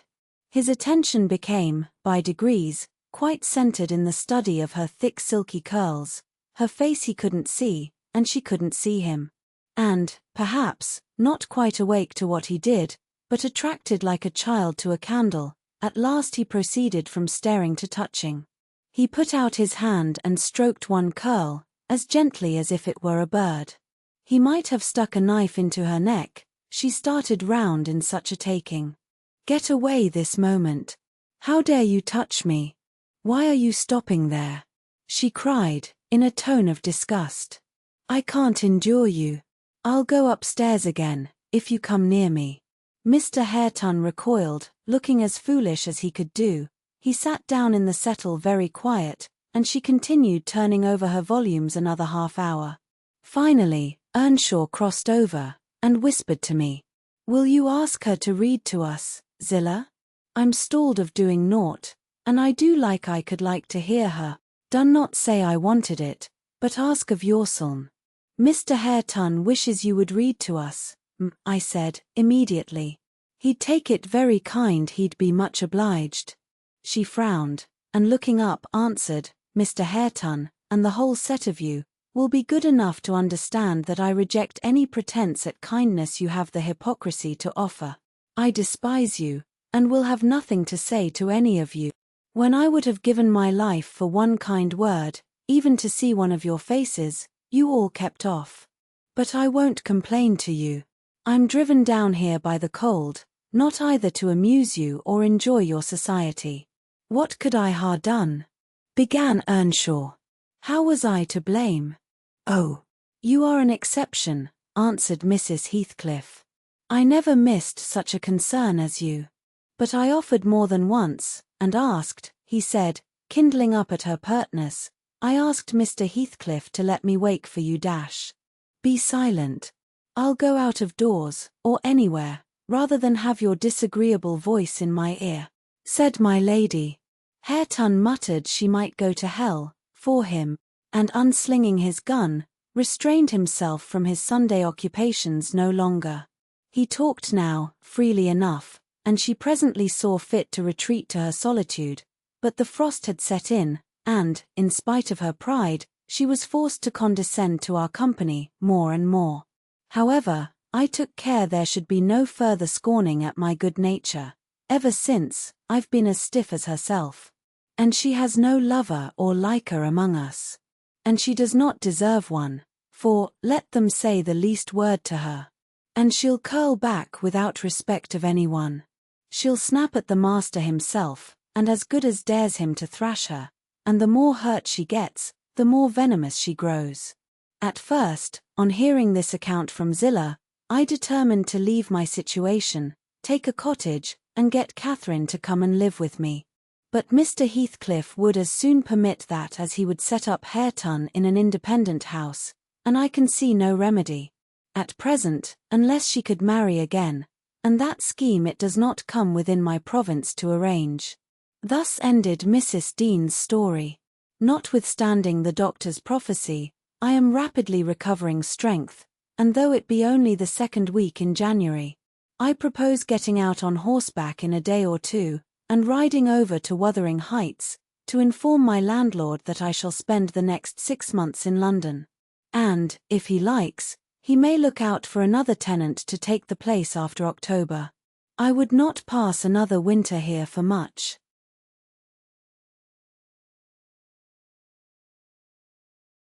Chapter 31.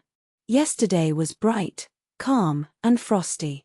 I went to the Heights as I proposed. My housekeeper entreated me to bear a little note from her to her young lady, and I did not refuse, for the worthy woman was not conscious of anything odd in her request. The front door stood open, but the jealous gate was fastened, as at my last visit. I knocked and invoked Earnshaw from among the garden beds. He unchained it, and I entered. The fellow is as handsome a rustic as need be seen. I took particular notice of him this time, but then he does his best apparently to make the least of his advantages. I asked if Mr. Heathcliff were at home. He answered, no, but he would be in at dinner time. It was 11 o'clock, and I announced my intention of going in and waiting for him, at which he immediately flung down his tools and accompanied me. In the office of watchdog, not as a substitute for the host. We entered together.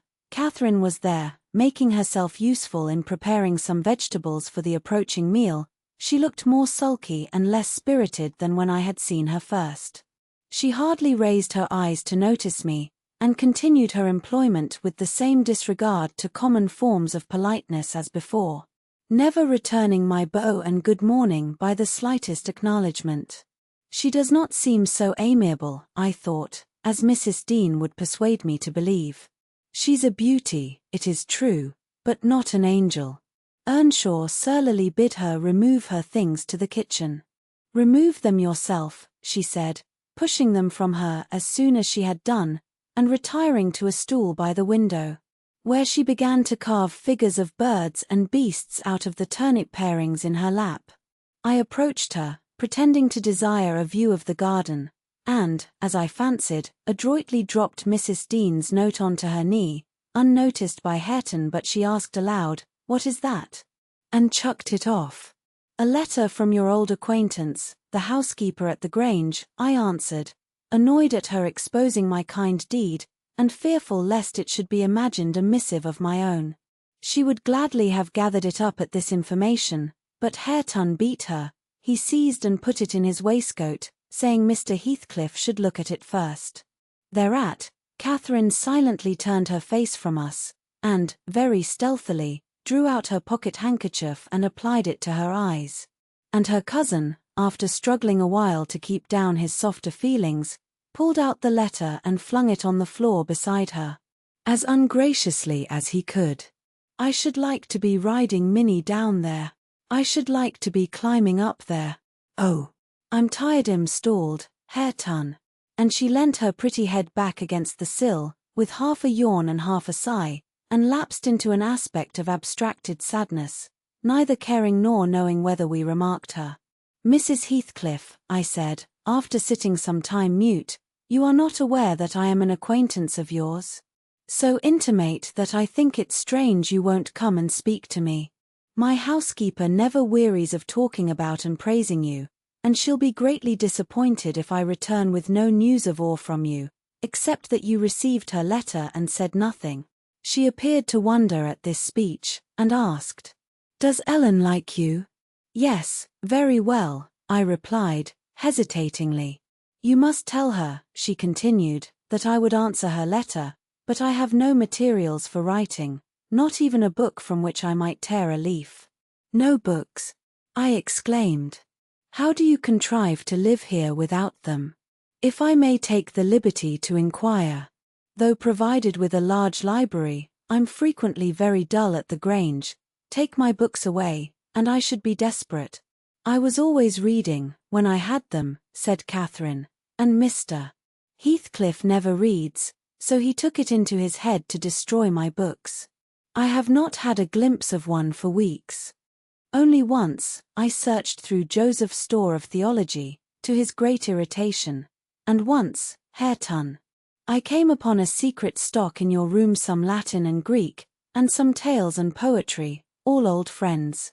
I brought the last here and you gathered them, as a magpie gathers silver spoons, for the mere love of stealing.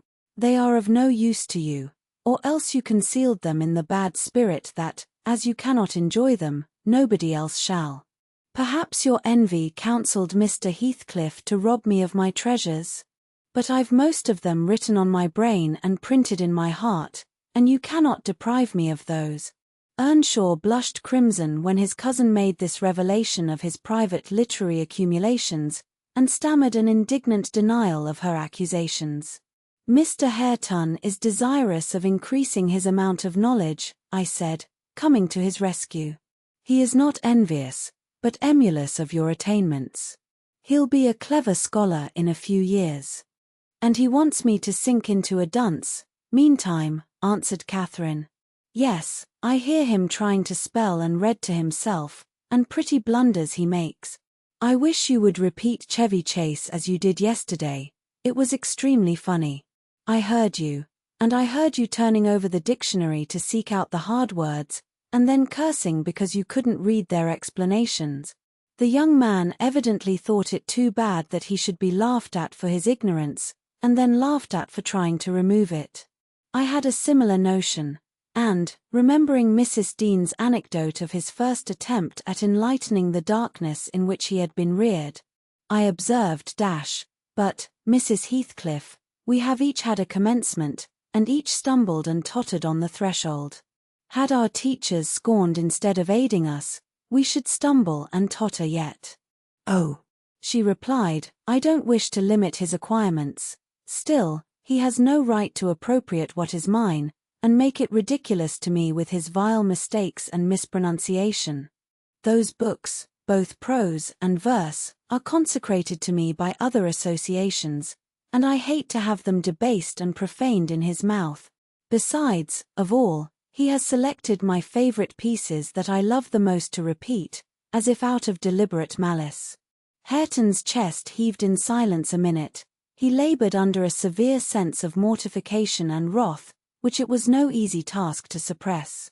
I rose, and, from a gentlemanly idea of relieving his embarrassment, took up my station in the doorway, surveying the external prospect as I stood.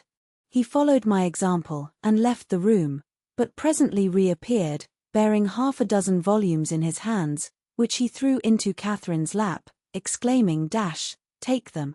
I never want to hear, or read, or think of them again. I won't have them now, she answered. I shall connect them with you, and hate them. She opened one that had obviously been often turned over, and read a portion in the drawling tone of a beginner, then laughed, and threw it from her. And listen, she continued, provokingly, commencing a verse of an old ballad in the same fashion. But his self-love would endure no further torment. I heard, and not altogether disapprovingly, a manual check given to her saucy tongue.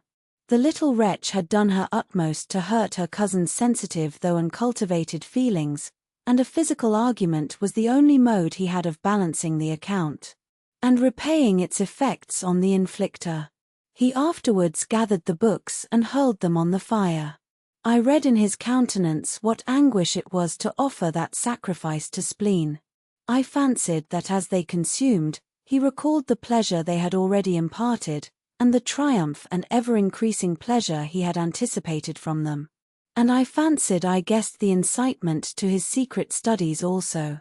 He had been content with daily labor and rough animal enjoyments, till Catherine crossed his path. Shame at her scorn, and hope of her approval, were his first prompters to higher pursuits, and instead of guarding him from one and winning him to the other, his endeavors to raise himself had produced just the contrary result. Yes, that's all the good that such a brute as you can get from them, cried Catherine, sucking her damaged lip, and watching the conflagration with indignant eyes. You'd better hold your tongue, now, he answered fiercely. And his agitation precluded further speech.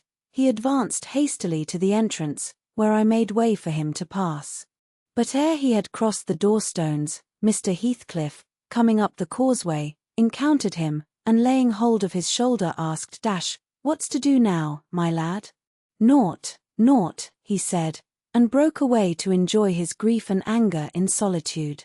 Heathcliff gazed after him, and sighed. It will be odd if I thwart myself, he muttered, unconscious that I was behind him. But when I look for his father in his face, I find her every day more. How the devil is he so like? I can hardly bear to see him. He bent his eyes to the ground, and walked moodily in. There was a restless, anxious expression in his countenance I had never remarked there before, and he looked sparer in person. His daughter-in-law, on perceiving him through the window, immediately escaped to the kitchen, so that I remained alone. "I'm glad to see you out of doors again, Mr. Lockwood," he said, in reply to my greeting. "From selfish motives partly, I don't think I could readily supply your loss in this desolation. I've wondered more than once what brought you here." "An idle whim, I fear, sir," was my answer. "Or else an idle whim is going to spirit me away. I shall set out for London next week, and I must give you warning that I feel no disposition to retain Thrushcross Grange beyond the 12 months I agreed to rent it. I believe I shall not live there any more." "Oh, indeed, you're tired of being banished from the world, are you?" he said. "But if you be coming to plead off paying for a place you won't occupy, your journey is useless. I never relent in exacting my due from anyone." "I'm coming to plead off nothing about it," I exclaimed, considerably irritated.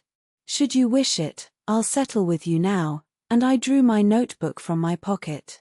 "No, no," he replied, coolly. "You'll leave sufficient behind to cover your debts, if you fail to return. I'm not in such a hurry. Sit down and take your dinner with us. A guest that is safe from repeating his visit can generally be made welcome. Catherine, bring the things in." "Where are you?" Catherine reappeared, bearing a tray of knives and forks. "You may get your dinner with Joseph," muttered Heathcliff, aside, "and remain in the kitchen till he is gone." She obeyed his directions very punctually. Perhaps she had no temptation to transgress. Living among clowns and misanthropists, she probably cannot appreciate a better class of people when she meets them. With Mr. Heathcliff, grim and saturnine, on the one hand, and Hareton, absolutely dumb, on the other, I made a somewhat cheerless meal, and bade adieu early. I would have departed by the back way, to get a last glimpse of Catherine and annoy old Joseph, but Hareton received orders to lead up my horse, and my host himself escorted me to the door, so I could not fulfill my wish. How dreary life gets over in that house, I reflected, while riding down the road. What a realization of something more romantic than a fairy tale it would have been for Mrs. Linton Heathcliff, had she and I struck up an attachment, as her good nurse desired, and migrated together into the stirring atmosphere of the town. Chapter 32. 1802. This September I was invited to devastate the moors of a friend in the north, and on my journey to his abode, I unexpectedly came within 15 miles of Gimmerton. The ostler at a roadside public house was holding a pail of water to refresh my horses, when a cart of very green oats, newly reaped, passed by, and he remarked, "Yon's fro a Gimmerton, nap. They're allers 3 wick after other folk wi their harvest." Gimmerton? I repeated. My residence in that locality had already grown dim and dreamy. "Ah, I know. How far is it from this?" "Happen 14 mile o'er th hills, and a rough road," he answered. A sudden impulse seized me to visit Thrushcross Grange. It was scarcely noon, and I conceived that I might as well pass the night under my own roof as in an inn. Besides, I could spare a day easily to arrange matters with my landlord, and thus save myself the trouble of invading the neighborhood again. Having rested a while, I directed my servant to inquire the way to the village, and, with great fatigue to our beasts, we managed the distance in some 3 hours. I left him there, and proceeded down the valley alone. The grey church looked greyer, and the lonely churchyard lonelier. I distinguished a moor sheep cropping the short turf on the graves. It was sweet, warm weather, too warm for travelling, but the heat did not hinder me from enjoying the delightful scenery above and below. Had I seen it nearer August, I'm sure it would have tempted me to waste a month among its solitudes. In winter nothing more dreary, in summer nothing more divine, than those glens shut in by hills, and those bluff, bold swells of heath. I reached the Grange before sunset, and knocked for admittance, but the family had retreated into the back premises. I judged, by one thin, blue wreath, curling from the kitchen chimney, and they did not hear. I rode into the court. Under the porch, a girl of 9 or 10 sat knitting, and an old woman reclined on the house steps, smoking a meditative pipe. "Is Mrs. Dean within?" I demanded of the dame. "Mistress Dean?" "Nay," she answered, "she doesn't bide here, she's up at Th Heights." "Are you the housekeeper, then?" I continued. Or keep Th Hauser," she replied. "Well, I'm Mr. Lockwood, the master. Are there any rooms to lodge me in, I wonder? I wish to stay all night." "Tea, meester," she cried in astonishment. "Wet, hoiver knew ya were coming. Ya sould ha send word. They snout norther dry nor mensful about tea place, nout there isn't." She threw down her pipe and bustled in, the girl followed, and I entered too, soon perceiving that her report was true.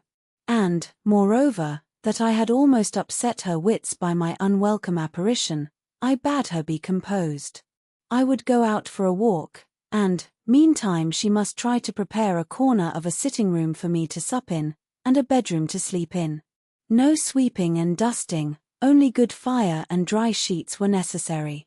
She seemed willing to do her best, though she thrust the hearth-brush into the grates in mistake for the poker, and malappropriated several other articles of her craft, but I retired, confiding in her energy for a resting-place against my return. Wuthering Heights was the goal of my proposed excursion. An afterthought brought me back, when I had quitted the court. "All well at the Heights?" I inquired of the woman. "Far out nor," she answered, scurrying away with a pan of hot cinders. I would have asked why Mrs. Dean had deserted the Grange, but it was impossible to delay her at such a crisis. So I turned away and made my exit, rambling leisurely along, with the glow of a sinking sun behind, and the mild glory of a rising moon in front, one fading, and the other brightening as I quitted the park, and climbed the stony by-road branching off to Mr. Heathcliff's dwelling. Before I arrived in sight of it, all that remained of day was a beamless amber light along the west, but I could see every pebble on the path, and every blade of grass, by that splendid moon. I had neither to climb the gate nor to knock, it yielded to my hand. That is an improvement, I thought. And I noticed another, by the aid of my nostrils, a fragrance of stocks and wallflowers wafted on the air from amongst the homely fruit trees. Both doors and lattices were open, and yet, as is usually the case in a coal district, a fine red fire illumined the chimney. The comfort which the eye derives from it renders the extra heat endurable. But the house of Wuthering Heights is so large that the inmates have plenty of space for withdrawing out of its influence. And accordingly what inmates there were had stationed themselves not far from one of the windows. I could both see them and hear them talk before I entered, and looked and listened in consequence, being moved thereto by a mingled sense of curiosity and envy, that grew as I lingered. "Contrary," said a voice as sweet as a silver bell. "That for the third time, you dunce. I'm not going to tell you again. Recollect, or I'll pull your hair." "Contrary, then," answered another, in deep but softened tones. "And now, kiss me, for minding so well. No, read it over first correctly, without a single mistake." The male speaker began to read. He was a young man, respectably dressed and seated at a table, having a book before him. His handsome features glowed with pleasure, and his eyes kept impatiently wandering from the page to a small white hand over his shoulder, which recalled him by a smart slap on the cheek, whenever its owner detected such signs of inattention. Its owner stood behind, her light, shining ringlets blending, at intervals, with his brown locks, as she bent to superintend his studies. And her face, it was lucky he could not see her face, or he would never have been so steady. I could, and I bit my lip in spite, at having thrown away the chance I might have had of doing something besides staring at its smiting beauty. The task was done, not free from further blunders, but the pupil claimed a reward, and received at least 5 kisses, which, however, he generously returned. Then they came to the door, and from their conversation I judged they were about to issue out and have a walk on the moors. I supposed I should be condemned in Hareton Earnshaw's heart, if not by his mouth, to the lowest pit in the infernal regions if I showed my unfortunate person in his neighborhood then. And feeling very mean and malignant, I skulked round to seek refuge in the kitchen. There was unobstructed admittance on that side also, and at the door sat my old friend Nellie Dean, sewing and singing a song, which was often interrupted from within by harsh words of scorn and intolerance, uttered in far from musical accents. I'd ratherer, by Th. Horf, have swearing I my lugs froh morn to neat, nor hearken ye harsiver, said the tenant of the kitchen, in answer to an unheard speech of Nellie's. It's a blazing shame, that I cannot open blessed book, but yar set up them glories to Satan, and all flaysome wickednesses that I veer were born into Th. wall. Oh! Ye re a rate nout, and shoose another, and that poor lad be lost atween ye. Poor lad! He added, with a groan, his witched, I'm sartin on't. Oh, Lord, Judge for there's nor the law nor justice among where rullers. No. Or we should be sitting in flaming faggots, I suppose, retorted the singer. But wisht, old man, and read your Bible like a Christian, and never mind me. This is Fairy Annie's wedding, a bonny tune, it goes to a dance. Mrs. Dean was about to recommence, when I advanced, and recognizing me directly, she jumped to her feet, crying why, bless you, Mr. Lockwood. How could you think of returning in this way? All's shut up at Thrushcross Grange. You should have given us notice. I've arranged to be accommodated there, for as long as I shall stay, I answered. I depart again tomorrow. And how are you transplanted here, Mrs. Dean? Tell me that. Zillah left, and Mr. Heathcliff wished me to come, soon after you went to London, and stay till you returned. But, step in, pray. Have you walked from Gimmerton this evening? From the Grange, I replied, and while they make me lodging room there, I want to finish my business with your master, because I don't think of having another opportunity in a hurry. What business, sir? Said Nellie, conducting me into the house. He's gone out at present, and won't return soon. About the rent, I answered. Oh, then it is with Mrs. Heathcliff you must settle, she observed, or rather with me. She has not learnt to manage her affairs yet, and I act for her, there's nobody else. I looked surprised. Ah, you have not heard of Heathcliff's death, I see, she continued. Heathcliff dead? I exclaimed, astonished. How long ago? 3 months since, but sit down, and let me take your hat, and I'll tell you all about it. Stop, you have had nothing to eat, have you? I want nothing, I have ordered supper at home. You sit down too. I never dreamt of his dying. Let me hear how it came to pass. You say you don't expect them back for some time, the young people? No, I have to scold them every evening for their late rambles, but they don't care for me. At least, have a drink of our old ale, it will do you good, you seem weary. She hastened to fetch it before I could refuse, and I heard Joseph asking whether it warn't a crying scandal that she should have followers at her time of life. And then, to get them jarks out o' tea maester's cellar, he fair sharmed to bide still and see it. She did not stay to retaliate, but re-entered in a minute, bearing a reaming silver pint, whose contents I lauded with becoming earnestness. And afterwards she furnished me with the sequel of Heathcliff's history. He had a queer end, as she expressed it. I was summoned to Wuthering Heights, within a fortnight of your leaving us, she said, and I obeyed joyfully, for Catherine's sake. My first interview with her grieved and shocked me, she had altered so much since our separation. Mr. Heathcliff did not explain his reasons for taking a new mind about my coming here, he only told me he wanted me, and he was tired of seeing Catherine. I must make the little parlour my sitting room, and keep her with me. It was enough if he were obliged to see her once or twice a day.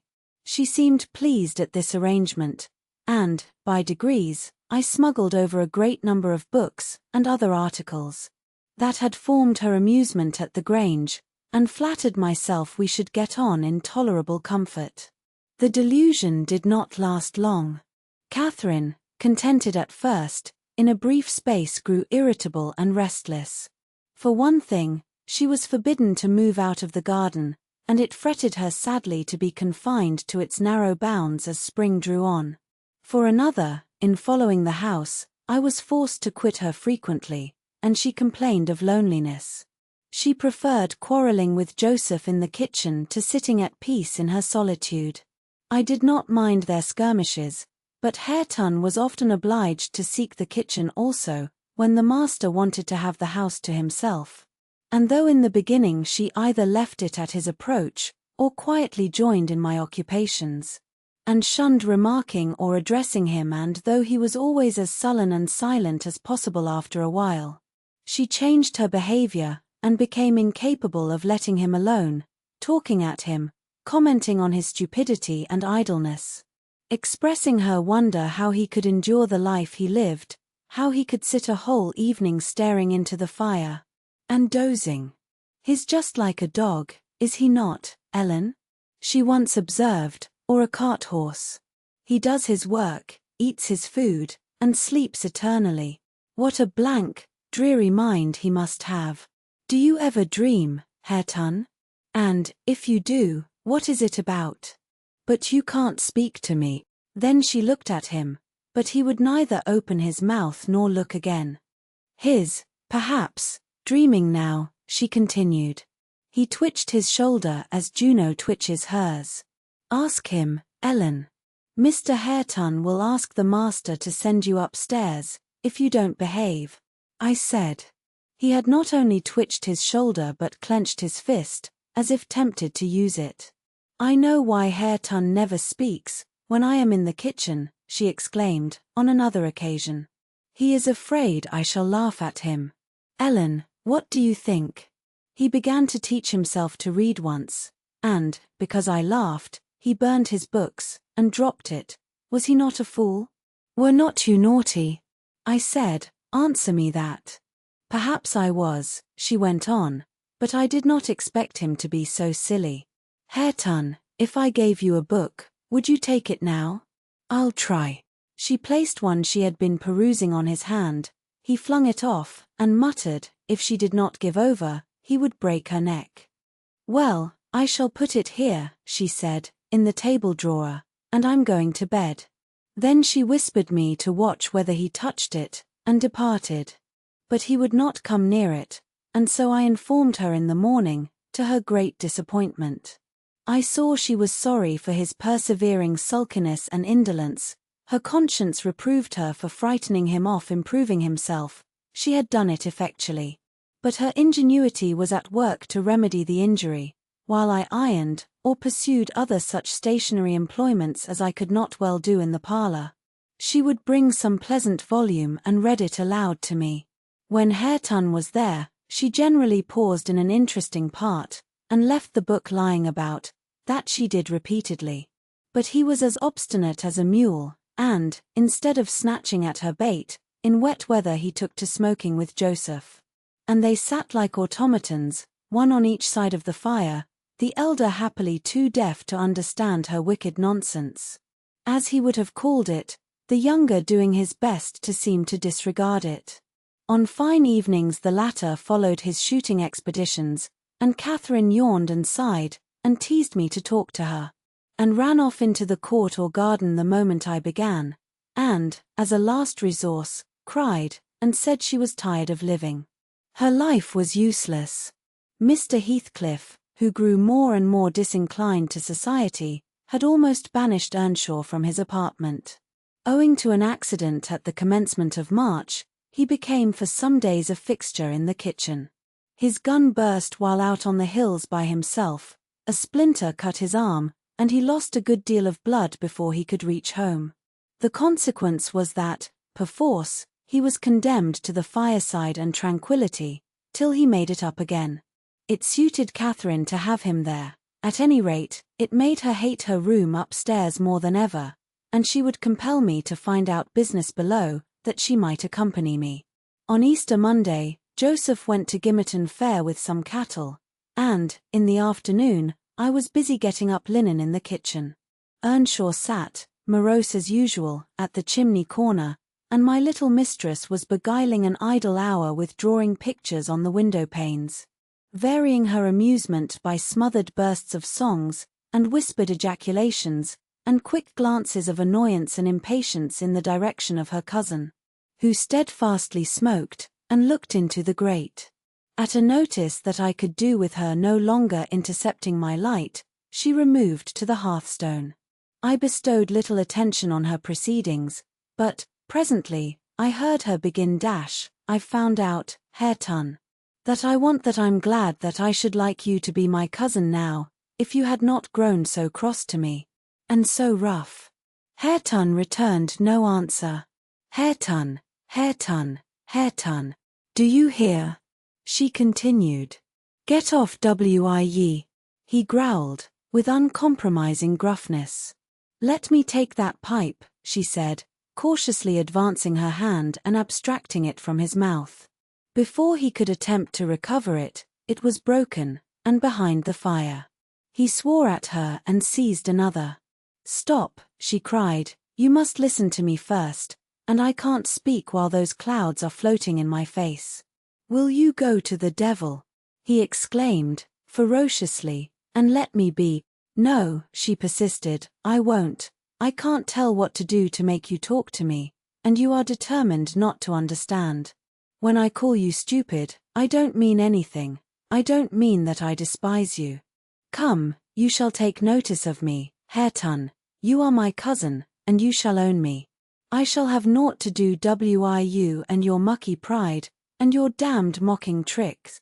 He answered. I'll go to hell, body and soul, before I look sideways after you again. Side out OT gate, now, this minute. Catherine frowned, and retreated to the window seat chewing her lip, and endeavoring, by humming an eccentric tune, to conceal a growing tendency to sob. You should be friends with your cousin, Mr. Hareton, I interrupted, since she repents of her sauciness. It would do you a great deal of good, it would make you another man to have her for a companion. A companion, he cried, when she hates me, and does not think me fit to wipe her shoon. Nay, if it made me a king, I'd not be scorned for seeking her goodwill any more. It is not I who hate you, it is you who hate me, wept Cathy, no longer disguising her trouble. You hate me as much as Mr. Heathcliff does, and more. You're a damned liar, began Earnshaw. Why have I made him angry? By taking your part, then, 100 times. And that when you sneered at and despised me, and go on plaguing me, and I'll step in yonder, and say you worried me out of the kitchen. I didn't know you took my part, she answered, drying her eyes, and I was miserable and bitter at everybody. But now I thank you, and beg you to forgive me. What can I do besides? She returned to the hearth, and frankly extended her hand. He blackened and scowled like a thundercloud, and kept his fists resolutely clenched, and his gaze fixed on the ground. Catherine, by instinct, must have divined it was obdurate perversity, and not dislike, that prompted this dogged conduct. For, after remaining an instant undecided, she stooped and impressed on his cheek a gentle kiss. The little rogue thought I had not seen her, and, drawing back, she took her former station by the window, quite demurely. I shook my head reprovingly, and then she blushed and whispered, Well, what should I have done, Ellen? He wouldn't shake hands, and he wouldn't look. I must show him some way that I like him, that I want to be friends. Whether the kiss convinced Hareton, I cannot tell. He was very careful, for some minutes, that his face should not be seen, and when he did raise it, he was sadly puzzled where to turn his eyes. Catherine employed herself in wrapping a handsome book neatly in white paper, and having tied it with a bit of ribbon, and addressed it to Mr. Hareton Earnshaw. She desired me to be her ambassadress, and convey the present to its destined recipient. And tell him, if he'll take it, I'll come and teach him to read it right, she said, and, if he refuse it, I'll go upstairs, and never tease him again. I carried it, and repeated the message, anxiously watched by my employer. Hareton would not open his fingers, so I laid it on his knee. He did not strike it off, either. I returned to my work. Catherine leaned her head and arms on the table, till she heard the slight rustle of the covering being removed, then she stole away, and quietly seated herself beside her cousin. He trembled, and his face glowed. All his rudeness and all his surly harshness had deserted him.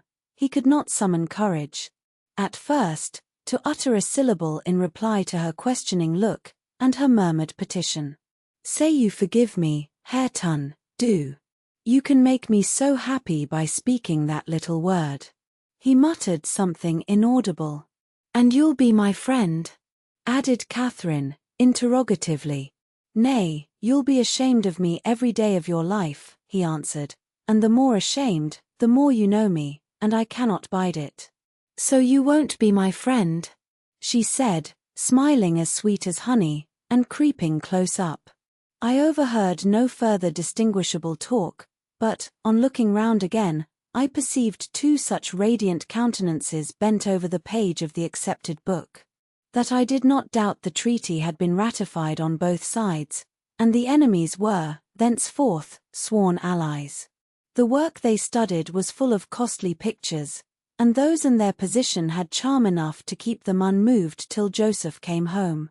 He, poor man, was perfectly aghast at the spectacle of Catherine seated on the same bench with Hareton Earnshaw, leaning her hand on his shoulder, and confounded at his favourite's endurance of her proximity.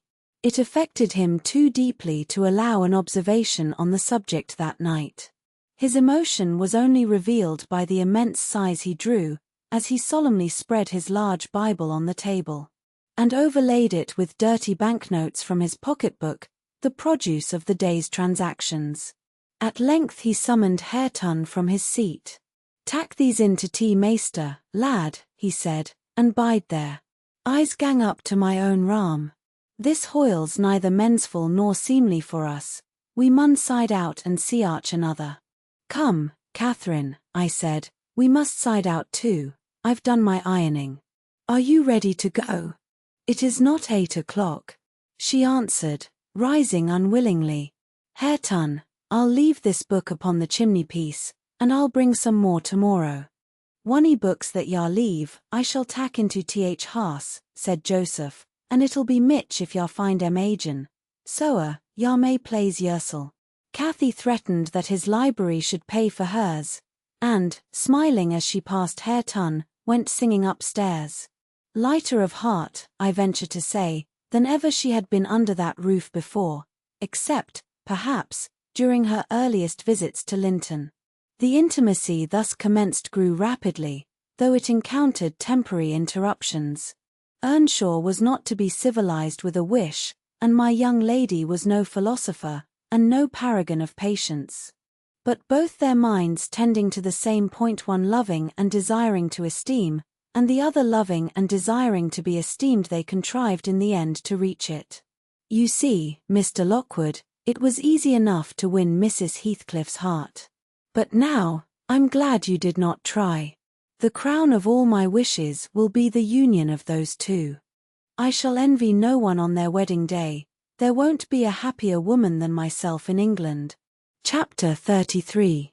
On the morrow of that Monday, Earnshaw being still unable to follow his ordinary employments, and therefore remaining about the house, I speedily found it would be impracticable to retain my charge beside me, as heretofore. She got downstairs before me, and out into the garden, where she had seen her cousin performing some easy work. And when I went to bid them come to breakfast, I saw she had persuaded him to clear a large space of ground from currant and gooseberry bushes, and they were busy planning together an importation of plants from the Grange. I was terrified at the devastation which had been accomplished in a brief half-hour. The black currant trees were the apple of Joseph's eye, and she had just fixed her choice of a flower-bed in the midst of them. "There! That will be all shown to the master," I exclaimed, "the minute it is discovered. And what excuse have you to offer for taking such liberties with the garden? We shall have a fine explosion on the head of it, see if we don't. Mr. Hareton, I wonder you should have no more wit than to go and make that mess at her bidding." "I'd forgotten they were Joseph's," answered Earnshaw, rather puzzled, but I'll tell him I did it. We always ate our meals with Mr. Heathcliff. I held the mistress's post in making tea and carving, so I was indispensable at table. Catherine usually sat by me, but today she stole nearer to Hareton, and I presently saw she would have no more discretion in her friendship than she had in her hostility. Now, mind you don't talk with and notice your cousin too much, were my whispered instructions as we entered the room. It will certainly annoy Mr. Heathcliff, and he'll be mad at you both. I'm not going to, she answered. The minute after, she had sidled to him, and was sticking primroses in his plate of porridge. He dared not speak to her there, he dared hardly look, and yet she went on teasing, till he was twice on the point of being provoked to laugh. I frowned, and then she glanced towards the master, whose mind was occupied on other subjects than his company. As his countenance evinced, and she grew serious for an instant, scrutinizing him with deep gravity. Afterwards she turned, and recommenced her nonsense. At last, Hareton uttered a smothered laugh. Mr. Heathcliff started, his eye rapidly surveyed our faces. Catherine met it with her accustomed look of nervousness and yet defiance, which he abhorred. "It is well you are out of my reach," he exclaimed. "What fiend possesses you to stare back at me, continually, with those infernal eyes? Down with them, and don't remind me of your existence again. I thought I had cured you of laughing." "It was me," muttered Hareton. "What do you say?" demanded the master. Hareton looked at his plate, and did not repeat the confession. Mr. Heathcliff looked at him a bit, and then silently resumed his breakfast and his interrupted musing. We had nearly finished, and the two young people prudently shifted wider asunder, so I anticipated no further disturbance during that sitting. When Joseph appeared at the door, revealing by his quivering lip and furious eyes that the outrage committed on his precious shrubs was detected. "I mun hev my wage, and I mun goa. I hed aimed to D where I'd sarved for 60 year, and I thought I'd lug my books up into tea garret, and all my bits o' stuff, and they sud hev tea kitchen to Thirseln, for tea sake o' quietness. It were hard to gee up my own hearthstone, but I thought I could do that. But na, shoes tarn my garden fro me, and, by Th heart, maester, I cannot stand it. Ya may bend to Th yoken. Ye will I know and used to tea, and an old man doesn't soon get used to new Bart hens. I'd rather a on my bite and my sup wi a hammer in Th road." Now, idiot," interrupted Heathcliff, "cut it short. What's your grievance? I'll interfere in no quarrels between you and Nelly. She may thrust you into the coal-hole for anything I care." "It's noan Nelly," answered Joseph. "I sudn't shift for Nellinasty ill nout as Shoo is. Thank God. Shoo cannot stale tea-soul o nobdy why. Shoo were never so a handsome, but what a body mud look at her bout winking. It's yon flaysome, graceless queen, that's witched our lad, wi her bold in and her forrard ways till nay. It fair bruists my heart. He's forgotten all I've done for him, and made on him, and gone and riven up a whole row o' tea grandest currant trees I tea garden, and here he lamented outright, unmanned by a sense of his bitter injuries, and Earnshaw's ingratitude and dangerous condition. "Is the fool drunk?" asked Mr. Heathcliff. "Hareton, is it you his finding fault with?" "I've pulled up 2 or 3 bushes," replied the young man, "but I'm going to set 'em again." "And why have you pulled them up?" said the master. Catherine wisely put in her tongue. "We wanted to plant some flowers there," she cried. "I'm the only person to blame, for I wished him to do it." "And who the devil gave you leave to touch a stick about the place?" demanded her father-in-law, much surprised. "And who ordered you to obey her?"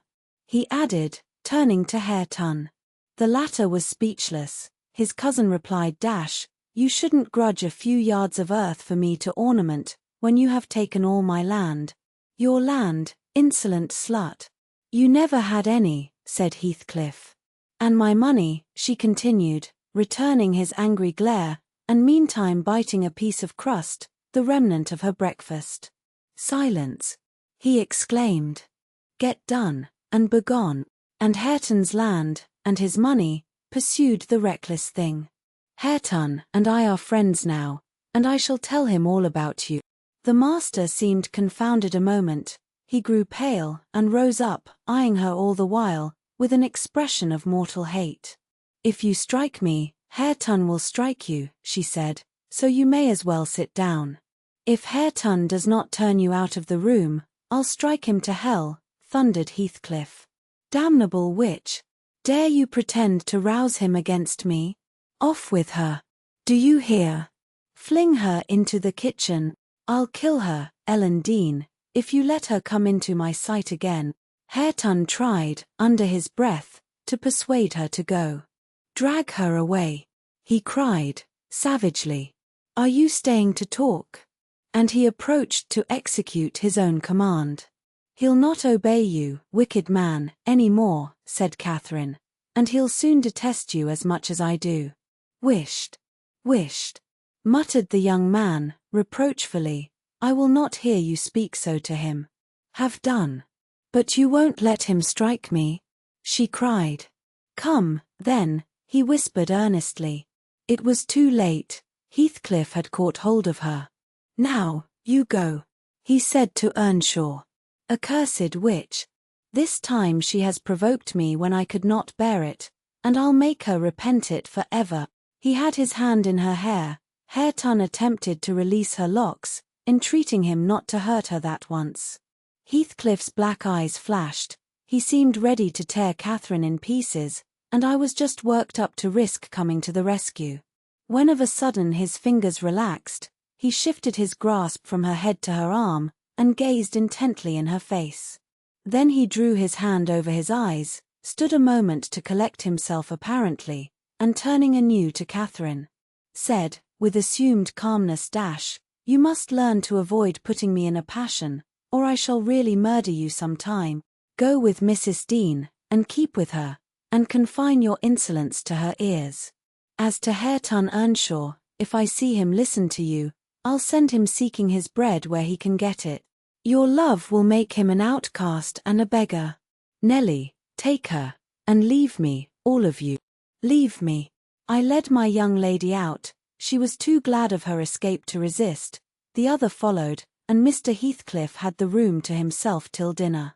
I had counselled Catherine to dine upstairs, but, as soon as he perceived her vacant seat, he sent me to call her. He spoke to none of us, ate very little, and went out directly afterwards, intimating that he should not return before evening. The two new friends established themselves in the house during his absence, where I heard Hareton sternly check his cousin on her offering a revelation of her father-in-law's conduct to his father. He said he wouldn't suffer a word to be uttered in his disparagement. If he were the devil, it didn't signify. He would stand by him, and he'd rather she would abuse himself, as she used to, than begin on Mr. Heathcliff. Catherine was waxing cross at this, but he found means to make her hold her tongue, by asking how she would like him to speak ill of her father. Then she comprehended that Earnshaw took the master's reputation home to himself, and was attached by ties stronger than reason could break, chains forged by habit, which it would be cruel to attempt to loosen. She showed a good heart, thenceforth, in avoiding both complaints and expressions of antipathy concerning Heathcliff, and confessed to me her sorrow that she had endeavoured to raise a bad spirit between him and Hareton.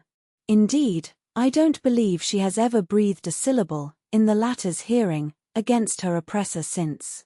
When this slight disagreement was over, they were friends again, and as busy as possible in their several occupations of pupil and teacher.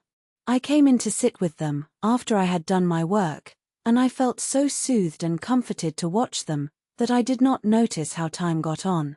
You know, they both appeared in a measure my children. I had long been proud of one, and now, I was sure, the other would be a source of equal satisfaction. His honest, warm, and intelligent nature shook off rapidly the clouds of ignorance and degradation in which it had been bred, and Catherine's sincere commendations acted as a spur to his industry. His brightening mind brightened his features, and added spirit and nobility to their aspect. I could hardly fancy it the same individual I had beheld on the day I discovered my little lady at Wuthering Heights, after her expedition to the crags.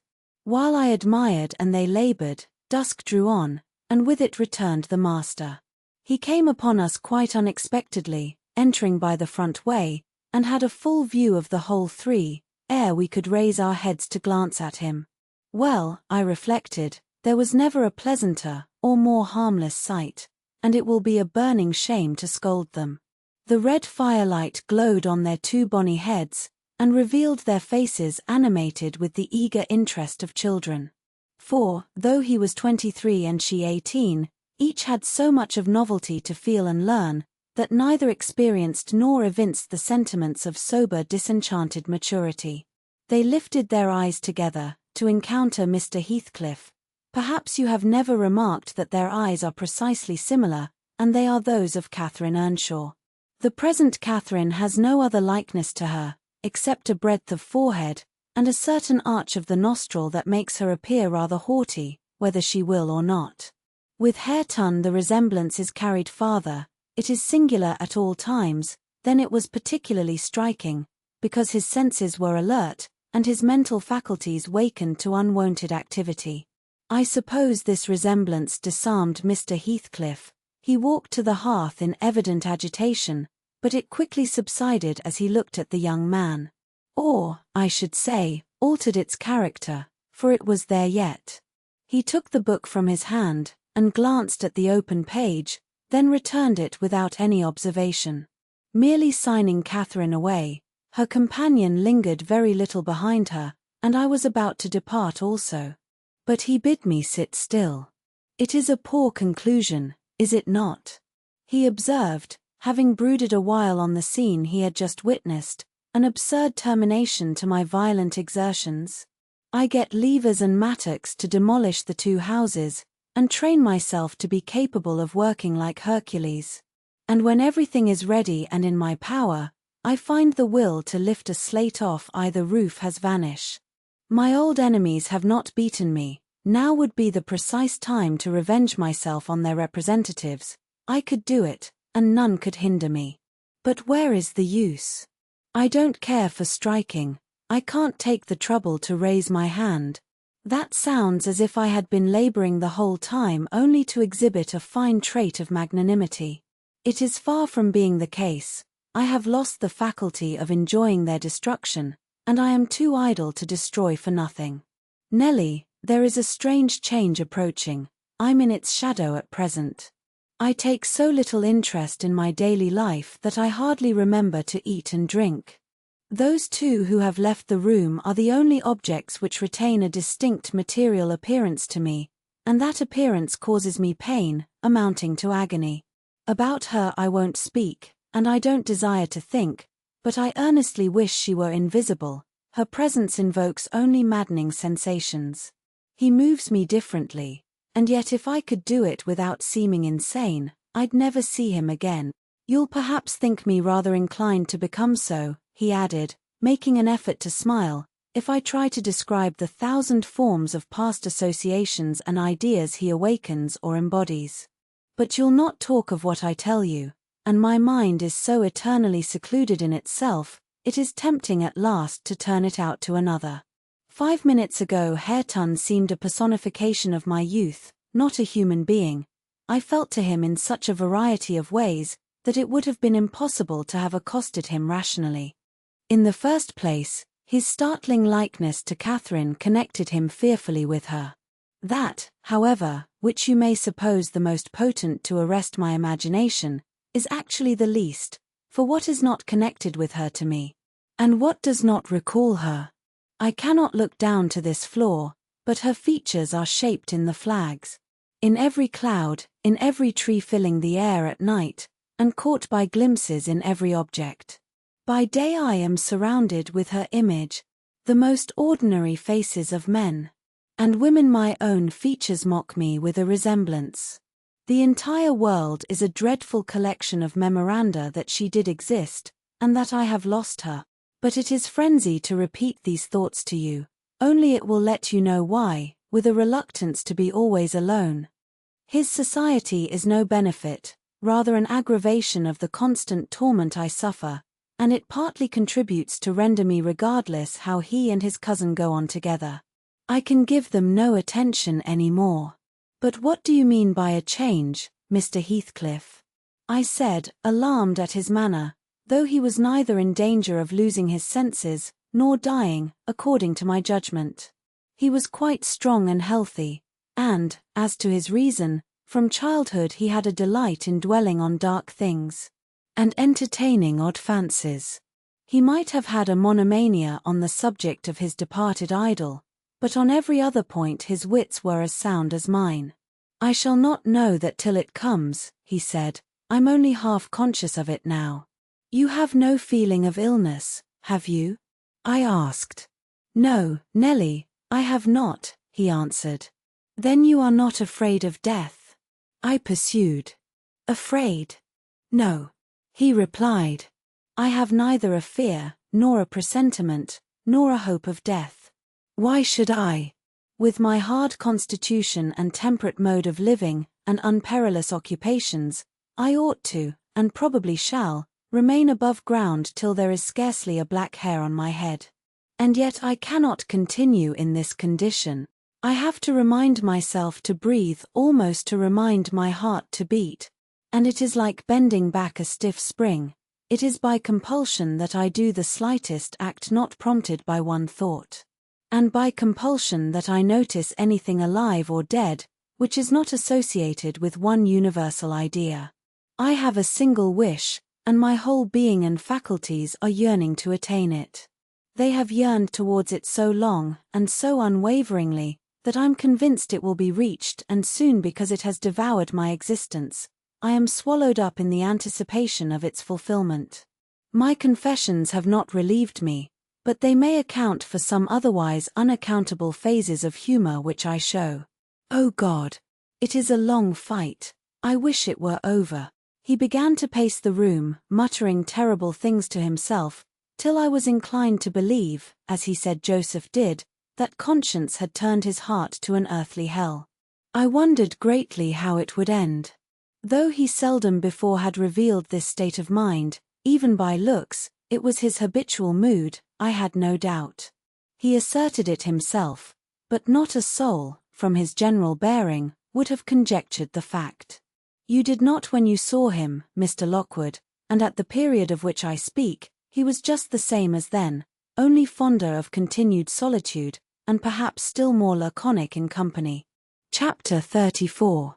For some days after that evening, Mr. Heathcliff shunned meeting us at meals, yet he would not consent formally to exclude Hareton and Cathy.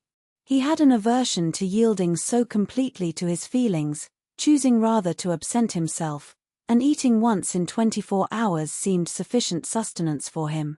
One night, after the family were in bed, I heard him go downstairs, and out at the front door. I did not hear him re-enter, and in the morning I found he was still away. We were in April then, the weather was sweet and warm, the grass as green as showers and sun could make it, and the 2 dwarf apple trees near the southern wall in full bloom. After breakfast, Catherine insisted on my bringing a chair and sitting with my work under the fir trees at the end of the house. And she beguiled Hareton, who had perfectly recovered from his accident, to dig and arrange her little garden, which was shifted to that corner by the influence of Joseph's complaints. I was comfortably reveling in the spring fragrance around, and the beautiful soft blue overhead, when my young lady, who had run down near the gate to procure some primrose roots for a border, returned only half laden, and informed us that Mr. Heathcliff was coming in. And he spoke to me, she added, with a perplexed countenance. What did he say? Asked Hareton. He told me to begone as fast as I could, she answered. But he looked so different from his usual look that I stopped a moment to stare at him. How? He inquired. Why, almost bright and cheerful.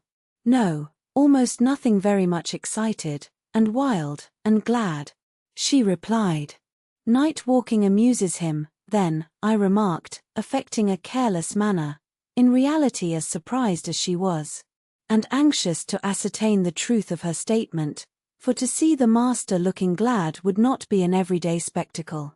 I framed an excuse to go in. Heathcliff stood at the open door. He was pale, and he trembled, yet, certainly, he had a strange joyful glitter in his eyes, that altered the aspect of his whole face. "Will you have some breakfast?" I said. "You must be hungry, rambling about all night." I wanted to discover where he had been, but I did not like to ask directly. "No, I'm not hungry," he answered, averting his head, and speaking rather contemptuously, as if he guessed I was trying to divine the occasion of his good humor. I felt perplexed. I didn't know whether it were not a proper opportunity to offer a bit of admonition. "I don't think it right to wander out of doors," I observed, "instead of being in bed. It is not wise, at any rate this moist season. I dare say you'll catch a bad cold, or a fever. You have something the matter with you now." "Nothing but what I can bear," he replied, "and with the greatest pleasure, provided you'll leave me alone. Get in, and don't annoy me." I obeyed, and, in passing, I noticed he breathed as fast as a cat. Yes, I reflected to myself, we shall have a fit of illness. I cannot conceive what he has been doing. That noon he sat down to dinner with us, and received a heaped-up plate from my hands, as if he intended to make amends for previous fasting. "I've neither cold nor fever, Nelly," he remarked, in allusion to my morning's speech, "and I'm ready to do justice to the food you give me." He took his knife and fork, and was going to commence eating, when the inclination appeared to become suddenly extinct. He laid them on the table, looked eagerly towards the window, then rose and went out. We saw him walking to and fro in the garden while we concluded our meal, and Earnshaw said he'd go and ask why he would not dine. He thought we had grieved him some way. "Well, is he coming?" cried Catherine, when her cousin returned. "Nay," he answered, "but he's not angry. He seemed rarely pleased indeed, only I made him impatient by speaking to him twice. And then he bid me be off to you. He wondered how I could want the company of anybody else. I set his plate to keep warm on the fender, and after an hour or two he re-entered, when the room was clear. In no degree calmer, the same unnatural appearance of joy under his black brows, the same bloodless hue, and his teeth visible, now and then, in a kind of smile, his frame shivering, not as one shivers with chill or weakness, but as a tight-stretched cord vibrates, a strong thrilling, rather than trembling. I will ask what is the matter, I thought, or who should? And I exclaimed, "Have you heard any good news, Mr. Heathcliff? You look uncommonly animated." "Where should good news come from to me?"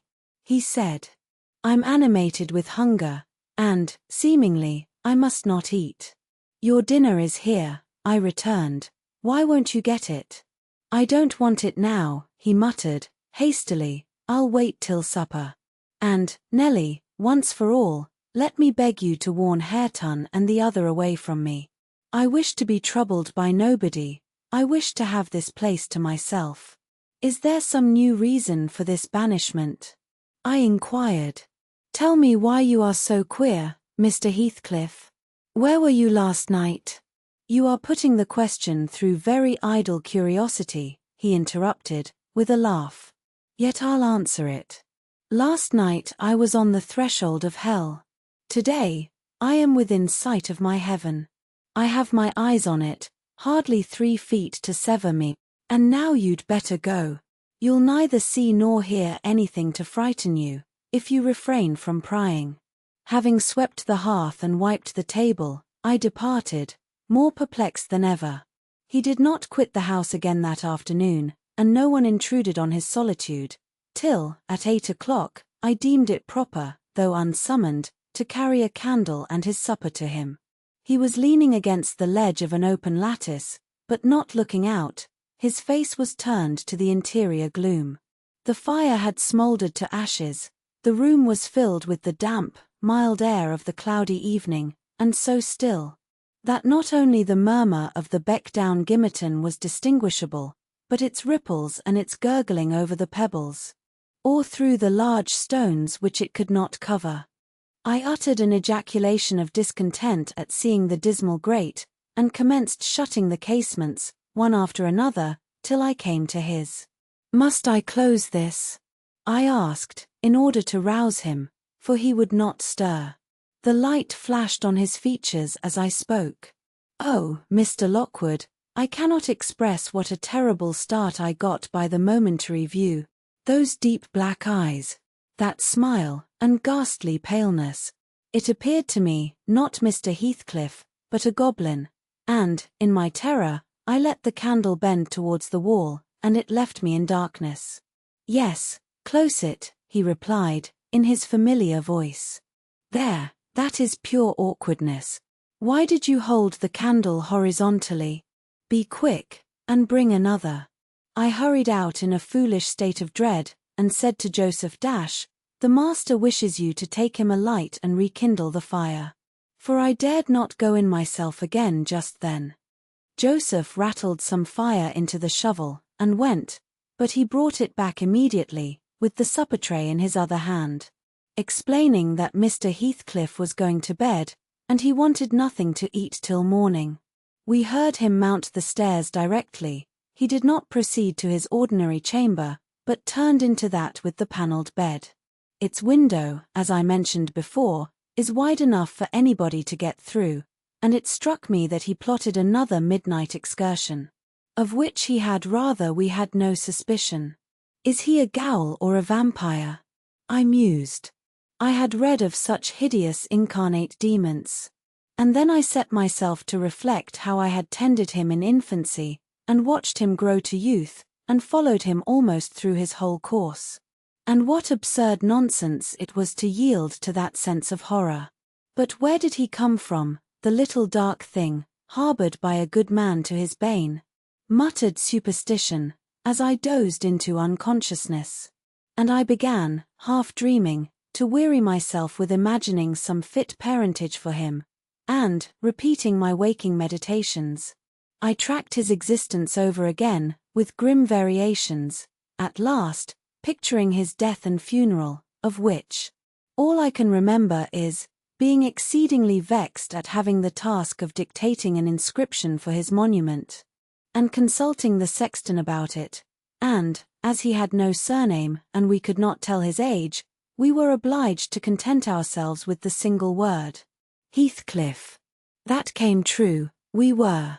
If you enter the kirkyard, you'll read, on his headstone, only that, and the date of his death. Dawn restored me to common sense. I rose, and went into the garden, as soon as I could see, to ascertain if there were any footmarks under his window. There were none. He has stayed at home, I thought, and he'll be all right today. I prepared breakfast for the household, as was my usual custom, but told Hareton and Catherine to get theirs ere the master came down, for he lay late. They preferred taking it out of doors, under the trees, and I set a little table to accommodate them. On my re-entrance, I found Mr. Heathcliff below. He and Joseph were conversing about some farming business. He gave clear, minute directions concerning the matter discussed. But he spoke rapidly, and turned his head continually aside, and had the same excited expression, even more exaggerated. When Joseph quitted the room he took his seat in the place he generally chose, and I put a basin of coffee before him. He drew it nearer, and then rested his arms on the table, and looked at the opposite wall, as I supposed, surveying one particular portion, up and down, with glittering, restless eyes, and with such eager interest that he stopped breathing during half a minute together. "Come now," I exclaimed, pushing some bread against his hand, "eat and drink that, while it is hot, it has been waiting near an hour." He didn't notice me, and yet he smiled. I'd rather have seen him gnash his teeth than smile so. "Mr. Heathcliff, master," I cried, "don't, for God's sake, stare as if you saw an unearthly vision. Don't, for God's sake, shout so loud," he replied. "Turn round, and tell me, are we by ourselves?" "Of course," was my answer, "of course we are." Still, I involuntarily obeyed him, as if I was not quite sure. With a sweep of his hand he cleared a vacant space in front among the breakfast things, and leant forward to gaze more at his ease. Now, I perceived he was not looking at the wall, for when I regarded him alone, it seemed exactly that he gazed at something within 2 yards distance. And whatever it was, it communicated, apparently, both pleasure and pain in exquisite extremes. At least the anguished, yet raptured, expression of his countenance suggested that idea. The fancied object was not fixed, either. His eyes pursued it with unwearied diligence, and, even in speaking to me, were never weaned away. I vainly reminded him of his protracted abstinence from food, if he stirred to touch anything in compliance with my entreaties. If he stretched his hand out to get a piece of bread, his fingers clenched before they reached it, and remained on the table. Forgetful of their aim, I sat, a model of patience, trying to attract his absorbed attention from its engrossing speculation. Till he grew irritable, and got up, asking why I would not allow him to have his own time in taking his meals, and saying that on the next occasion I needn't wait, I might set the things down and go. Having uttered these words he left the house, slowly sauntered down the garden path, and disappeared through the gate. The hours crept anxiously by, another evening came. I did not retire to rest till late, and when I did, I could not sleep. He returned after midnight, and, instead of going to bed, shut himself into the room beneath. I listened, and tossed about, and, finally, dressed and descended. It was too irksome to lie there, harassing my brain with 100 idle misgivings. I distinguished Mr. Heathcliff's step, restlessly measuring the floor, and he frequently broke the silence by a deep inspiration, resembling a groan. He muttered detached words also. The only one I could catch was the name of Catherine, coupled with some wild term of endearment or suffering, and spoken as one would speak to a person present, low and earnest, and wrung from the depth of his soul. I had not courage to walk straight into the apartment, but I desired to divert him from his reverie, and therefore fell foul of the kitchen fire, stirred it, and began to scrape the cinders. It drew him forth sooner than I expected. He opened the door immediately, and said, "Nelly, come here, is it morning? Come in with your light." "It is striking 4, I answered. "You want a candle to take upstairs. You might have lit one at this fire." "No, I don't wish to go upstairs," he said. "Come in, and kindle me a fire, and do anything there is to do about the room." "I must blow the coals red first, before I can carry any," I replied, getting a chair and the bellows. He roamed to and fro, meantime, in a state approaching distraction, his heavy sighs succeeding each other so thick as to leave no space for common breathing between. "When day breaks I'll send for Green," he said. "I wish to make some legal inquiries of him while I can bestow a thought on those matters, and while I can act calmly. I have not written my will yet, and how to leave my property I cannot determine. I wish I could annihilate it from the face of the earth." "I would not talk so, Mr. Heathcliff," I interposed. "Let your will be a while, you'll be spared to repent of your many injustices yet. I never expected that your nerves would be disordered. They are, at present, marvelously so, however, and almost entirely through your own fault. The way you've passed these 3 last days might knock up a Titan. Do take some food, and some repose. You need only look at yourself in a glass to see how you require both. Your cheeks are hollow, and your eyes bloodshot, like a person starving with hunger and going blind with loss of sleep." "It is not my fault that I cannot eat or rest," he replied. "I assure you it is through no settled designs. I'll do both, as soon as I possibly can. But you might as well bid a man struggling in the water rest within arm's length of the shore. I must reach it first, and then I'll rest. Well, never mind, Mr. Green. As to repenting of my injustices, I've done no injustice, and I repent of nothing. I'm too happy, and yet I'm not happy enough. My soul's bliss kills my body, but does not satisfy itself." "Happy, master?" I cried. Strange happiness. If you would hear me without being angry, I might offer some advice that would make you happier. What is that? He asked. Give it. You are aware, Mr. Heathcliff, I said, that from the time you were 13 years old you have lived a selfish, unchristian life, and probably hardly had a Bible in your hands during all that period. You must have forgotten the contents of the book, and you may not have space to search it now. Could it be hurtful to send for some minister of any denomination, it does not matter which, to explain it, and show you how very far you have erred from its precepts, and how unfit you will be for its heaven, unless a change takes place before you die? I'm rather obliged than angry, Nelly, he said, for you remind me of the manner in which I desire to be buried. It is to be carried to the churchyard in the evening.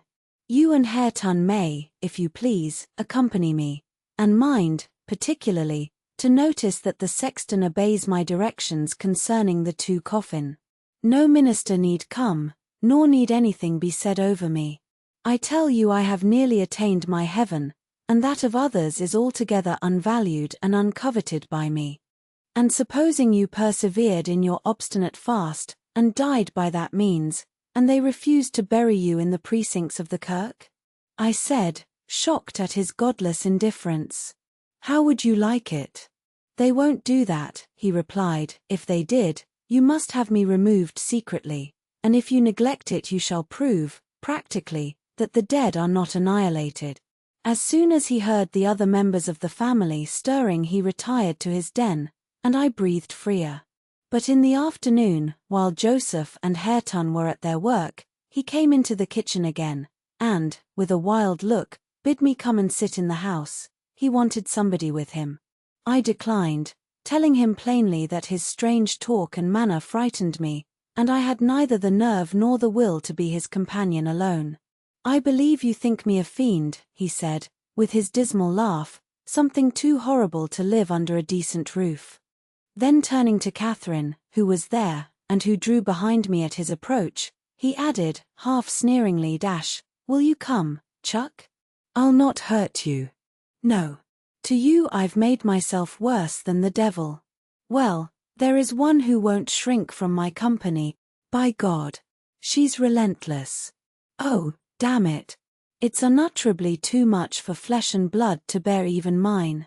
He solicited the society of no one more. At dusk he went into his chamber. Through the whole night, and far into the morning, we heard him groaning and murmuring to himself. Hareton was anxious to enter, but I bid him fetch Mr. Kenneth, and he should go in and see him. When he came, and I requested admittance and tried to open the door, I found it locked, and Heathcliff bid us be damned. He was better, and would be left alone, so the doctor went away. The following evening was very wet. Indeed, it poured down till day-dawn, and, as I took my morning walk round the house, I observed the master's window swinging open, and the rain driving straight in. He cannot be in bed, I thought. Those showers would drench him through. He must either be up or out. But I'll make no more ado, I'll go boldly and look. Having succeeded in obtaining entrance with another key, I ran to unclose the panels, for the chamber was vacant. Quickly pushing them aside, I peeped in. Mr. Heathcliff was there laid on his back. His eyes met mine so keen and fierce, I started, and then he seemed to smile. I could not think him dead, but his face and throat were washed with rain, the bedclothes dripped, and he was perfectly still. The lattice, flapping to and fro, had grazed one hand that rested on the sill. No blood trickled from the broken skin, and when I put my fingers to it, I could doubt no more. He was dead and stark. I hasped the window. I combed his black long hair from his forehead. I tried to close his eyes, to extinguish, if possible, that frightful, lifelike gaze of exultation before anyone else beheld it. They would not shut. They seemed to sneer at my attempts, and his parted lips and sharp white teeth sneered too. Taken with another fit of cowardice, I cried out for Joseph. Joseph shuffled up and made a noise, but resolutely refused to meddle with him. Tich Divils harried off his soul, he cried, and he may hev his carcass into tea bargain, for aught I care. Eck! What a wicked UN he looks, gurning at death. And the old sinner grinned in mockery. I thought he intended to cut a caper round the bed, but suddenly composing himself, he fell on his knees, and raised his hands, and returned thanks that the lawful master and the ancient stock were restored to their rights. I felt stunned by the awful event, and my memory unavoidably recurred to former times with a sort of oppressive sadness. But poor Hareton, the most wronged, was the only one who really suffered much. He sat by the corpse all night, weeping in bitter earnest. He pressed its hand, and kissed the sarcastic, savage face that everyone else shrank from contemplating, and bemoaned him with that strong grief which springs naturally from a generous heart, though it be tough as tempered steel. Mr. Kenneth was perplexed to pronounce of what disorder the master died. I concealed the fact of his having swallowed nothing for 4 days, fearing it might lead to trouble. And then, I am persuaded, he did not abstain on purpose. It was the consequence of his strange illness, not the cause. We buried him, to the scandal of the whole neighborhood, as he wished. Earnshaw and I, the sexton, and 6 men to carry the coffin, comprehended the whole attendance. The 6 men departed when they had let it down into the grave. We stayed to see it covered. Hareton, with a streaming face, dug green sods, and laid them over the brown mould himself. At present it is as smooth and verdant as its companion mounds, and I hope its tenant sleeps as soundly. But the country folks, if you ask them, would swear on the Bible that he walks. There are those who speak to having met him near the church, and on the moor, and even within this house. Idle tales, you'll say, and so say I. Yet that old man by the kitchen fire affirms he has seen 2 on 'em looking out of his chamber window on every rainy night since his death. And an odd thing happened to me about a month ago. I was going to the Grange one evening, a dark evening, threatening thunderand, just at the turn of the heights. I encountered a little boy with a sheep and 2 lambs before him. He was crying terribly, and I supposed the lambs were skittish, and would not be guided. "What is the matter, my little man?" I asked. "There's Heathcliff and a woman yonder, under T Nab," he blubbered. "I done not pass 'em. I saw nothing, but neither the sheep nor he would go on, so I bid him take the road lower down." He probably raised the phantoms from thinking, as he traversed the moors alone, on the nonsense he had heard his parents and companions repeat. Yet, still, I don't like being out in the dark now, and I don't like being left by myself in this grim house. I cannot help it. I shall be glad when they leave it, and shift to the Grange. "They are going to the Grange, then?" I said. "Yes," answered Mrs. Dean, "as soon as they are married, and that will be on New Year's Day." "And who will live here then?" "Why, Joseph will take care of the house, and, perhaps, a lad to keep him company. They will live in the kitchen, and the rest will be shut up, for the use of such ghosts as choose to inhabit it," I observed. "No, Mr. Lockwood," said Nellie, shaking her head. "I believe the dead are at peace, but it is not right to speak of them with levity." At that moment the garden gate swung to. The ramblers were returning. "They are afraid of nothing," I grumbled, watching their approach through the window. Together, they would brave Satan and all his legions. As they stepped on to the doorstones, and halted to take a last look at the moon, or, more correctly, at each other by her light, I felt irresistibly impelled to escape them again, and, pressing a remembrance into the hand of Mrs. Dean, and disregarding her expostulations at my rudeness, I vanished through the kitchen as they opened the house door. And so should have confirmed Joseph in his opinion of his fellow servants' gay indiscretions, had he not fortunately recognized me for a respectable character by the sweet ring of a sovereign at his feet. My walk home was lengthened by a diversion in the direction of the kirk. I sought, and soon discovered, the 3 headstones on the slope next the moor, the middle one grey, and half buried in heath.